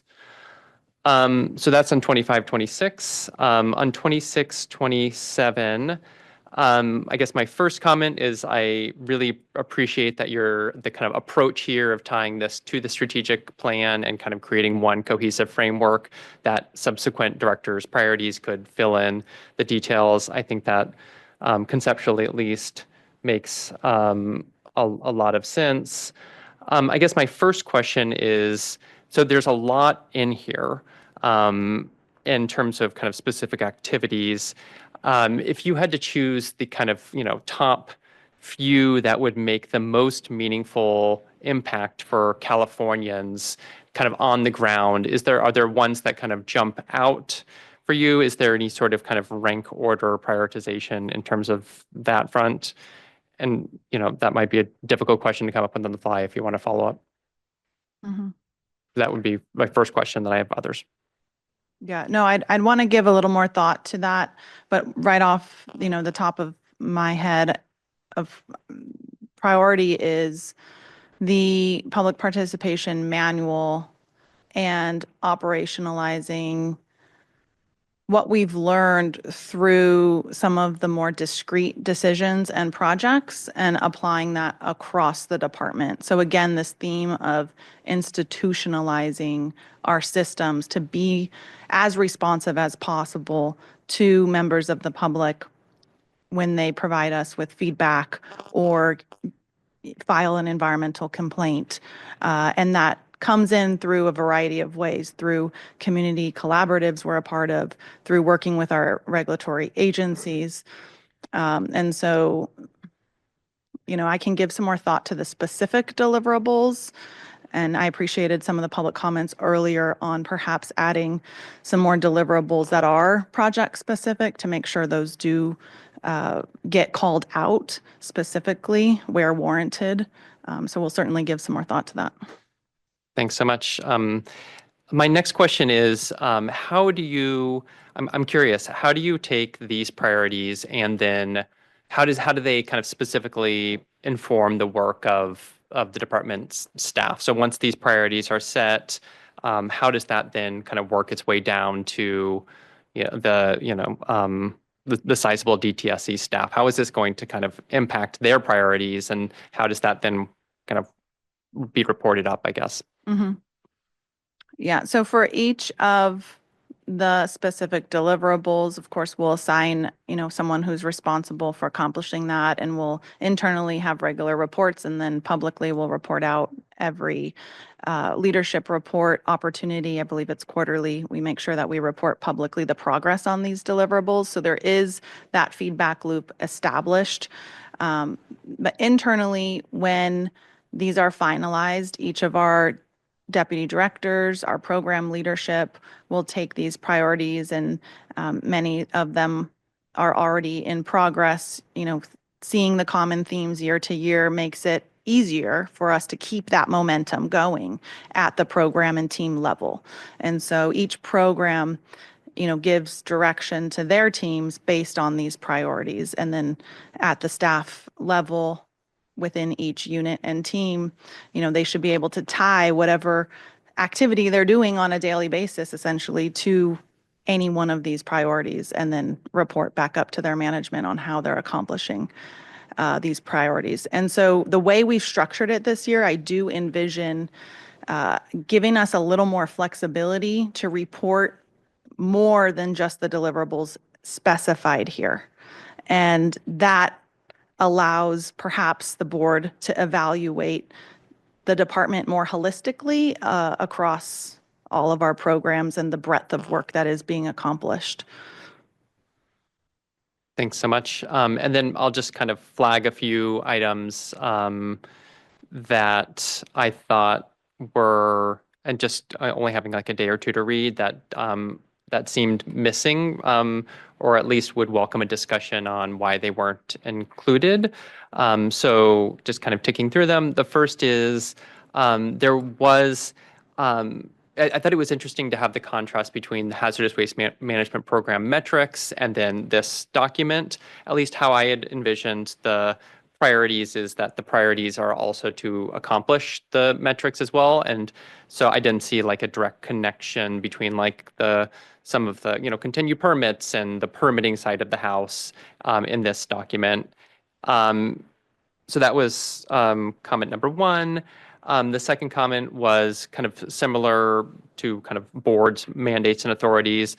There was a little bit on the hazardous waste management plan implementation through that new unit that was created, but I was wondering if kind of there's a bit more that we can add in there on implementing the plan in a transparent manner, and I have ideas about that. And then I also wanted to uplift the comment about kind of specific sites. I think that could really help with the visibility of the work that DTSC does on there, for example, SSFL. And then the last thing that I'll mention, and Member Williams, I know will have thoughts on this, was on emergency response.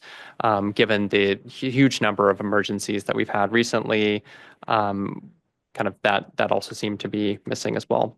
So thank you so much for that. I see Member Williams is requesting the floor, so I will go ahead and turn it over to him before we turn it over to other board members. Yeah, and I'll respond just a moment on the hazardous waste management plan priority. So I wanted to lift up the source reduction priority in this set of deliverables because that's what I heard as one of the biggest things through board discussions and public discussions that folks wanted to see. So again, if there's modification, augmentation of how we presented that, please, I would welcome that discussion. All right, Member Williams, over to you. Thank you very much. To wave or flag if there's a glitch in the bandwidth of coming from the Marriott's Wi-Fi. I'll go ahead anyway. So 3 questions. First, I'd like to direct to the board, whether it's the executive director or council, just if the board, just for the benefit of board members and the public listening, could you speak a little to the board's role in guiding or directing the director's fiscal priorities before they're finalized?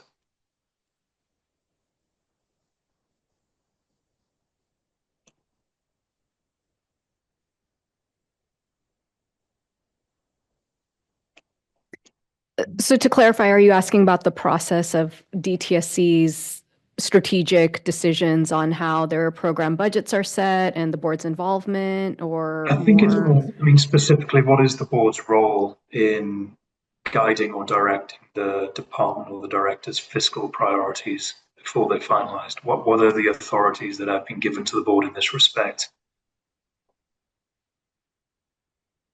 I think that's up for, I guess, a discussion.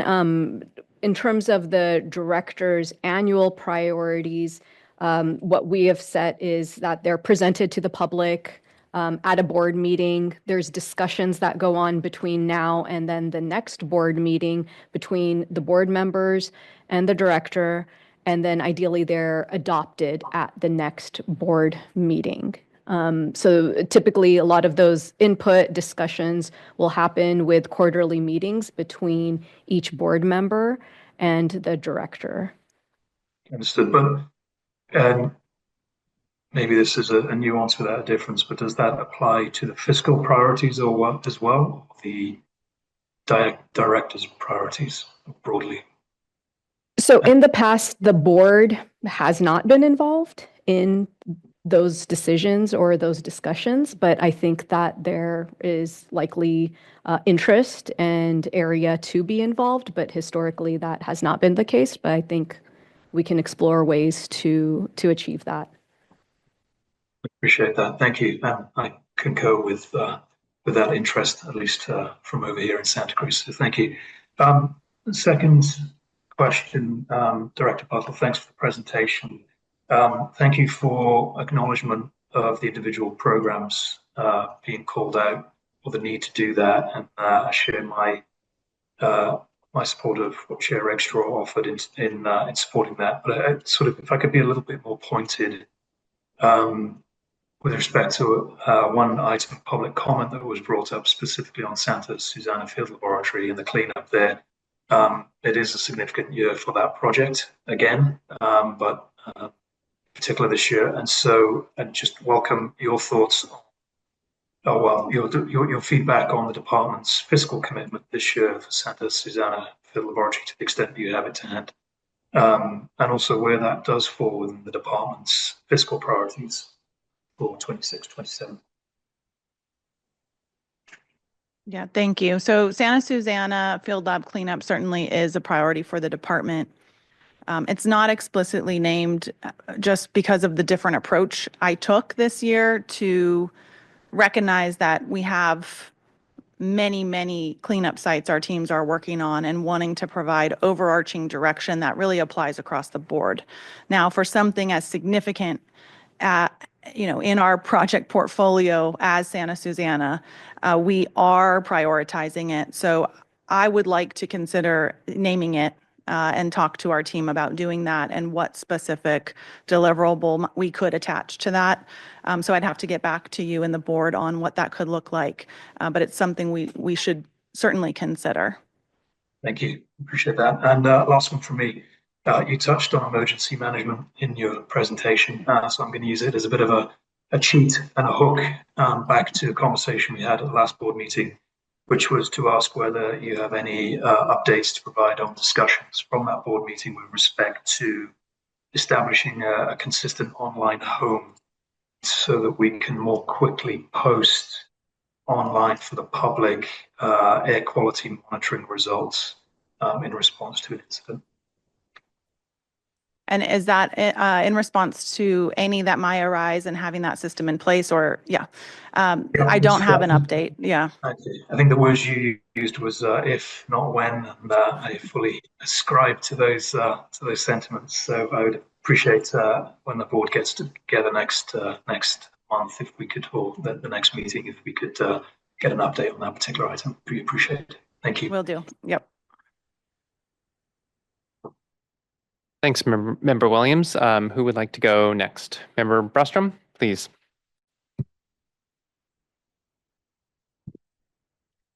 Yeah, thank you. These are more comments than questions.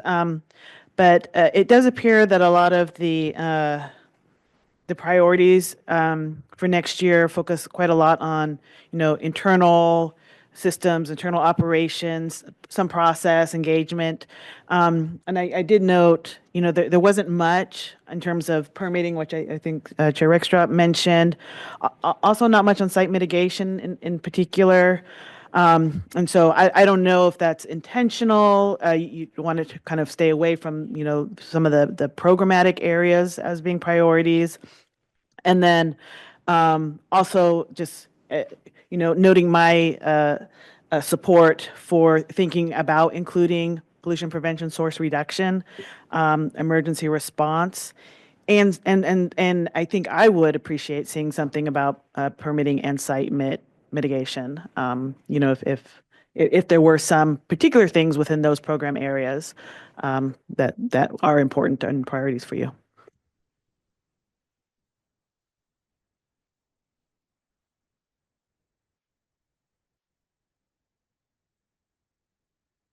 Thank you very much. Anything else, Member Brostrom? That's it? Okay. Vice Chair Strauss-Hacker, please. Thank you for all the preparations that you and your team have made. I had also, I agree with Board Member Brostrom about the very strong internal strategic priorities that come forward for this new year that we've embarked upon. And I think one of the challenges is as you strengthen these internal operational details, the public doesn't necessarily see those. And the public seems to focus so much on some of the headline events, the SB 673s, Santa Susana, Chiquita Canyon, and the like.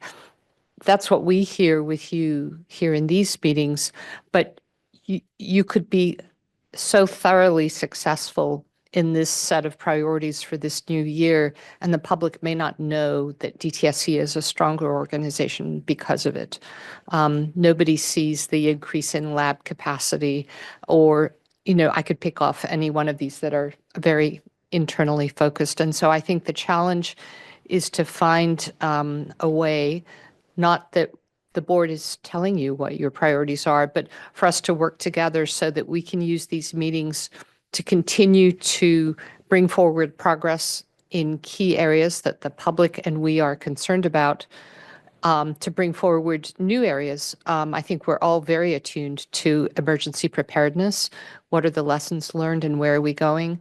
I would throw in my favorite, which is administrative record and public access to documents in the modern world that are not in a file room in Rancho Cordova, things like that. So it's a trade-off, isn't it? Because you're carrying this huge department with so many different responsibilities. We're pushing for some of the things that come to us from the outside world, and you're striving to strengthen a lot of DTSC's operations that have internal manifestations. And so I think finding that balance in what is very clearly a public document is part of what we'll come back to. And in the meantime, as we engage with you and your team, if there are things that we can do, I would like to help. Mm-hmm. Thank you. I appreciate that. And I think that comment, it's so important and connected to the chair's comment about the through line with the metrics and the priorities. And I was envisioning that if we're delivering on these priorities, then we're not going to have any more Chiquita Canyons. Because if we have more Chiquita Canyons, then we're not being successful changing these systems as government. And so that's a much bigger, longer term question and problem that I am determined to solve. Mm-hmm. And it takes a whole of government approach. Yeah. DTSC can't do it alone. That's why one of the priorities is collaboration and working together with our agency partners. So it's a very challenging problem. And I absolutely agree with your comment on just needing to, kind of pick that apart, unpack that, and how do we present metrics that are meaningful and really measure the outcomes folks are looking for. One of the things I realized that I need to change in how I look at this is to take your priorities that the board will act on at next month's meeting and to look to the individual program metrics as they are adopted and the data is gathered as the metrics.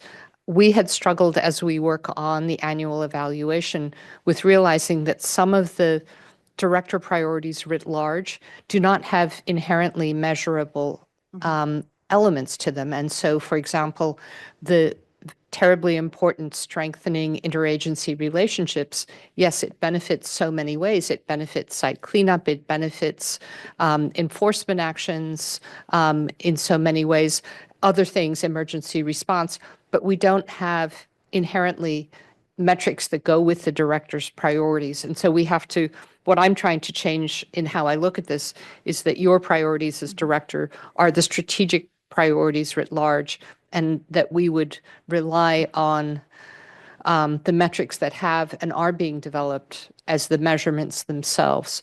And what that leaves hanging out there is something from SB 158, which is long-term goals.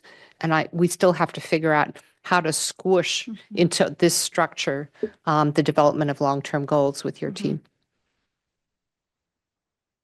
Yeah, just to add, that was so well said, Vice Chair. I mean, there was a kind of almost exactly what I was going to just say as well. I mean, I feel like there's this tension here with this document where in many, it's similar to the metrics discussion where the tension between output versus outcomes, and this is very much an output related document.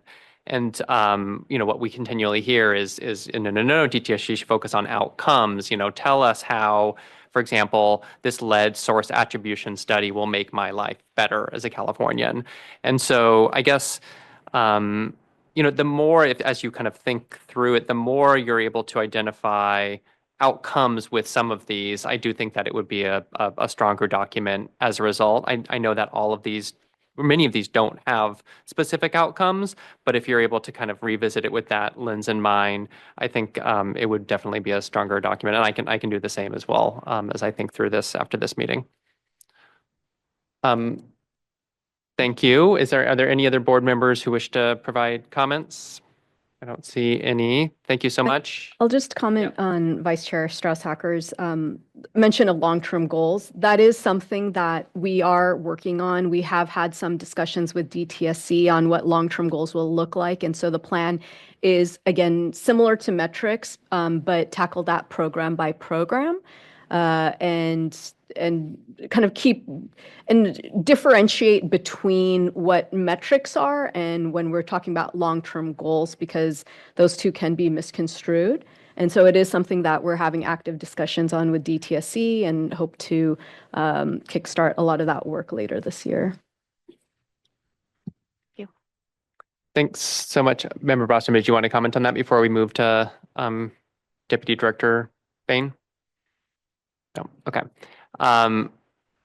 So let's now turn to any questions or comments on the metrics presentation from Deputy Director Bain. I don't know if she's available online. Vice Chair Strauss-Hacker. Working with the team on the hazardous waste management program metrics, I would suggest that it's more helpful for us to look at not percentages, but actual numbers, as you were able to do when you presented the slides on permitting. I think we can fairly soon let go of the 5-year metric as something in the distant past that the team has worked hard to get past. But 100% versus, 2/3 of something when we're talking about 2 or 3 permits is not terribly informative. And I do think it's useful to take all this hard work on metrics and use it for public communication. And I think it's easier to do that when we count the items instead of go to percentage. It doesn't keep you from putting percentages in parentheses, but for me, it's not as valuable. And I'm hopeful we can leave the 5-year metric behind pretty soon. Yeah, I absolutely agree with that comment. I had a number of kind of bigger picture questions, and then I had a couple of metric specific questions. First is, and this is the first year that we're collecting the data, so I wanted to just get your perspective on whether you view this, or we should view this data as a baseline upon which to measure improvement, because I know that, for me, what's really important is that we measure outcome and improvement over time.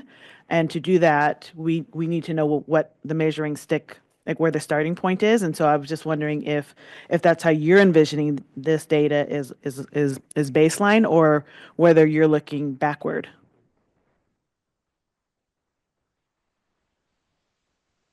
Yeah, thanks. That's a great question. It's interesting because I think as a department, as a program for HWMP in particular, we've already been making progress on these metrics for several years, right? So that backlog in permits, for example, had already been cut quite significantly before last fiscal year. The same with, for example, meeting the mandatory requirements for the number of inspections. So it's an interesting question. I don't know if we can consider it baseline, especially something like, we're maintaining that 100% of inspections, for example. That might be something that we need to maybe have some more conversations about. Yeah. Thanks. Yeah, I mean, I actually have quite a few questions about this, and it might need, I don't know if we have enough time, but would appreciate like digging deeper in some of these. I did want to just, quickly question or ask about targets and goals. I think initially when we started this, it's, going back to the, the measuring stick is we also need to know where we're trying to get to. And so I don't know if I think that is still a step to be done, that we understand how to compare this to our overall targets and goals. Is that your understanding as well? Is that still needs to happen? I think those are included in at least most, if not all, of the measurements. So, for example, the goal or target is 0 continued permits, right? 0 reviews that go beyond the technical review time period that's allotted. You know, 0. I mean, I think you need some time lag, but that the return to compliance rate is, I think 90% is the target that's outlined there, right? So I do think we have those, except for probably the SEPs, because some of those things are out of our control, for example. So I think the targets are in there. Okay, and maybe when we figure out how we're presenting this on the website and whatnot, we can make sure that we include that information. One other thing is, I know you're reporting the data out by quarter. I'm not sure the value of that. What is the quarterly data telling us? Does it tell us anything other than that there's ebbs and flows in the workload? So I don't know if there's a particular reason why you all decided to report out quarterly. To me, the information and the story is going to be a year by year analysis. So, but maybe I'm missing something. So just wanted to ask if there's something valuable in reporting quarterly. I can chime in. That was a year ago, bringing us back a year ago. That was a request when the metrics were first adopted, that the board would get quarterly updates and then report it out annually. Actually, annually is a requirement of SB 158, but it was a request from the board to have a report out from DTSC on a quarterly basis. So our team has been tracking this on a quarterly basis. And the intent on that is so that a year doesn't pass and then finally we're seeing the metrics. It's so that our teams and the board members can see what that data looks like on a regular basis. Okay. And then I'm going to maybe save my site, like my metric by metric, because let everyone else talk. But my last one is looking at, kind of this data for the last year. Does it help you identify any areas of improvement? Any particular metric that you don't think is meeting target? And any, kind of what you get from this data. What is it telling you? Yeah, I should also say I think it might be more helpful for like a public presentation like this if we do lump things together to show an annual trend. So agree with that, even if we are reporting it quarterly. I think the main trend it shows, I think, is our improvement overall. And that we are continuing to kind of plug away at those continued permits and the permit timelines, right? So I think there's certain things that we see with the continued permits or anything that went over a deadline. And I think that helps us improve maybe our internal processes or the timelines that we give ourselves internally, so that we can continue to improve the frequency that we're meeting those requirements. So I think that we are cognizant of that as we go along, so we don't necessarily need to wait for the end of the year with the metrics. I think each time something like that has happened, we're analyzing internally, what happened, why did we miss a deadline, for example. Thanks very much, Member Bostrom and Deputy Director. Member Williams, anything from your end? No. Okay. And all of my questions and comments were the same as our other two members here, so I will I will not ask them. And so thank you so much, Deputy Director. Are there any comments or questions for our surprise guest appearance from Deputy Director Christensen, recognizing that we're going to have a full discussion of SEP performance metrics at our next board meeting. So I don't really want to open up a full discussion, but if there's any thoughts or comments, I see shaking heads. Okay, great. So that concludes our consideration of this item. I guess I would say two things. The first is that we will consider these directors' priorities for approval at our next board meeting. And so really welcome any additional comments from the public if there's anything you would like to submit in writing. I think we would welcome that. As well. And similarly, I just kind of thought of it, or had written down earlier, and just remembering that I think also the EJEC could provide some good thoughts as well. So we might want to reach out to them to see if they have any additional kind of thoughts or inputs for the board's consideration as we consider this again in a month. But thank you all from DTSC for the really substantive, good presentation.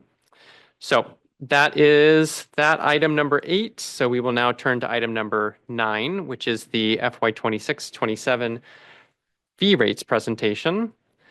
So for this presentation, we will be joined by Board Senior Staff Engineer Linda Ocampo to provide a brief introduction, followed by DTSC Chief Financial Officer Brian Brown. They will provide an update on the state's Budget Act, and following their presentation, Linda will present fee rate scenarios for the 26-27 fiscal year. We will then have public comment followed by board discussion. So the information presented here today will be considered by the board also in 1 month as we vote on the fee rates at our August board meeting. So Linda, over to you. Thank you.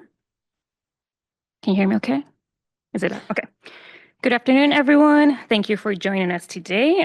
Today's presentation provides an update on the 2026 budget bill, the latest fund conditions, and the preliminary fee rate scenarios under consideration for the 2026-27 fiscal year.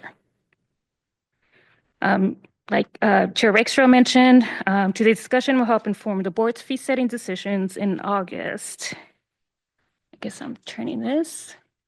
Yeah.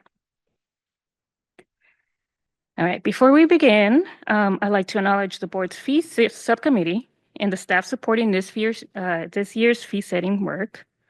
Board Chair Andrew Rakestraw and Board Member Reese Williams. BES support staff include Executive Officer Swati Sharma, Legal Counsel Greg Forrest, Environmental Project Manager Firdos Permirza, Senior Staff Scientist Marcus Raymond, and myself as Senior Staff Engineer. Together, the subcommittee and staff support the board's fees analysis, stakeholder engagement, and development of the annual fee rate proposals. The board's fee setting process is supported by DTSC's Office of Financial Planning, led by Brian Brown, Chief Financial Officer, and Catherine Grant, Fiscal Officer. Brian and Catherine provide the financial analysis that supports the board's annual fee setting process. Here's a breakdown of today's presentation. First, Brian Brown will walk us through the updates in the 2026 budget bill and the latest fund condition projections. Then I'll return to discuss the board's fee setting process and the preliminary fee rate scenarios. We'll conclude with the next steps remaining to close this year's fee setting cycle. And with that, I'd like to turn it over to Brian Brown.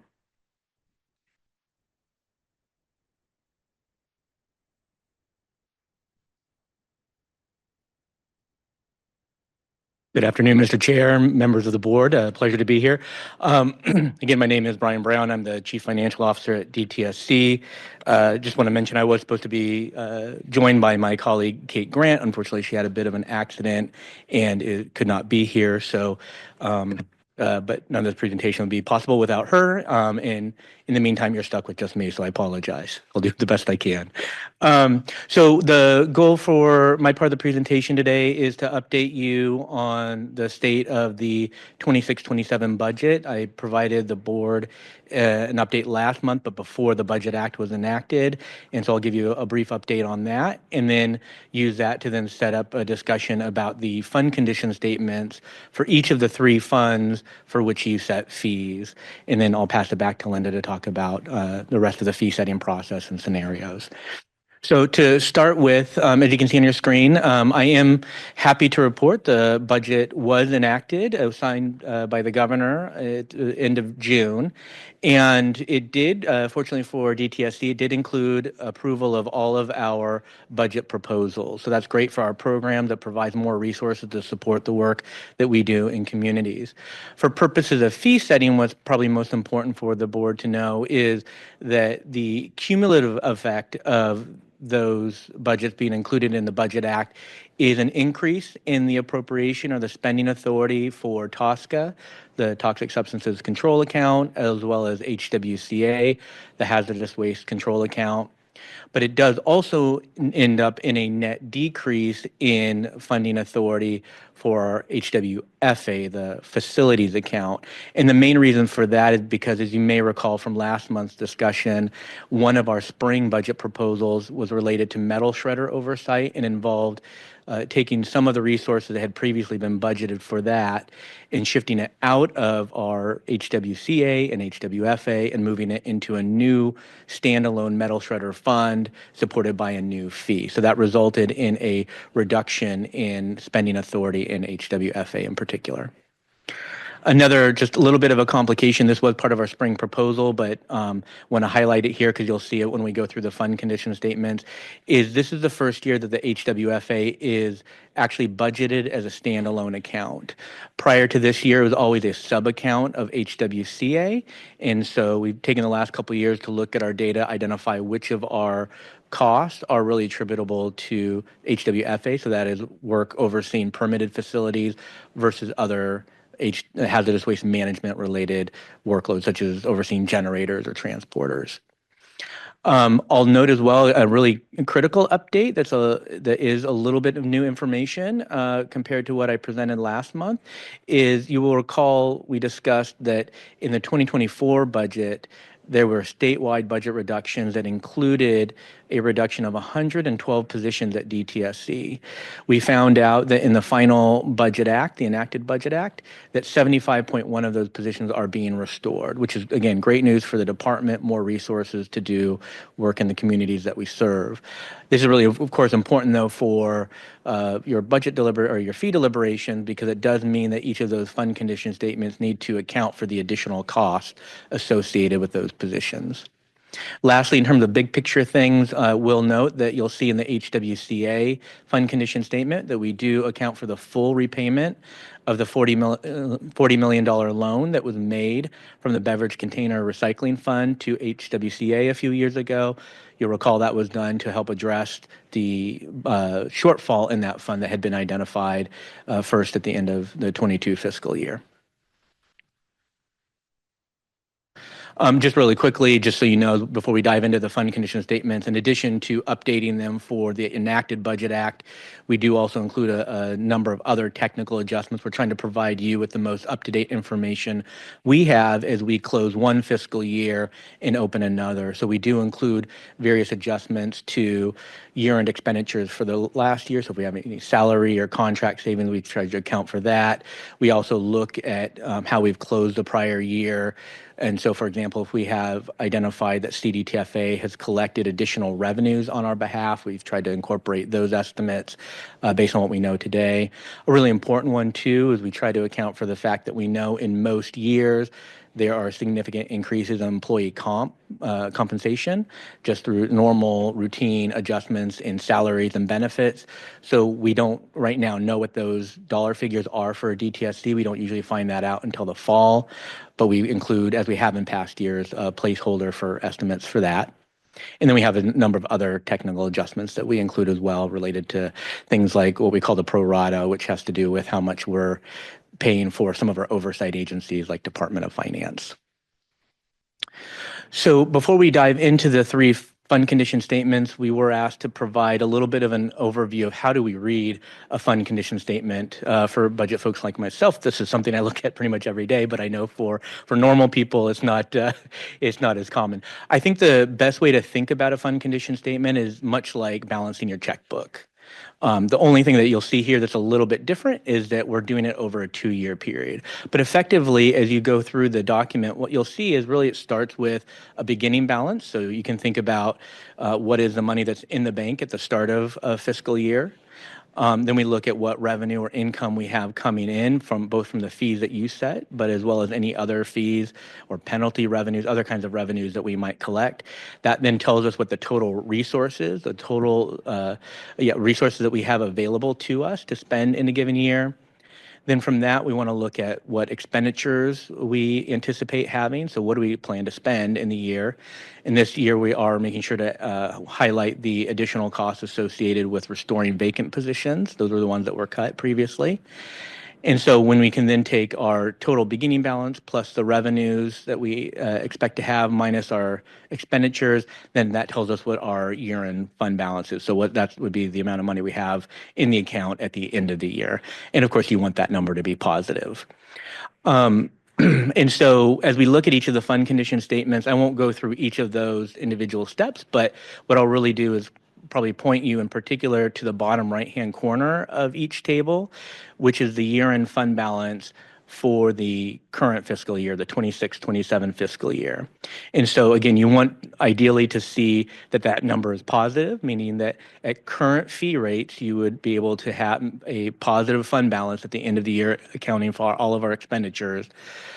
The other thing, though, you'll want to think about is the board does have a mandate in statute that that fund balance cannot be more than 10% of expenditures. So there's a cap there. So what you'll see in some cases is if you have a fund balance that's more than 10%, then that would mean that you need to reduce your fee rates for the coming year. Similarly, if you have a projected fund balance that's negative, that would mean you would have to increase rate. And if you're somewhere in between, if it's positive but below 10%, then you have certainly more discretion to go up or down. So with that, we can start by looking at the hazardous waste control account. This is the fund into which the generation and handling fee is deposited. And so again, starting with the bottom line, you'll see a projected fund balance of $12.3 million. So again, this is based on current fee rates. We would anticipate a positive fund balance of about 9.2% compared to estimated expenditures or budgeted expenditures. So again, you're in that positive range below 10%. So you have some discretion to raise or increase or maintain the same fee rates, but you are close to that 10% cap. Just a couple things to highlight real quickly. You can see we do include a line for the vacancy restoration. So that's another estimate of about $3.7 million in cost for this fund to restore those positions. You can also see towards the bottom, one of the lower lines, loan repayment. You can see over the course of the 2-year period, full repayment of the $40 million. With that, I will turn to the hazardous waste facilities account. So this is the fund into which the facility fee is deposited. The story here is a little bit different. So we have a projected fund balance of $10 million at the end of the current fiscal year. And you can see this is over 100% of what the estimated expenditures are for the year.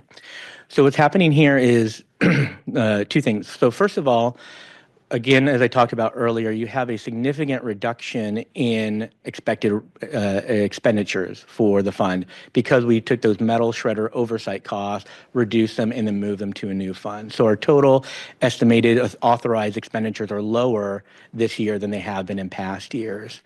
What you see here, though, is the estimated facility fee revenue is based on the current fee rates. Right, so based on last year's, the fee rate set by the board last year. So you will certainly need to reduce fee rates to account for having a lower appropriation level. Our costs are lower, so the fees should be lower in accordance.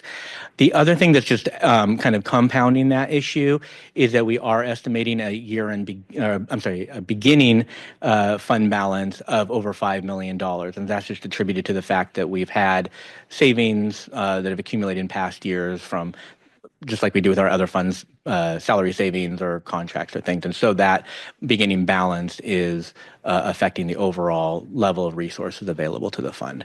So here again, the bottom line is this is a fee that you will need to decrease based on our current estimates inconsiderably. Lastly, the Toxic Substances Control Account, TSCA, which is funded with the environmental fee. The bottom line here, you can see a projected fund balance at the end of the current fiscal year of $12.3 million, about 9% of expected expenditures. So again, like the HWCA, it's positive. It's less than 10%, though it is close to that 10% cap. A couple things just to note here. That make TSCA just a little bit different than our other funds. You'll see there's a line there for other revenue sources, loans, and transfers, and you can see there are negative numbers there. I just like to explain what that is. That reflects our annual transfer that we make from TSCA to our site remediation account, which is a fund that is used to support our cleanup of state and federal orphan sites. So this is an annual transfer amount that we do every year. And just because of the way that accounting works, it shows up as a negative revenue, which I know is confusing. And again, just to highlight here, we do anticipate that the restoration of those 75 positions will require over $5 million in additional cost to TSCA. So with that, I'm happy to take any questions at the appropriate time, and I will hand it back to Linda. Thank you. All right. Thank you, Brian.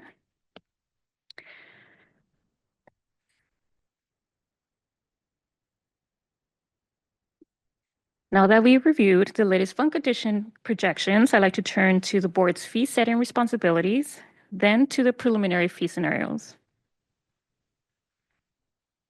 Under Senate Bill 158, the board is responsible for annually reviewing DTSC's budget appropriations and adjusting hazardous waste fee rates as necessary to ensure sufficient revenues are available to support DTSC's programmatic activities. Throughout the process, we also engage with fee payers, stakeholders, and the public to provide opportunities for input before recommendations are brought to the full board. Several statutory factors guide the board's fee setting decisions each year. In setting fee rates, the subcommittee reviews fund balances to determine whether revenue collections aligned with the authorized expenditures for prior year. We also consider appropriations established in the budget bill. These appropriations reflect the level of funding needed for DTSC to carry out its mandates and programmatic activities. We also consider administrative costs, which support the work required to administer and collect fees. In addition, each account is required to maintain a responsible reserve of no more than 10% of authorized expenditures. The reserves help manage financial uncertainty and changing conditions. And finally, the fee rate limits are the maximum amount allowed for any fee rate considered. These are adjusted annually to reflect the changes in cost of living as measured by the Consumer Price Index. Now let's turn to the factors shaping this year's preliminary fee rate scenarios. With the passing of the 26 budget bill, we now have the final appropriations. Those appropriations establish the basis for our projected fund balances and reserve levels. Next month, we'll receive the updated Consumer Price Index to determine the fee rate limits. Based on the information available today, there are two key points to highlight. Building on what Brian discussed earlier, first, expenditures have increased for the TSCA, Toxic Substances Control Account, and the Hazardous Waste Control Account. Second, expenditures have decreased significantly for the Hazardous Waste Facility Account. And with that context in mind, let's begin with the generation handling fee. Okay, let's first look at what the generation handling fee supports. Revenue collected through the fee is deposited into the Hazardous Waste Control Account, or HWCA for short.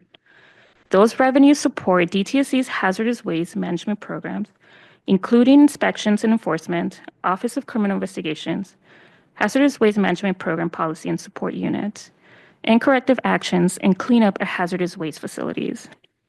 They also fund several department-wide support functions.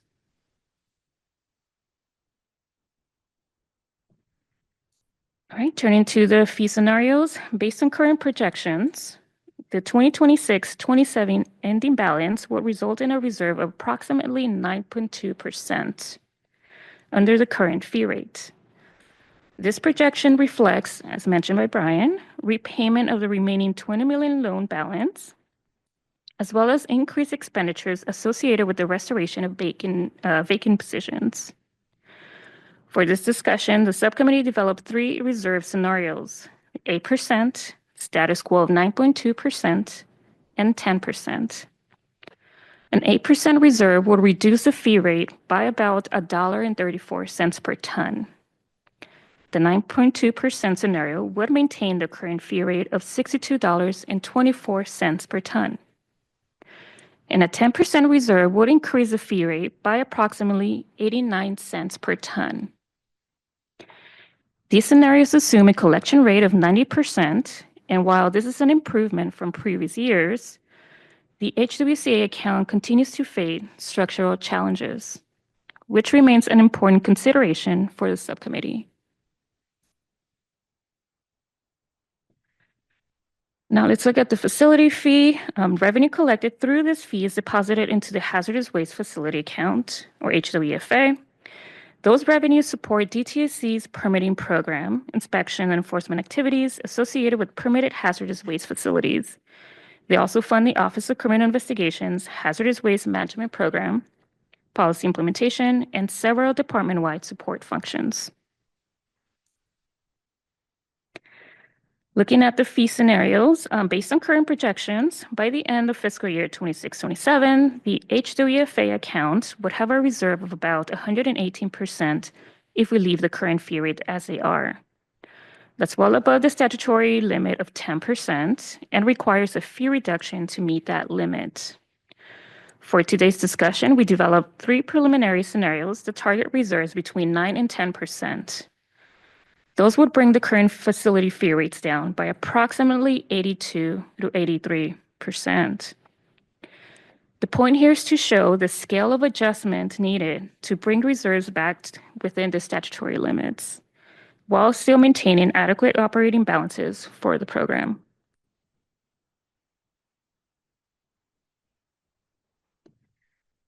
This table illustrates how the 3 reserve scenarios translate into fee changes across 4 permitted facility types. For each facility type, you'll see the current fee rate, the orange column, and the new rate and the corresponding change in fee under each scenario. For today's discussion, I'll highlight just a couple of examples of how the percent reserves translate to dollar values. Under the 10% reserve scenario, a disposal facility would see a reduction of approximately $745,000. And a mini storage facility would see a reduction of about $18,600. I think the first row is incorrect, highlighted incorrectly. It should be the one below.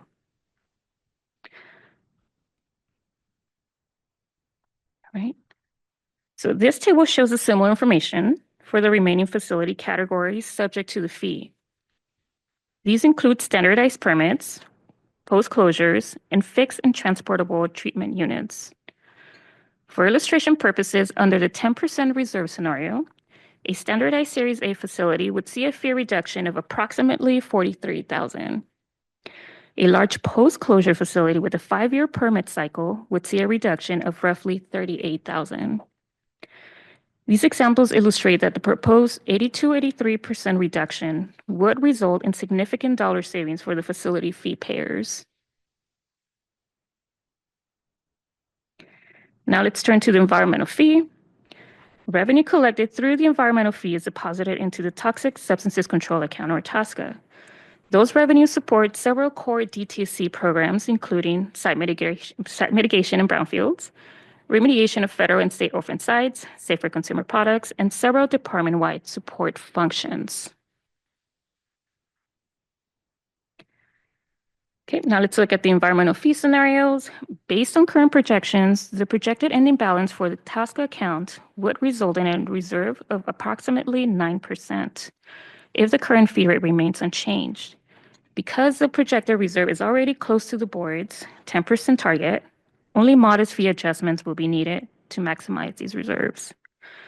Maintaining a reserve near that level helps provide financial stability while retaining flexibility to respond to unexpected changes in revenues or cost.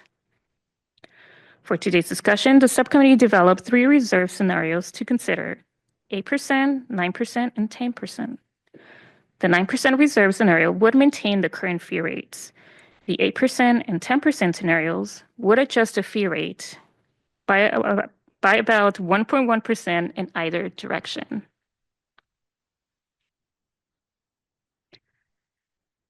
All right, this table shows how each reserve scenario would affect the proposed environmental fee across the different employee size tiers. For each tier, you'll see the current fee rate, the proposed rate, and the change in fee. The fee adjustments are applied uniformly across all tiers. For illustration, under the 10% reserve scenario 3, a business with 100 to 249 employees would see an increase of about $14 to the existing fee rate. A business with 1,000 or more employees would see an increase of approximately $604. Overall, even with the 1.1% adjustment, the resulting fee changes remain relatively modest. All right, here's what the next few months look like as we move through this year's fee setting process. In mid-August, following the release of the 2026 Consumer Price Index, or CPI, we'll finalize the statutory fee rate limits and incorporate them into the proposed fee rates package. At the August 26-27 board meeting, the board will consider the proposed fee rates for adoption. Following adoption, our legal counsel will initiate the emergency rulemaking process to set fee rates and fee caps by October 1st, as required by statute. All right, well, we appreciate you joining us for this part of the presentation. Engagement from fee payers, stakeholders, and the public is an important part of the fee setting process. If you would like to meet with the fee subcommittee, please email our administrative liaison, Alicia Delphine. Written comments, questions, or feedbacks may be sent to me. And we also encourage you to join us at the August board meeting, where the board will consider the proposed fee rates. I don't know if you can add our contact information on the chat. Cool. All right. Well, feel free to reach out to us at any time. Thank you. And with that, I'll turn it back to Chair Rakestraw. Thank you very much, Linda. Thank you very much, Brian. So we'll now turn it over to Evelyn to lead us through public comment. Thank you, Chair Rakestraw. We will now open the floor for public comments on agenda item number 9, fiscal year 26-27 fees rates presentation. Is there anyone in the room that would like to comment on this item? Seeing none, I will go to our Zoom participants. Please raise your virtual hand if you'd like to comment on this item for folks on Zoom. Seeing none, interpreters, can you please confirm if there's anyone in the Spanish channel that would like to comment? No comments on the Spanish line either. Okay, I do see a hand that just went up on Zoom from Don Kepke. Please accept my request to unmute. Please accept my request to unmute. You have 3 minutes. Great, thank you. Dawn Cappy on behalf of the California Council for Environmental and Economic Balance. Appreciate the opportunity just to provide a brief comment. Unfortunately, with just kind of only having just seen the scenarios, we're still working on feedback from our members, but at first blush, certainly appreciate kind of the work that's gone into this, and just that we do seem to be at least getting to kind of a more kind of leveling out of fees and fee increases. Certainly look forward to digging in a little bit more on that. I think on the generation handling fee, at least right out of the gate, certainly would prefer kind of, I think, with scenario 2, at least maintaining the status quo, recognizing that, there's still perhaps some impact on a structural basis, but certainly would appreciate avoiding fee increases if at all possible on that front. As far as the facility fee goes as well, I certainly look forward to better understanding kind of the, kind of cost increases cost decreases that are leading to kind of those reductions. Certainly, I know for the facilities that are permitted by DTSC in SEEBS membership, I think that it's going to be very well received, but certainly would want to kind of better understand, is this a one-time issue, and wanting to certainly avoid all of a sudden seeing dramatic increase back up in the out years as well. So that all said, again, still seeking feedback from our members, but so far appreciate the opportunity to comment and like what we're seeing so far. Thank you. Thank you for your comment. Anyone else on Zoom that would like to comment on this item, please raise your virtual hand. This is last call for comments on agenda item number 9. Seeing and hearing no further comments, that concludes public comment on this agenda item. Chair Rakestraw. Thank you very much. So we'll now open it up for board discussion and questions for Linda and Brian. Vice Chair Strauss-Hacker. If Brian would indulge me with some elementary responses to my elementary questions. I'm really happy that this year would mark the repayment of the loan, and that can be in our rear view at long last. And I think from some of the prep sessions with our staff, this assumes a 5% COLA, yeah? And when would you know if that's put in place, if you have to make further adjustment? Yeah, so that's correct. We, as I mentioned earlier, we have to put in a placeholder for employee compensation adjustments, and that's because we don't usually find out what the actual impact is to us both as in total as a department, but also by fund until the fall. Usually around October. Okay. And that's just because that's the normal state process. It has the negotiations between the administration and the employee unions have to conclude. Then those have to be factored in by the sort of the state controller's office and Cal HR, the different oversight agencies, and then those cost estimates are provided to each of the departments, and we parse out depending on our specific complement of staff that we have. Thanks. I was wondering, the increase in expenditures under TSCA from 108,000 to 137,000, it's not quite a third in one of the charts. What do we attribute that increase to? So without the figure right in front of me, the what we see for each of our funds is there's a little bit of apples and oranges, just in the sense that when we're looking at the prior fiscal year, we're looking at our estimated expenditures for that year. So whereas for the current fiscal year, we're looking at what's budgeted, plus that additional amount for employee comp and other sorts of adjustments. So what we oftentimes see, for example, is in the prior year, the expenditure amount is lower than in the new year because we have we might have some salary savings because we had vacant positions, for example. Then the other thing that happens is the amount in the budget year also includes the additional costs we've had associated with new BCPs or new budget proposals. Yeah. So it's kind of the cumulative effect of those two things are the biggest factors. That's helpful. In terms of the facility fee, I'm unsure yet how we'll arrive in August at our meeting in avoiding big fluctuations in fee setting, and that remains to be seen. But I was wondering how many facilities do we assume will pay the facility fee in this new cycle? Yeah. So I don't have the exact number in front of me, but it's usually right around 100 facilities that are permitted and pay as Linda's table showed, the facility fee actually has multiple tiers, but it's about 100 fee payers in total. Okay. And maybe you alluded to it, and Ms. Kepke raised this question in her comments. I thought I could address that.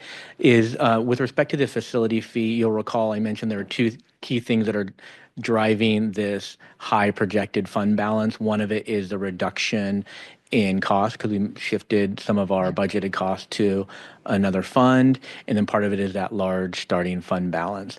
So all else being held equal, what we would anticipate is next year the fees would need to be lower than they have been in past years because, again, there's a lower budgeted cost from the facility account.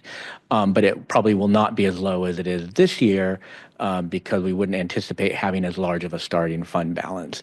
Now, that could change from this year to next year if we do have more salary savings that increase the fund balance next year. These are things that kind of this is why we update it every single year as these things change. And of course, there could be new budget proposals that increase appropriations from the facilities account next year. It's hard to predict the future with any certainty, but all else being equal, we would expect next year's rates to be somewhere between what they were last year and where you'll set them this year. And then my last question, how's the fee collection with CDTFA going? I remember your goal of you wanted to go from X to Y, and I wondered how that's improved.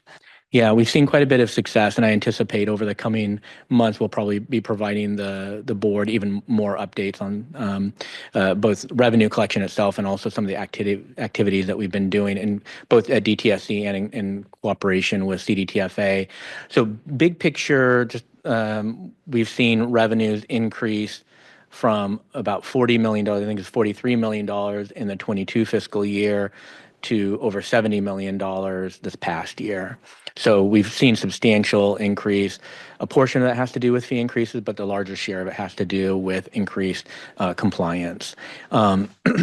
We anticipate there will continue to be excuse me, continue to be progress in that regard. So what we've seen, for example, is with CDTFA specifically, they've been going back and working with fee payers that have been identified as being, for lack of a better word, out of compliance. They've been working with them to catch up even on past years.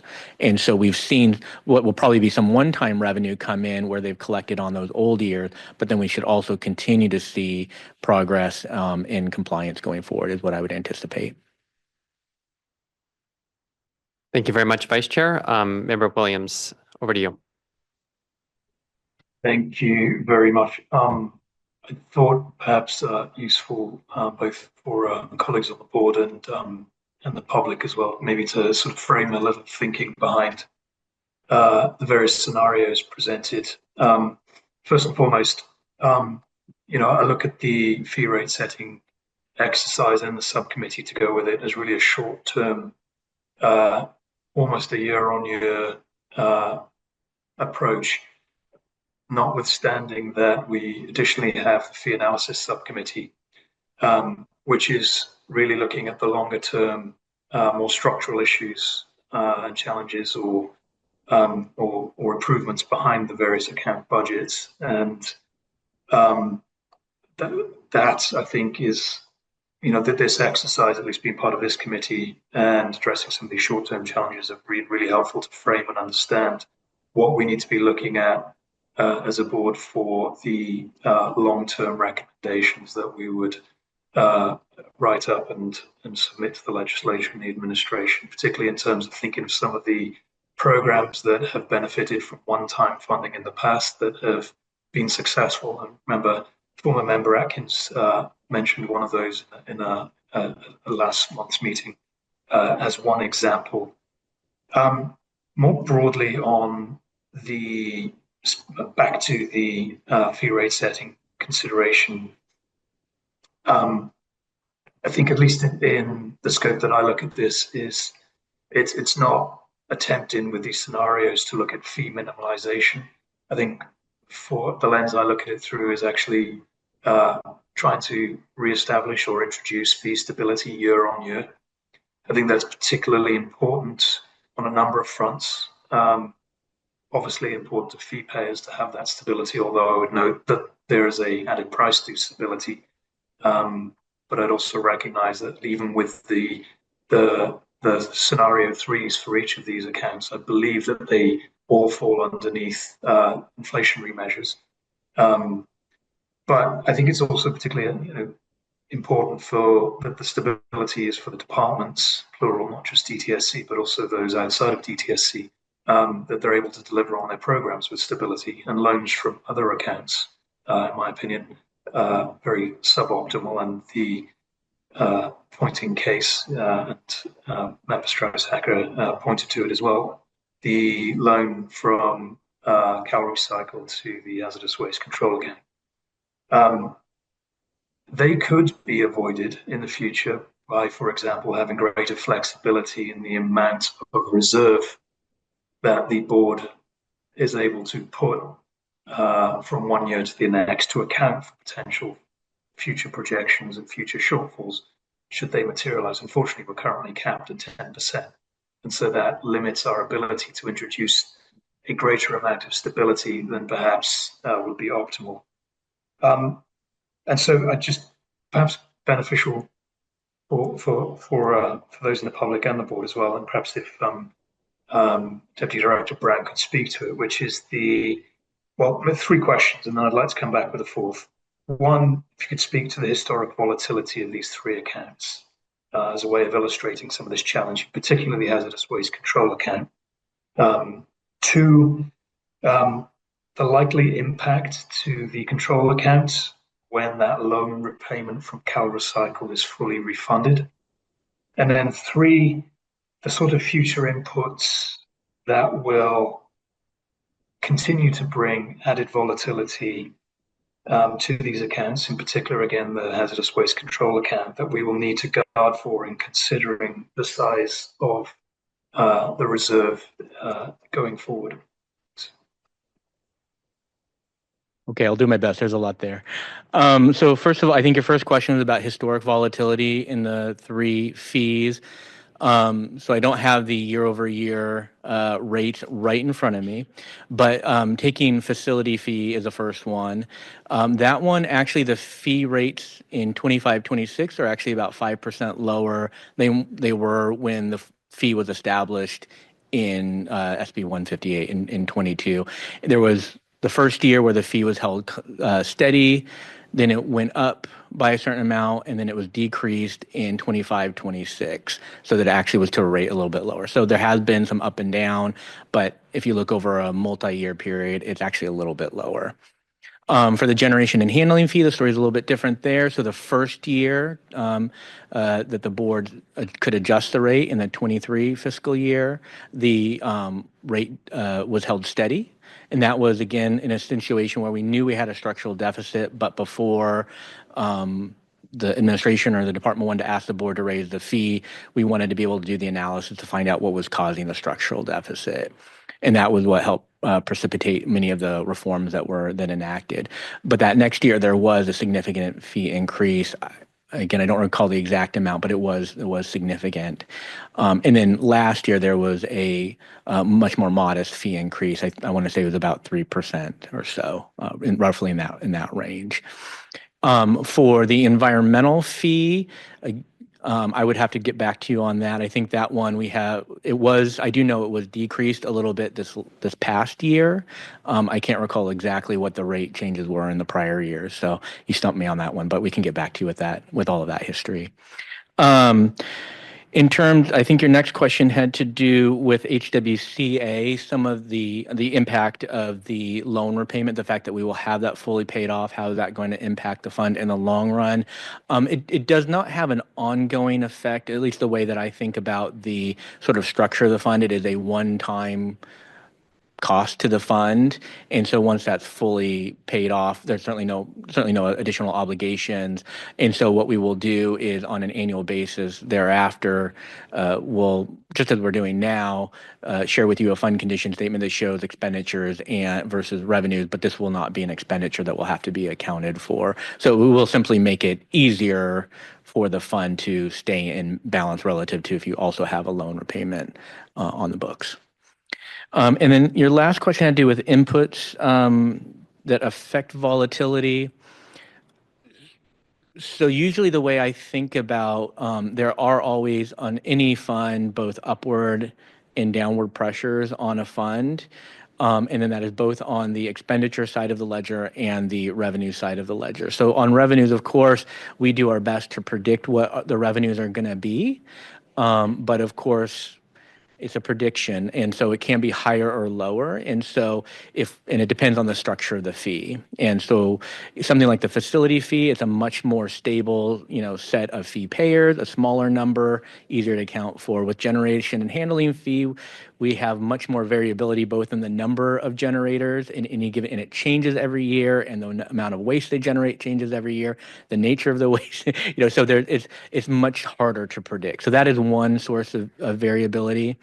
And then on the expenditure side, of course, we are required by law to operate within the budget that is provided to us in the Budget Act. So we do have this sort of upward bound, and so we have to manage within that. And so there are, of course, in any given year, the possibility that we have savings if there are part of our appropriation that we don't spend. Usually that's because we have vacant positions that generate salary savings. That's pretty typical for any state department. As hard as we try to fill those positions, there's always turnover. That said, there's also sometimes upward pressure if we have unanticipated costs. So a good example of this might be if there's new litigation that comes up that we didn't plan for, that's high cost litigation. That could be something that puts additional upward pressure on our costs. We would have to still stay within our budget authority unless we got an augmentation through some sort of executive order or supplemental appropriation. Thank you. Appreciate that. Apologies for the long stream of questions. Unfortunately, I do have a couple more. I think one of my observations of the loan repayment dropping off is that is a $20 million reduction in expenditure for 27-28. And therefore, given that we are capped, correct my understanding if it's wrong, if we are capped at only establishing a 10% reserve, because the projected expenditures drop 20 million, then that's going to presumably correspond with a reduction in the generation handling fee, despite all the instability that the G&H fee, as you just described, comes with it. Is that a fair assumption? Well, we still do have a structural deficit in the fund. If you look at the baseline authorized expenditure levels relative to our estimated fee revenues, there still is a gap. So I am very happy that the gap is much smaller than it was a few years ago when we discovered the $40+ million structural deficit. But that suggests to me that even with the loan repayment, we're still going to have to, over the years, make sure that we're continuing our efforts to increase compliance, increase revenue generation so that we can bring that total revenue up to an amount that is sufficient to cover those costs. But it will be much easier to do without the $20 million loan repayment. But we've been planning for that as well, so we were prepared. Great. Appreciate that. And again, just at least for me to memorialize the importance of the programs that the generation handling fee funds, particularly insofar as enforcement compliance. I would just point that out again. I think it was at the start of Linda's presentation. Last question from me. The facilities account, you noted, Linda noted, because of removing the metal shredders from that program, it's going to result in a recommendation that we significantly reduce the fee because of the significant reduction in costs. Again, pointing a little bit to the year-on-year continued question mark over these funds and these sort of known unknowns of inputs that can change from year to year. I think, a couple of years ago, this wasn't on the radar. And I think, again, not having or the inability to build a significant reserve on accounts, even though this is an example of reduction, there are so many inputs that can change on these, at least from my perspective. Looking at that 10% cap in the future is one worthy of board discussion. You did say at the start, though, that the beginning balance of the facilities account was pointing to the 5.4 was, if I'm not mistaken, you described it as a rollover or savings from prior years. My understanding is that this is actually a transfer from the control account to the facilities account,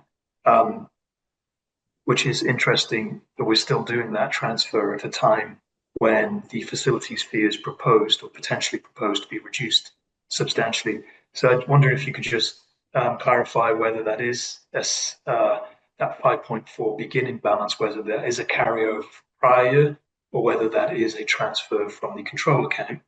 Number one. Two, if you could just speak to a little why, given that there is a substantial drop-off contemplated potentially in the facility account, why we should and why the board should consider the ongoing transfer of that 5.4 million from the control account. Yeah, certainly. So So the answer is sort of yes to both parts of that question. Is that so you'll recall for 25-26 fiscal year, HWFA was a sub-account of HWCA. So when you look at the HWCA fund condition statement for 25-26 for last fiscal year, it is inclusive of both HWCA and HWFA costs and revenues. So then when we were creating the new HWFA account starting in 26-27, we looked at the HWCA beginning fund balance for 26-27, and we said, well, some of those dollars are reasonably attributable to HWFA. So revenues that were fees that were paid by facilities as part of the facility fee and reflect savings associated with active salary savings or other things associated with those. So our calculation was about 5 million of that total savings at the beginning of the year should actually be attributed to the facilities account. And I think our perspective was that was a fair representation of the fact that not all of those revenues are associated with the generation and handling fee and the HWCA separately. Thank you. Thank you very much. Member Brostrom, and then I have a couple questions myself. Yeah, and I am trying to understand and struggling to understand the facility fees and the huge drop off and how that is attributed to the metal shredders. And have they been paying into it? Are they going to be paying into a different fund? I'm struggling to understand why it's such a big difference and what is going to change. And if some of those funds are going to be going elsewhere. Yep. So it is admittedly our budget proposal we had for this was really quite complicated. So the reason that there is a large decrease in expenditures in HWFA is that we had received a budget proposal or a budget augmentation a couple of years ago through the normal budget proposal process, specifically to do oversight activities of metal shredders. It was budgeted as HWFA because it was under the assumption at the time that metal shredding facilities would become permitted facilities. That has not come to pass. And so there was subsequently a new bill, AB 2851 of 2014, that required a new fee on metal shredders to fund those oversight related costs.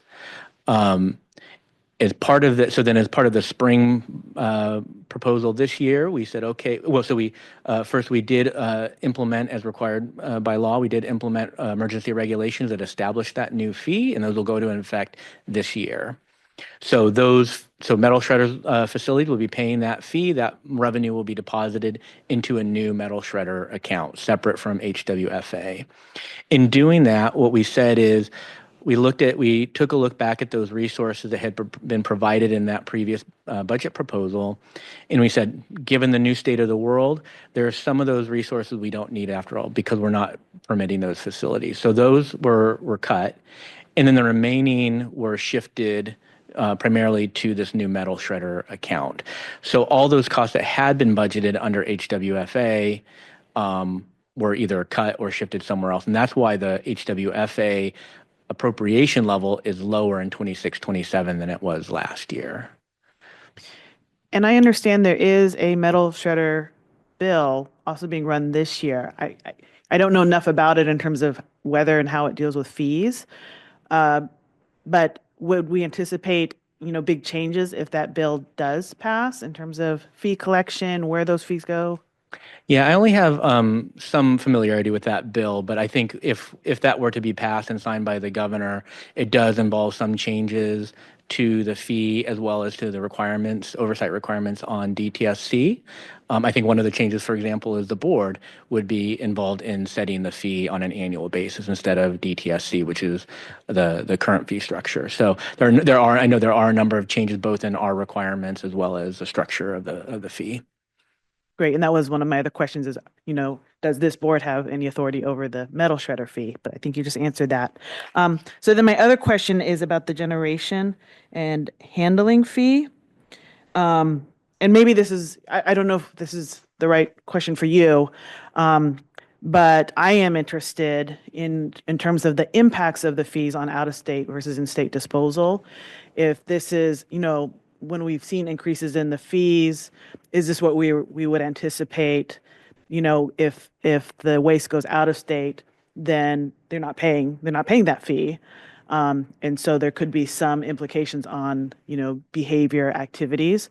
I just want to make sure that that's how I'm understanding it, but I want to make sure that that's correct. Well, and so it's a good question. It's probably one I'd love to have my HWMP partners help answer. But I will say that the structure of the generation handling fee is it applies to the generator. And so and it of course only applies to California generators. So I don't think there's a scenario, unless there's something I'm not thinking of, where if it was transported out of state, that would deobligate the payment of the fee. Thanks. Thanks so much. So I have a couple of questions myself. I was wondering if the facilitators could pull up slide number 9 on the hazardous waste control account. And while you're doing that, I'll ask other questions.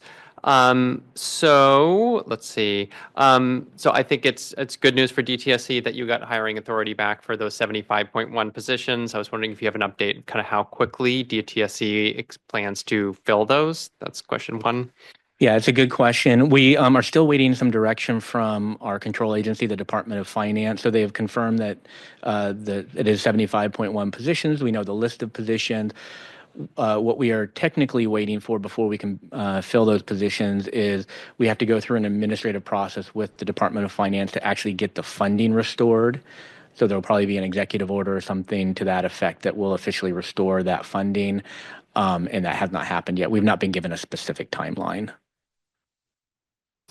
Thanks very much. Guess while they're pulling up the HWCA on HWFA,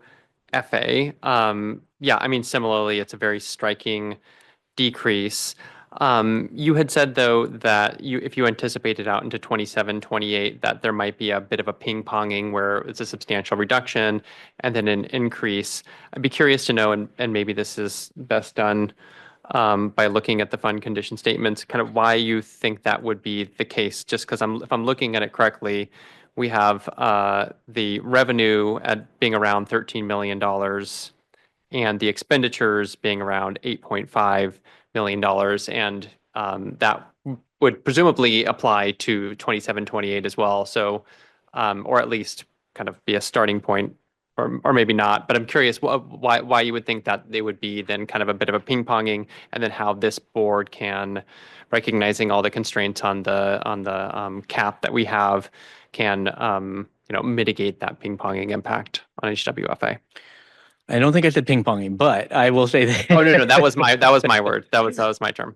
No, but I think that it is correct that what I anticipate, of course, this year is a substantial decrease in the fee rates. And the reason I said I anticipate it would go up the following year, but not up to the rates that we've seen the last couple of years, it would be somewhere in between, is because perhaps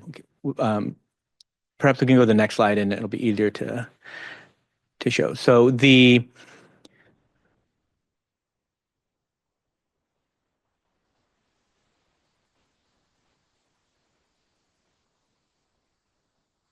we go. Perfect. Thank you.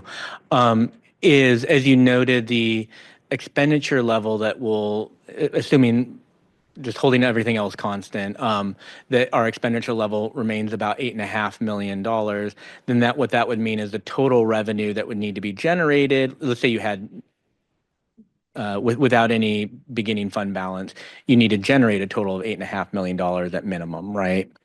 And so you would need something less than right now we're showing a total of $13 million. You would need something less than that because you'd only need about $8 or $9 million. Great. Thanks so much for that. And I think, again, on HWFA, I think overall this is good news that the metal shredders now are paying into a separate account so that these fee payers here can get a substantial discount on the amount of funds that they're paying into the facility fee, or into the facilities account, excuse me. So maybe if we could go to the slide prior, back to that one as well on HWCA.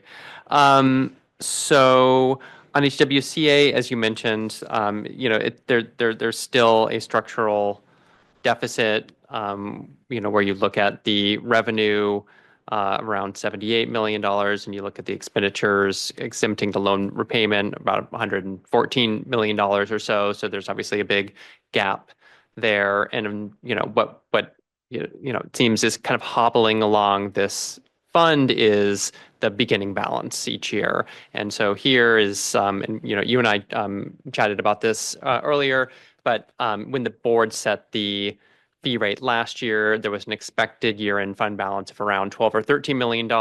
Here we have a $68 million starting point. If you look at prior years, there was kind of a somewhat similar trend, though of a lesser effect. Do you anticipate this kind of beginning balance to be of this magnitude in the future? And what are the factors that led to such a high beginning balance? Yeah, and we've discussed there are quite a few kind of adjustments that we make. So when, and part of it is because the methodology that we use when we're projecting the coming fiscal year is different than when we're showing what happened in the prior fiscal year. So, for example, if you're looking at 25, 26 on the table now, that's now the year that we're currently closing. And we know, for example, that our beginning balance is larger, so our 25, 26 beginning balance is larger than what we thought it was a year ago at this time. And that's because as we closed our books last year, we identified additional savings. There were disencumbrance of funds. There were, in the case of HWCA, there was a significant increase in revenues that we saw that CDTFA collected that were attributable to older years. So I think that, again, goes back to some of those enforcement efforts and compliance activities and so we saw that. We've also seen in even this year we've updated information to show that we anticipate that we're even finding now that in 25, 26 CDTFA has collected additional revenues over and above what we anticipated for the prior year. So there are a couple different sort of ways that we account for all those prior year revenue collections. And so all those things are added up. Again, I think reflection on the enforcement and compliance efforts that are going on. Some of the other key things that are different is the expenditures, so our actual prior year expenditures, so the 25, 26 expenditures. When we built the fund condition statement last year, we were doing it based on our budgeted authority, right? And now what you see here is a reflection of what our estimated actual costs are. So we've tried to account for the fact that we have some salary savings, we have some costs that we're probably not going to expend, and so we've built those savings into the projection now, that we wouldn't have done that last year because it would have been premature. Thanks so much. I mean, I think to me, what this really emphasizes is just the massive amounts of uncertainty year on year in some of these accounts.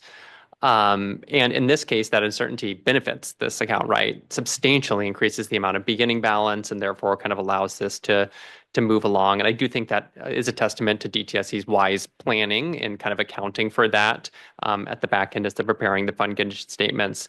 But I think, to me, there's like an overly precise assumption on these types of fund condition statements, at least the board's role on it, where like for me, like whether it's 9.2, 9.4, 10, that those just seem so minor in comparison with these dramatic swings that we are kind of happening behind the scenes and outside of the board's role and authority. I think that's just kind of the point that I wanted to make to other board members is, while yes, choosing a higher reserve does, give DTSC extra bits of buffer. And my take is that, there's larger factors at play outside of it as well. That was just kind of a realization I had this last fee rate planning cycle as well. I don't know if you have thoughts on that or if that's, I guess that was just a comment. No, I think it's a really valid point. There are a number of adjustments that happen. Some of it we have control over, some of it don't. Some of it reflects our active management of our expenditures to try to maintain, be as prudent as we can, our active work with CDTFA to collect more revenues. But there is some, as if you ask any fiscal, someone who does fiscal projections, there's always a lot of uncertainty. Now, I think as we kind of talked about a little bit earlier, is some of those adjustments, if I had to guess, I wouldn't anticipate as much of that collection of prior year revenues that we've had in the last year or two, just because I think there's been so much effort by CDTFA to kind of true up in a sense with some of those fee payers. That will probably be one-time kind of bonus revenue, and I don't know that we can count on at least that magnitude in the future. Thank you so much. Any other board discussion? Anything else that we want to raise? Great. Well, thank you so much. Really appreciate the presentation. And as mentioned, this is just the initial presentation. The board will consider which of these scenarios or fee rates that we will adopt at our meeting in August. And again, as mentioned, we are more than happy as the fees subcommittee or as individual board members or board staff to meet with folks. So really encourage you all to reach out, ask any clarifying questions, or to kind of express your views about the appropriate way forward on this matter. So that turns us now to kind of towards the end of the day. So we now have item number 10, which is the review of the action items. So I'll ask our vice chair to please review the action items from today's meeting. And our executive officer and our ombuds will correct me if I misstate anything here. We established a quorum at 9:31 with 3 board members present, Chair Rakestraw, Board Member Brostrom, and myself. We, in the executive officer report, we had a number of board member requests. They weren't formal board items, but we are increasingly showing what the board member requests are in our minutes when you look at those. Board Member Brostrom had asked DTSC to schedule a Santa Susana Field Lab meeting, and Chair Rakestraw had expressed interest in the Unitas Network December tour that was offered by the chair of the EJAC. Item 5, the board meeting minutes. We adopted the board meeting minutes 3-0. Item 6, the EJAC chair update. There were quite a lot of things that came out of that. In yesterday evening's EJAC meeting, Mr. Alatorre asked for follow-up on issues raised with regard to World Oil in Compton, and I understand that that meeting has already been scheduled for next week by DTSC. Mr. Alatorre mentioned that the EJ work plan is pending some further discussion with his board members or his commission members, council members, excuse me. And he asked what kind of public engagement does DTSC track? What's the budget for engagement, for translation? So we have some further discussion with supporting the EJAC with DTSC. Board member Brostrom asked for clarity on the protocols for follow-up. You know, what is the navigation for that? What are the public participation metrics to be determined? And Chair Alatorre extended an invitation to 2 Unidos Network events, one in September 12th and the other one, the December tour that I had mentioned. Okay, the operating permit decision for J&B refining. The board adopted 3-0 the staff recommendation to approve the DTSC proposed schedule. There were a couple of follow-up points that board members raised. I had asked for a chart of all of the permit expiry dates over several years, and Chair Rakestraw had asked about the status of the administrative record. We broke midday, and when we returned in our afternoon session, we were joined by Board Member Williams, and we heard Director Butler's priorities and the metrics report. There were numerous board member comments and requests that will feed into our August agenda item on this matter. And then we just heard from Brian Brown and our staff on the fees matter. There too, again, were a number of questions that I'll not go through here. So those are the action items I have, but Swati, do you have others? Sure, I can add. So earlier, there was a request from the public to follow up on CVCI workforce programs to find out what is happening with the student internships. Our ombuds will be following up with that. Member Williams later during the director's priorities asked what will DTSC be committing to SSFL cleanup fiscally for 26-27. Member Williams also asked about DTSC's fiscal priorities for 26-27 and how BES can be more involved in strategic fiscal decisions. And then later, Chair Rakestraw asked to reach out to the EJAC for their input on the director's priorities. During agenda number 9, the fees presentation, Member Williams asked for historical information about the volatility of the environmental fee. And there were a number of questions, I think, from various board members that I think Deputy Brian Brown will be following up with. And lastly, I think Member Brostrom requested, I wanted to confirm, a tour of SSFL or meeting with SSFL? Meeting. No, I actually did want to clarify. So that was a request of our internal team and our work group to set up a meeting with. Okay, not a tour. Not a tour. Okay, so clarify that, requesting a meeting with Parents Against SSFL and also with DTSC regarding updates on SSFL. Okay, that is it. Great. Okay. Well, that concludes our July board meeting. Thank you, everyone who attended. Thank you for those who attended in person. Thank you to those who are joining us virtually. I'd like to really also thank our fellow board members here, our support staff for their assistance, and our facilitation team who so ably move these meetings along and ensure that we're able to do the good work that we do. So our next board meeting is scheduled for August 26th and 27th here also in Sacramento. And I also hope to see many of you at the oversight hearing for DTSC and the board and on August 4th in just about a week and a half time. So can I have a motion to adjourn? I move to adjourn. I second. All in favor? Aye. Aye. Thank you so much, members. The meeting is officially adjourned at 3:39 p.m.